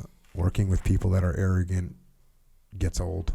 Arrogance kills teams. It really does. And arrogance, much like narcissism, is like a vampire staring in the mirror. You can't see it in yourself. And so I always tell people, beware of it in yourself, because we're victim of it sometimes. And then if you are a leader and you see it in your... So actually, arrogance was always a trigger for me. I mean, I just hated. Every time I saw it, it just trigger. And I was actually with a buddy of mine. His name is Josh Waitskin. Do you know Josh Waitskin? Yeah, Yep. So Josh and I would have lunch in New York a ton of times when he was still living there. And we were talking about one time. We were talking about triggers, things that trigger us. And I said, oh, it's arrogance for me. And he's like, it's interesting. He's like, when I see arrogance, I immediately think insecurity. And as soon as he said that, it clicked for me. I was like, that's exactly it. And I recognize that I have to approach arrogance with empathy. There's something about that person that's causing them to want to express the way they're expressing. And it changed my whole view of arrogance. That is so accurate. I just had a conversation with a client this morning, and they were talking about that. And I was like, well, this is ego. And he's like, well, I think it's insecurity. I was like, yep, well, you're right. It's insecurity, which then flares up as ego. Just like the dichotomy that I talk about here, you say there's a sweet spot on the humility scale, and it's quite wide, but there is danger at either extreme, in either too much or too little. A lack of humility often resembles arrogance. While that's almost always a byproduct of fear and insecurity, arrogance on any team is detrimental. It breeds resentment, stifles communication, and as a result is brutal in terms of results. Too much humility, though, risks teetering into meekness, which in turn can lead to inaction. Deference in the support of empowering others is necessary for optimal performance, but there are times when you need to step up and be the alpha. You will be the expert in the room, the one who's been empowered by the deference of others, at which point you will need to take charge and perform with confidence. Great leaders understand this balance. They will defer until they've squeezed every ounce of potential out of their team, but they will not hesitate to assume control when required. Moreover, an overabundance of humility can also mask an underlying lack of confidence. A lack of confidence, real or perceived, inevitably will begin to erode trust, which in turn will undermine any team. Your own level of humility is difficult to assess. Humility is a strange thing. Sir Edward Hulse, a 19th century British politician, once said, "The minute you think you've got it, you've lost it." I love that quote. Yeah. That's a very good quote. I've got a section in Leadership Strategy and Tactics where I talk about leadership vacuum. And when do you step into the leadership vacuum? And I talk about giving it a little bit more time. And the reason you and this could be like literally 2 seconds. But if you jump in when there's a leadership vacuum, as soon as it shows up, other people haven't seen it yet. Yeah. And they're ready to resist it, or they already think they know what's going on. So I would always there's a little bit of confusion. I hear some shouting, some yelling, no one's really sure what to do. Give it a second. And then all of a sudden you hear the quiet. That means, people are recognizing it. And then if you say, give it that a second, say, everyone, get to the ground floor right now. We're going to move out. Everyone's ready to be led at that moment. Right. So that waiting, that's why I like that when you said, defer until you've squeezed every out of potential. You want them to try, and they can't make it happen. It's all right, here's what we're doing. Yeah. That leadership vacuum, let it let everyone feel the vacuum, and step in and make a call. That's what you got to do sometimes. Well, I used to tell my JOs, I used to call it the irony of leadership, right? I used to tell my JOs, if you're doing your job correctly, you're working yourself out of a job. You're creating a unit that can operate without you. Yeah. And that takes humility. And a quick story about Hank and I, we were out in Iraq and we were talking about some of this stuff, and we said to ourselves, if we're talking about growing all our leaders, and if we don't do anything about it, we're not walking the talk. And so we said, what we should do is we should send them on an op without us. And so sure enough, we find an op and it looks pretty good, pretty easy, right? And we're like, hey, tell the troop, hey, you guys are taking this one here. Hank and I are going to sit back at the jock. And sure enough, they go, and one of the troop chiefs one of the team leaders takes the GFC position, another takes the troop chief position. They go out. Of course, it turns kinetic, and it's like stuff's going down. And Hank and I are sitting in the jock, and we're looking at this, and we look at each other, like, man, if this goes bad, we're done.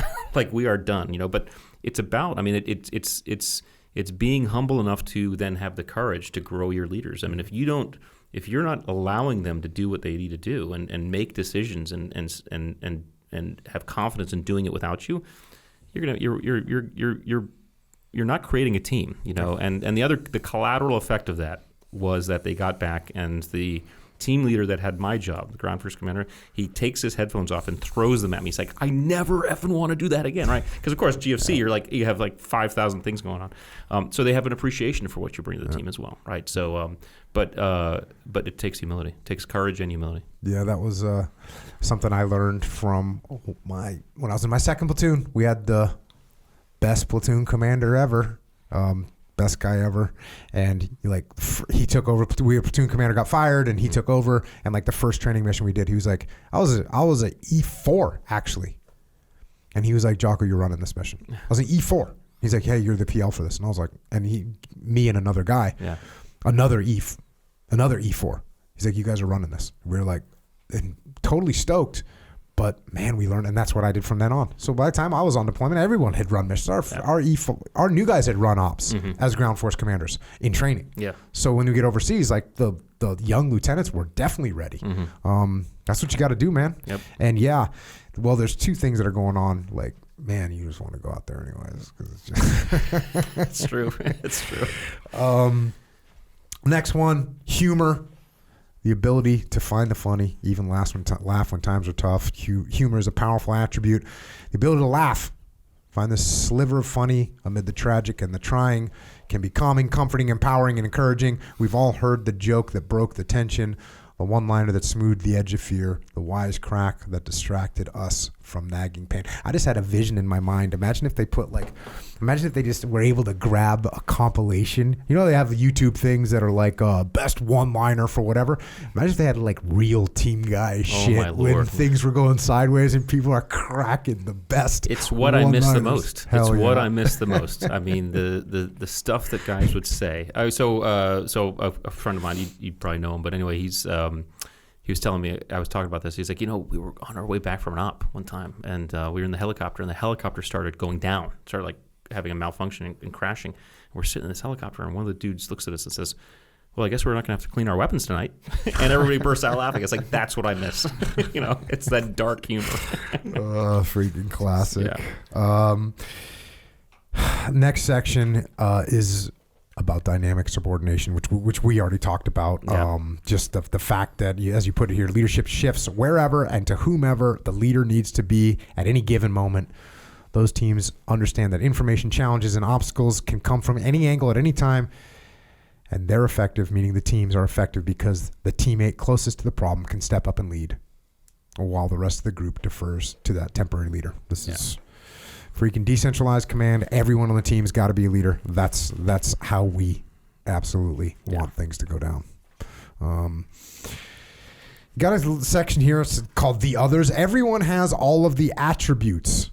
If any of the 22 I've described seem unfamiliar, that you can't imagine that they're wired into you, trust me, they are. Remember, attributes aren't exotic quirks bestowed only upon elite performers. They're a basic part of being a human being, and they're elemental. But you might have some that are like just as you use a dimmer switch. You might have some that are pretty dim, pretty low. Might need to light a fire on some of these things. Yeah. There's 3 more attributes that you say you want to discuss, and you say these 3 are important. but they're also outliers. None of them fits into the dimmer switch model because each of them has an opposite that can't be ignored. Most of the attributes can be measured on a straight line that begins at 0. If you have low accountability or empathy or discipline, whatever, the dimmer switch will be at the bottom. Your level of accountability can't go lower than that. Negative accountability isn't a thing. But what if you have 0 patience? What if you have less than 0 patience? Then you're impatient. So you get into these some of these patience and impatience. Yeah, the idea was that these polarities can both imply success. So in other words, there are highly successful people who were patient. There are highly successful people who are impatient, and same with the other ones. And the idea is on a team. This is when polarities matter, right? The best teams have representation on either side, right? And my wife and I are a great example. I am typically a patient person. My wife is typically impatient, right? That's worked beautifully in our 23 years of marriage, right? Because when patience has been required, I step up. When impatience is required, she steps up. And so whether it's patience or impatience, whether it's competitiveness or non-competitiveness, which really was interesting because I've never been a competitive person. Even when I was captain of the lacrosse team, whether we won or lost didn't bother me very much. In fact, I used to fake being upset because I was like, oh, it would probably look bad if I'm not like swearing or something. I thought that would be a detriment to me when I went to SEAL training because like, oh shoot, I'm not competitive. But what I recognize is that the competitive mind tends to think in a finite game, right? It tends to place rules and boundaries in an environment because you can't win or lose unless you have rules that define win or losing. The non-competitive mind, there are no rules, right? We both know that combat or military operations, in fact, any type of teaming requires both polarities. Sometimes it requires running up the line and winning, right? Sometimes it requires thinking outside the box. And so those are two. And then the final two, which I thought were interesting, I was really, to be quite honest, trying to figure out what it was about SEALs that distinguished us. And I was kind of landing on this vanity piece. I was like, is it vanity, right? And I was almost going to use vanity, but the problem with vanity is vanity typically centers around appearance, And well, we know there are some guys who really focus on their appearance. It wasn't a thing. And so that's why I kind of thought about this fear of rejection thing. And what I recognize is this is it here. This is it. Because every single one of us who made it through BUD/S, we have somewhat of an elevated sense of fear of rejection. We don't want to look bad for our teammates. We just don't. And it pushes us to do things. It pushes me to jump out of an airplane at 22,000 feet, which I never otherwise would have done, right? So that can actually power you in certain good ways. Obviously, too much is bad, too little is bad. But then the opposite, right? The associates, I don't care what anybody thinks. We've seen those people, right? These are iconoclasts. They start their own movements. They're the people who's like, I don't care what anybody thinks. I'm doing this. And typically people start to swarm around them. So my wife and I are like this. Like I have an elevated sense of fear of rejection. She doesn't care what people think. And we blend together beautifully, right? So these polarities should be looked at as, hey, if you can have each represented, high on either one is not a bad thing. Have each represented and you'll have a really balanced team. Yeah, and just paying attention to where you're at. A lot of what's the when someone's an alcoholic and the first thing is like saying I'm an alcoholic. Mm-hmm. So the first thing here is saying like, oh, I have a high fear of rejection. I need to pay attention. That's right. I'm over-index. You can over-index on that. You can over-index on patience. You can over-index on impatience. So having that balance, I guess we'd say. Now you go into, kind of getting close to the end here of the book. You got decoding your palette, and what you say is you've got a online thing at theattributes.com, and you've got an assessment tool. Yep. I actually haven't taken it yet, but talk us through a little bit through this tool, and then how it works. You go and fill this thing out. So the tool is for the first three categories: grit, mental acuity, drive. And the reason why it's the first three is because those can be self-assessed. We have just finished a leadership and team ability attributes tool. That is going to be that is the 360, because again, you can't just assess yourself on how humble you are, right, or how selfless you are. So that's I'm a 360. Most humblest. I'm the most humblest. The one on the website now is free for those three, and you can get a score. And the score really should be looked at as a starting point, okay? Because whatever that score is, then the idea is to interrogate your own performance and say, okay, if I'm coming up low on adaptability, let me think about some environments where my adaptability was tested. The environment was changing around me. How did I do, right? Okay, it was difficult. It was challenging. Okay, that makes sense to me. And so the assessment tools can allow you some sense on where you might stand and where your dimmer switches might lie. And then it really takes some self-reflection to really get that dialed in. And then you've got this acronym to start to make adjustments to these things, you got this acronym START, which is slow down, think, act, recognize results, and try new environments. Am I correct in saying that's the methodology to actually start to evolve and improve your attributes? Yes, because, well, I guess the part that comes before that acronym is place yourself in the environment where the attribute's being tested. And then you're going to feel stress and challenge come on. So as you feel that stress and challenge, then you slow down. You think, you assess your performance. You can use that acronym to kind of like, okay, you think, again, this is what we just talked about, engage your conscious mind, engage your frontal lobe to start examining your performance in the moment, and you'll start to understand and develop it. Lots of good tools. And I'm just going to fast forward, just kind of close out the book. You say this, and again, this isn't the closing of the book. I'll leave that for the people that get the book. But for me to close it out, it says, we are a species that in only 10,000 years evolved from cave dwellers to space explorers. Humans have the unique and brilliant gift of being able to imagine something and bring it into existence. We are only able to do this because of our grit, our mental acuity, our drive, and leadership and teamwork. Understanding your attributes is one of the keys to unlocking your potential. So that's my wrap to the book. It's not the wrap of the book, but even there, you got to go back. That's like going back 2,500 years to Sun Tzu, in saying that we have to know ourselves. Mm-hmm. And what you're saying in there is like, we have to know ourselves, and in this case, know ourselves through our attributes. Amen. So that's the book. You say you're working on another book right now? Yeah. So the next one is called Masters of Uncertainty, which is really what I always define SEALs as. Individuals and teams that could drop into complex environments and figure it out. And I'll lay it out in about 6 steps. Step 1 is understand your attributes. Step 2 involves your identities, the identities we define ourselves. Step 3 is our beliefs, and that's kind of understanding yourself, because we all of us who do this habitually know those 3 things about us. And then the other 3 steps are, in fact, the tools. Actually, a lot of the stuff that Hubert and I have worked on, the tools that allow someone to actually engage their own physiology to start stepping through that. And again, it's about a process, right? We can't uncertainty by definition cannot be predicted, and that's not what we do, right? It's like, oh, you SEALs, you're experts at it. No, we're experts at the process, right? We understand when things go into chaos, we slow down. We start working through the process and start figuring it out. And it's not always pretty, right? Sometimes it's decidedly ugly, but it's the process. So I'm going to see if I can get that kicked out here by the end of the year. How deep are you? How much have you written so far? I'm about a third in, but it's going to be a shorter. I'm gonna take this attributes is a very dense book. I'm very proud of it, but it is dense. I'm going to do a much shorter version, so do it a little bit quicker. So you're a third done. What is it? Tim Ferriss. Tim Ferriss. This is such a great quote from Tim Ferriss, and you've written a book, so you know this is true. When you're done with your book, you're 50% there. That's right. Yeah. Freaking nightmare.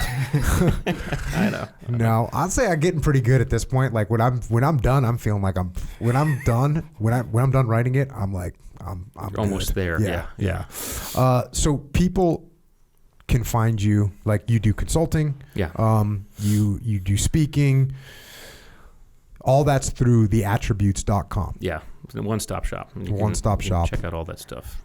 And there, you also have social media. Yep, Instagram. Got Instagram. You're rich_Diviney. Yep. You're on Twitter.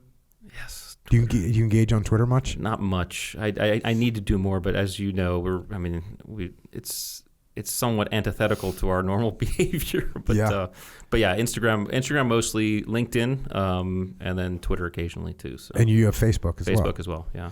It's all and it could be all found on the website. Yeah. So you can find So it's all there at theattributes.com, and that's how people can find you, reach you, talk to you, and that's, I don't know, does that get us up to speed? Totally, man. This is good. Good place to stop. Echo Charles. Yes, sir. What do you got, man? Questions from Echo Charles.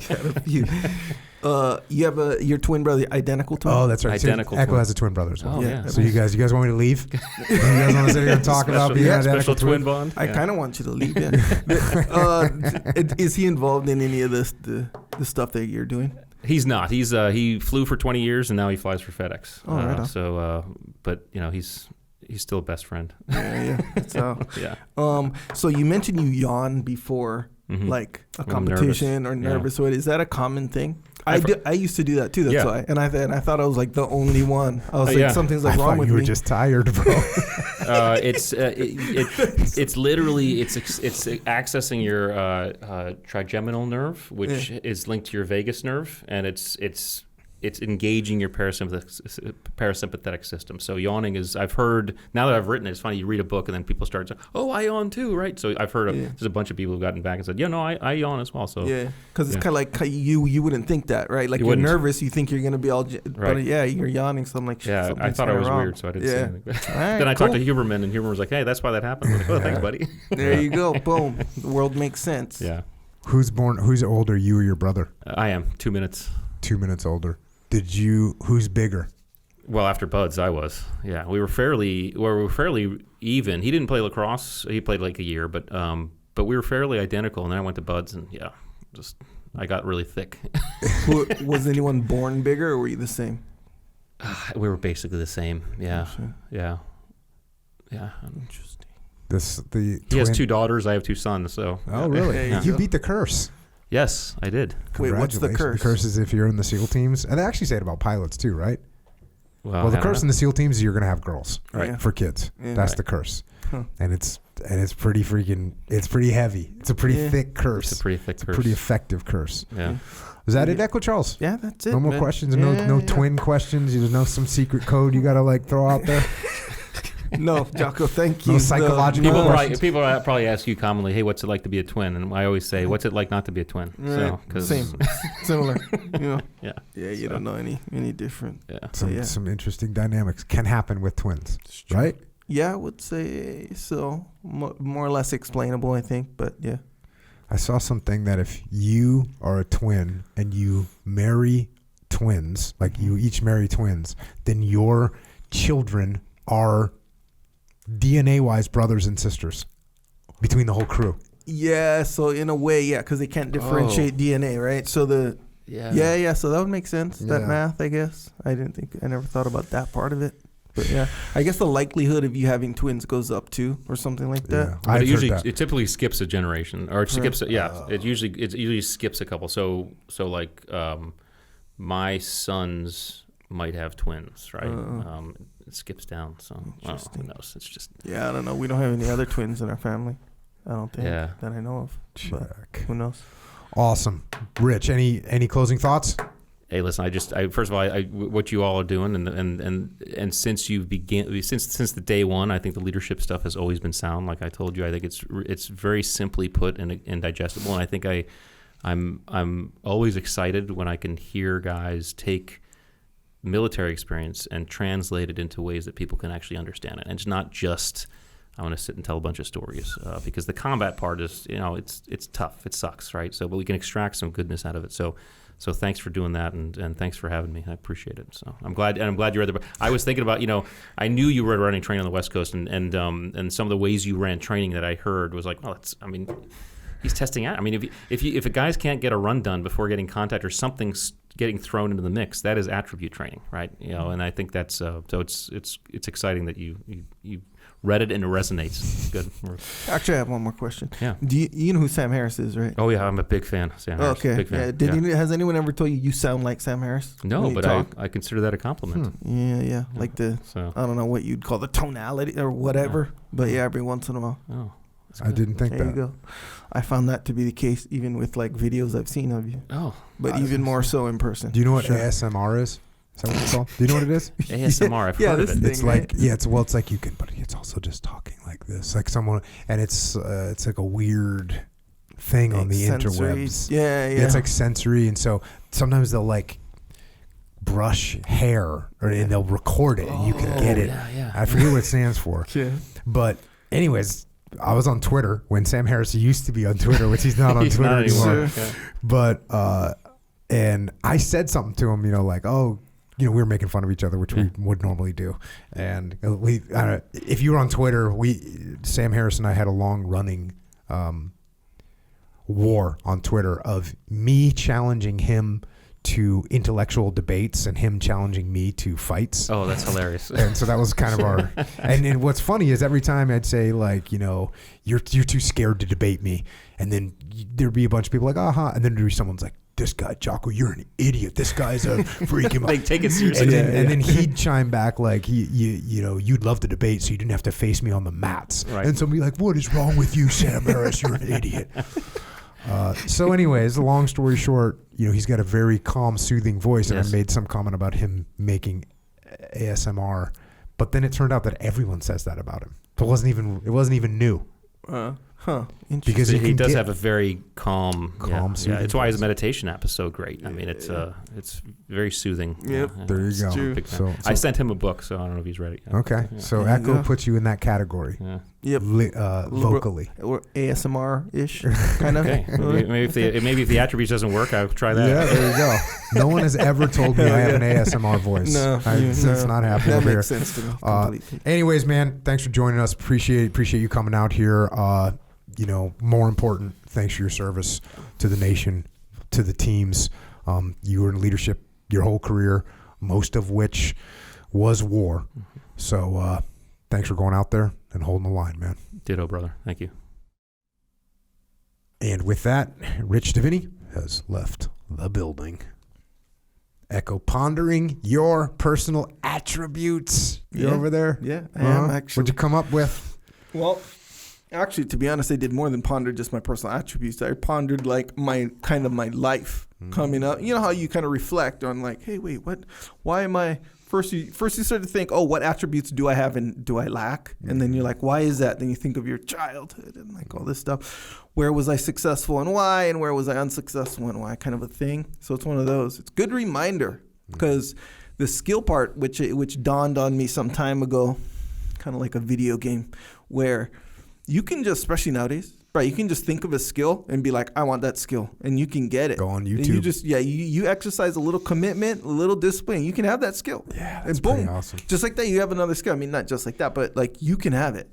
In fact, I'll even go one more, and you can have one of these real, like the real deal, life-changing skill in like three to 4 years. Example. Like, let's say I want to be I don't want to say lawyer, but let's say I want to be a marketer, maybe a web developer or a coder. Like I want to code. I want to do coding now. That's a hot, or I want to make apps. Yep. Or something like this, right? Can do it. Yeah. 3 years. You wouldn't even need 3 years, I don't think. Video editing. That's That's factually what you've done. Yes. You didn't go to college. No. You haven't even done a course. Have you ever paid money? Yeah, I paid money for courses for sure, like Skillshare, but it's like a membership to, like Skillshare, for example. That's like a membership thing, so you can. How much is it? I don't know. I forget. I'd have to look. Did you do it a lot? No, like I took. What percentage of your knowledge came from that? 0.1%. Okay, so and it's I'm glad you corrected me. Yeah.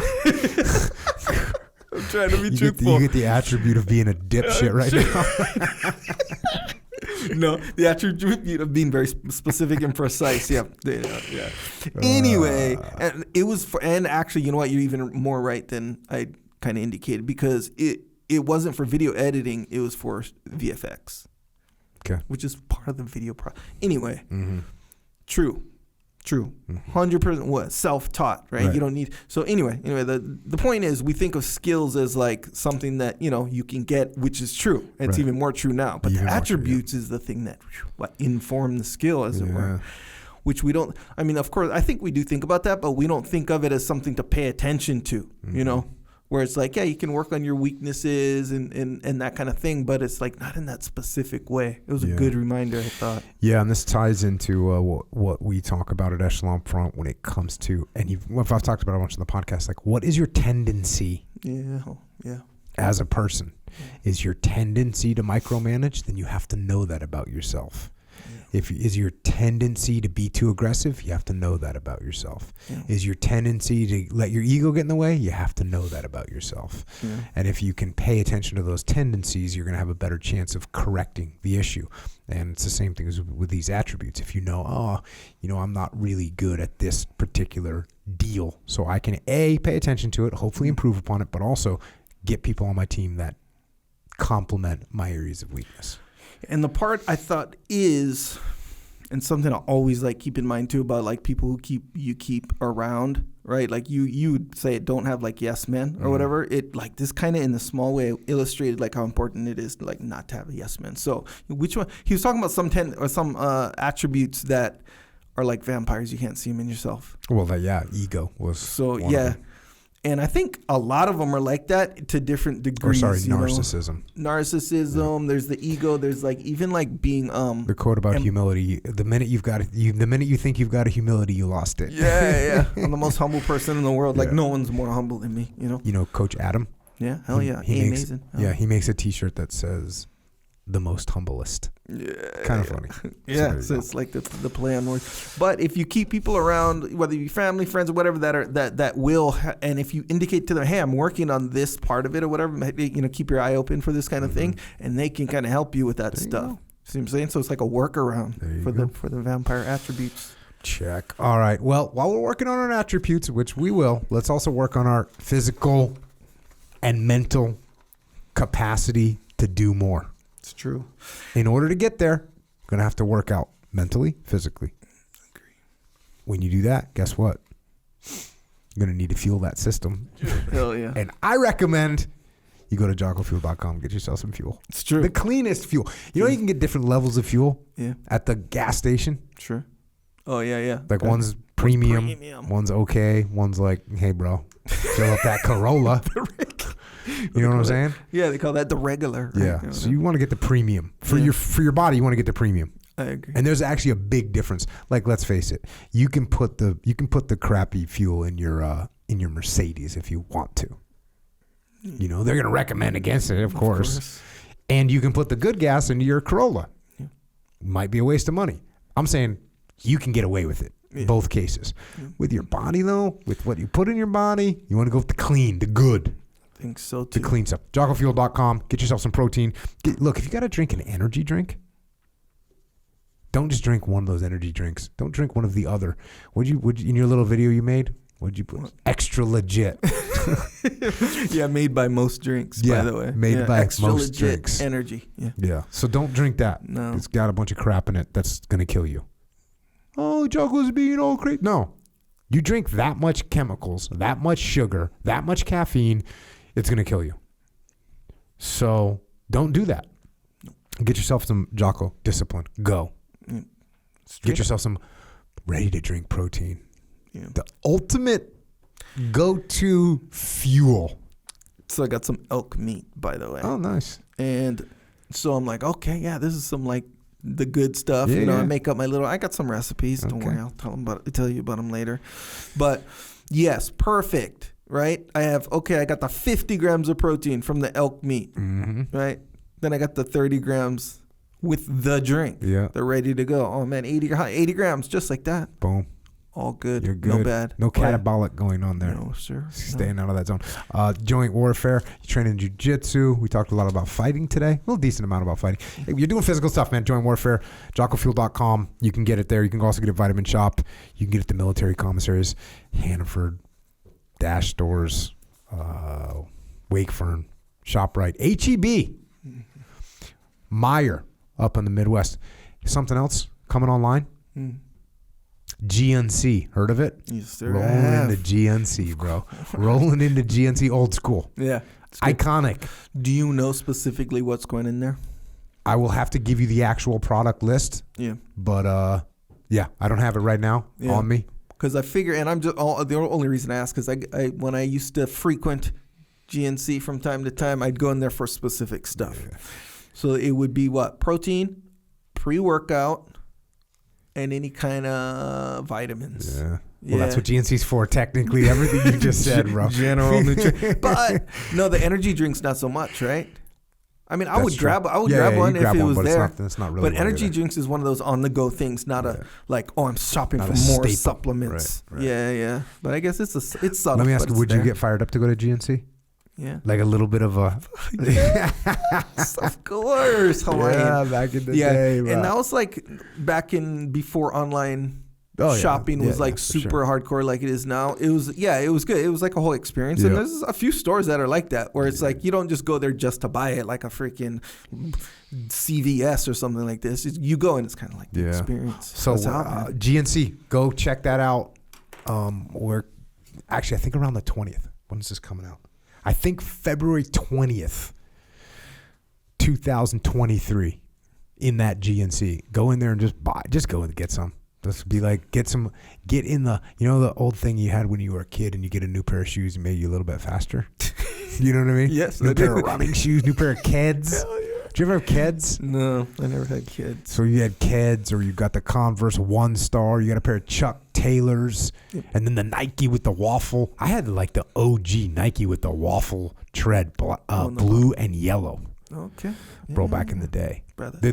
When Nike made one shoe. Imagine that. Oh, damn. Nike made one shoe. It was this blue shoe. It had a waffle tread on it. That was the name of this tread. I remember the waffle tread. I don't remember the blue shoe. So blue with a gold stripe back in the day. Right. When you got those, you kind of like felt like you were a little bit faster. I remember that same thing going to GNC back in the day. Like you're going to get a little bit more jacked. So roll to GNC. Get yourself some Jocko fuel. There we go.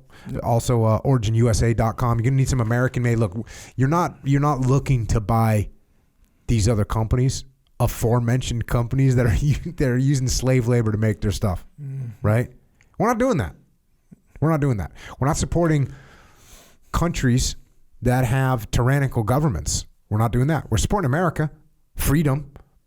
We're supporting the workers in America. We're bringing manufacturing back to America. All that right there you can do. OriginUSA.com. Jeans, boots, gis, rash guards, T-shirts, hoodies, wallets, belts, boots. Origin USA. Freedom that you can put on your body. Yeah.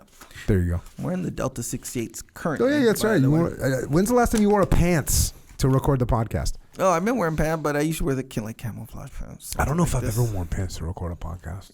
Wear shorts, bro. Bro, I was noticing the uniform, your uniform, and it's funny because you like take off your slippers too. Yeah, we'll be barefoot in here. Full on Hawaiian style. Yeah, that's good, man. Doing, man. That's good. What we're doing. Yes. Speaking of Hawaiian style. Speaking of Hawaiian style. Okay, so Jocko has a store. We're representing on the path. Mm-hmm. I know I am. Mm-hmm. Discipline equals freedom. Good.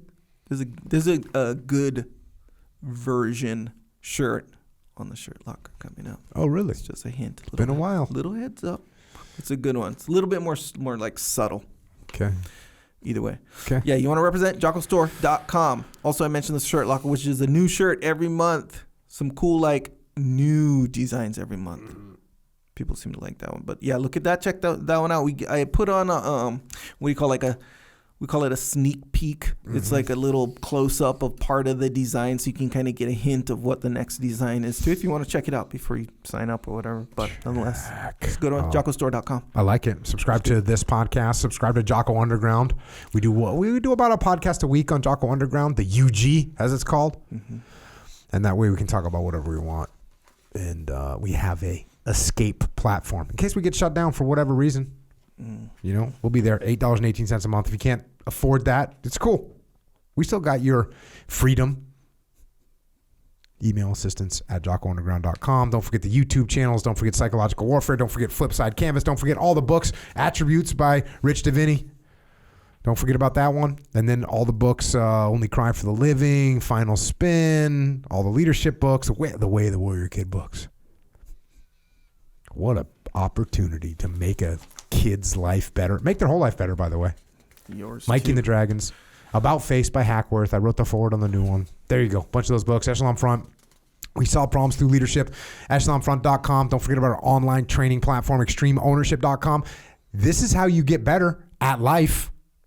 You don't get better at life by you read a book one time, now you're good. Or you went to a seminar one time. Or you listened to one podcast. No, you got to interact.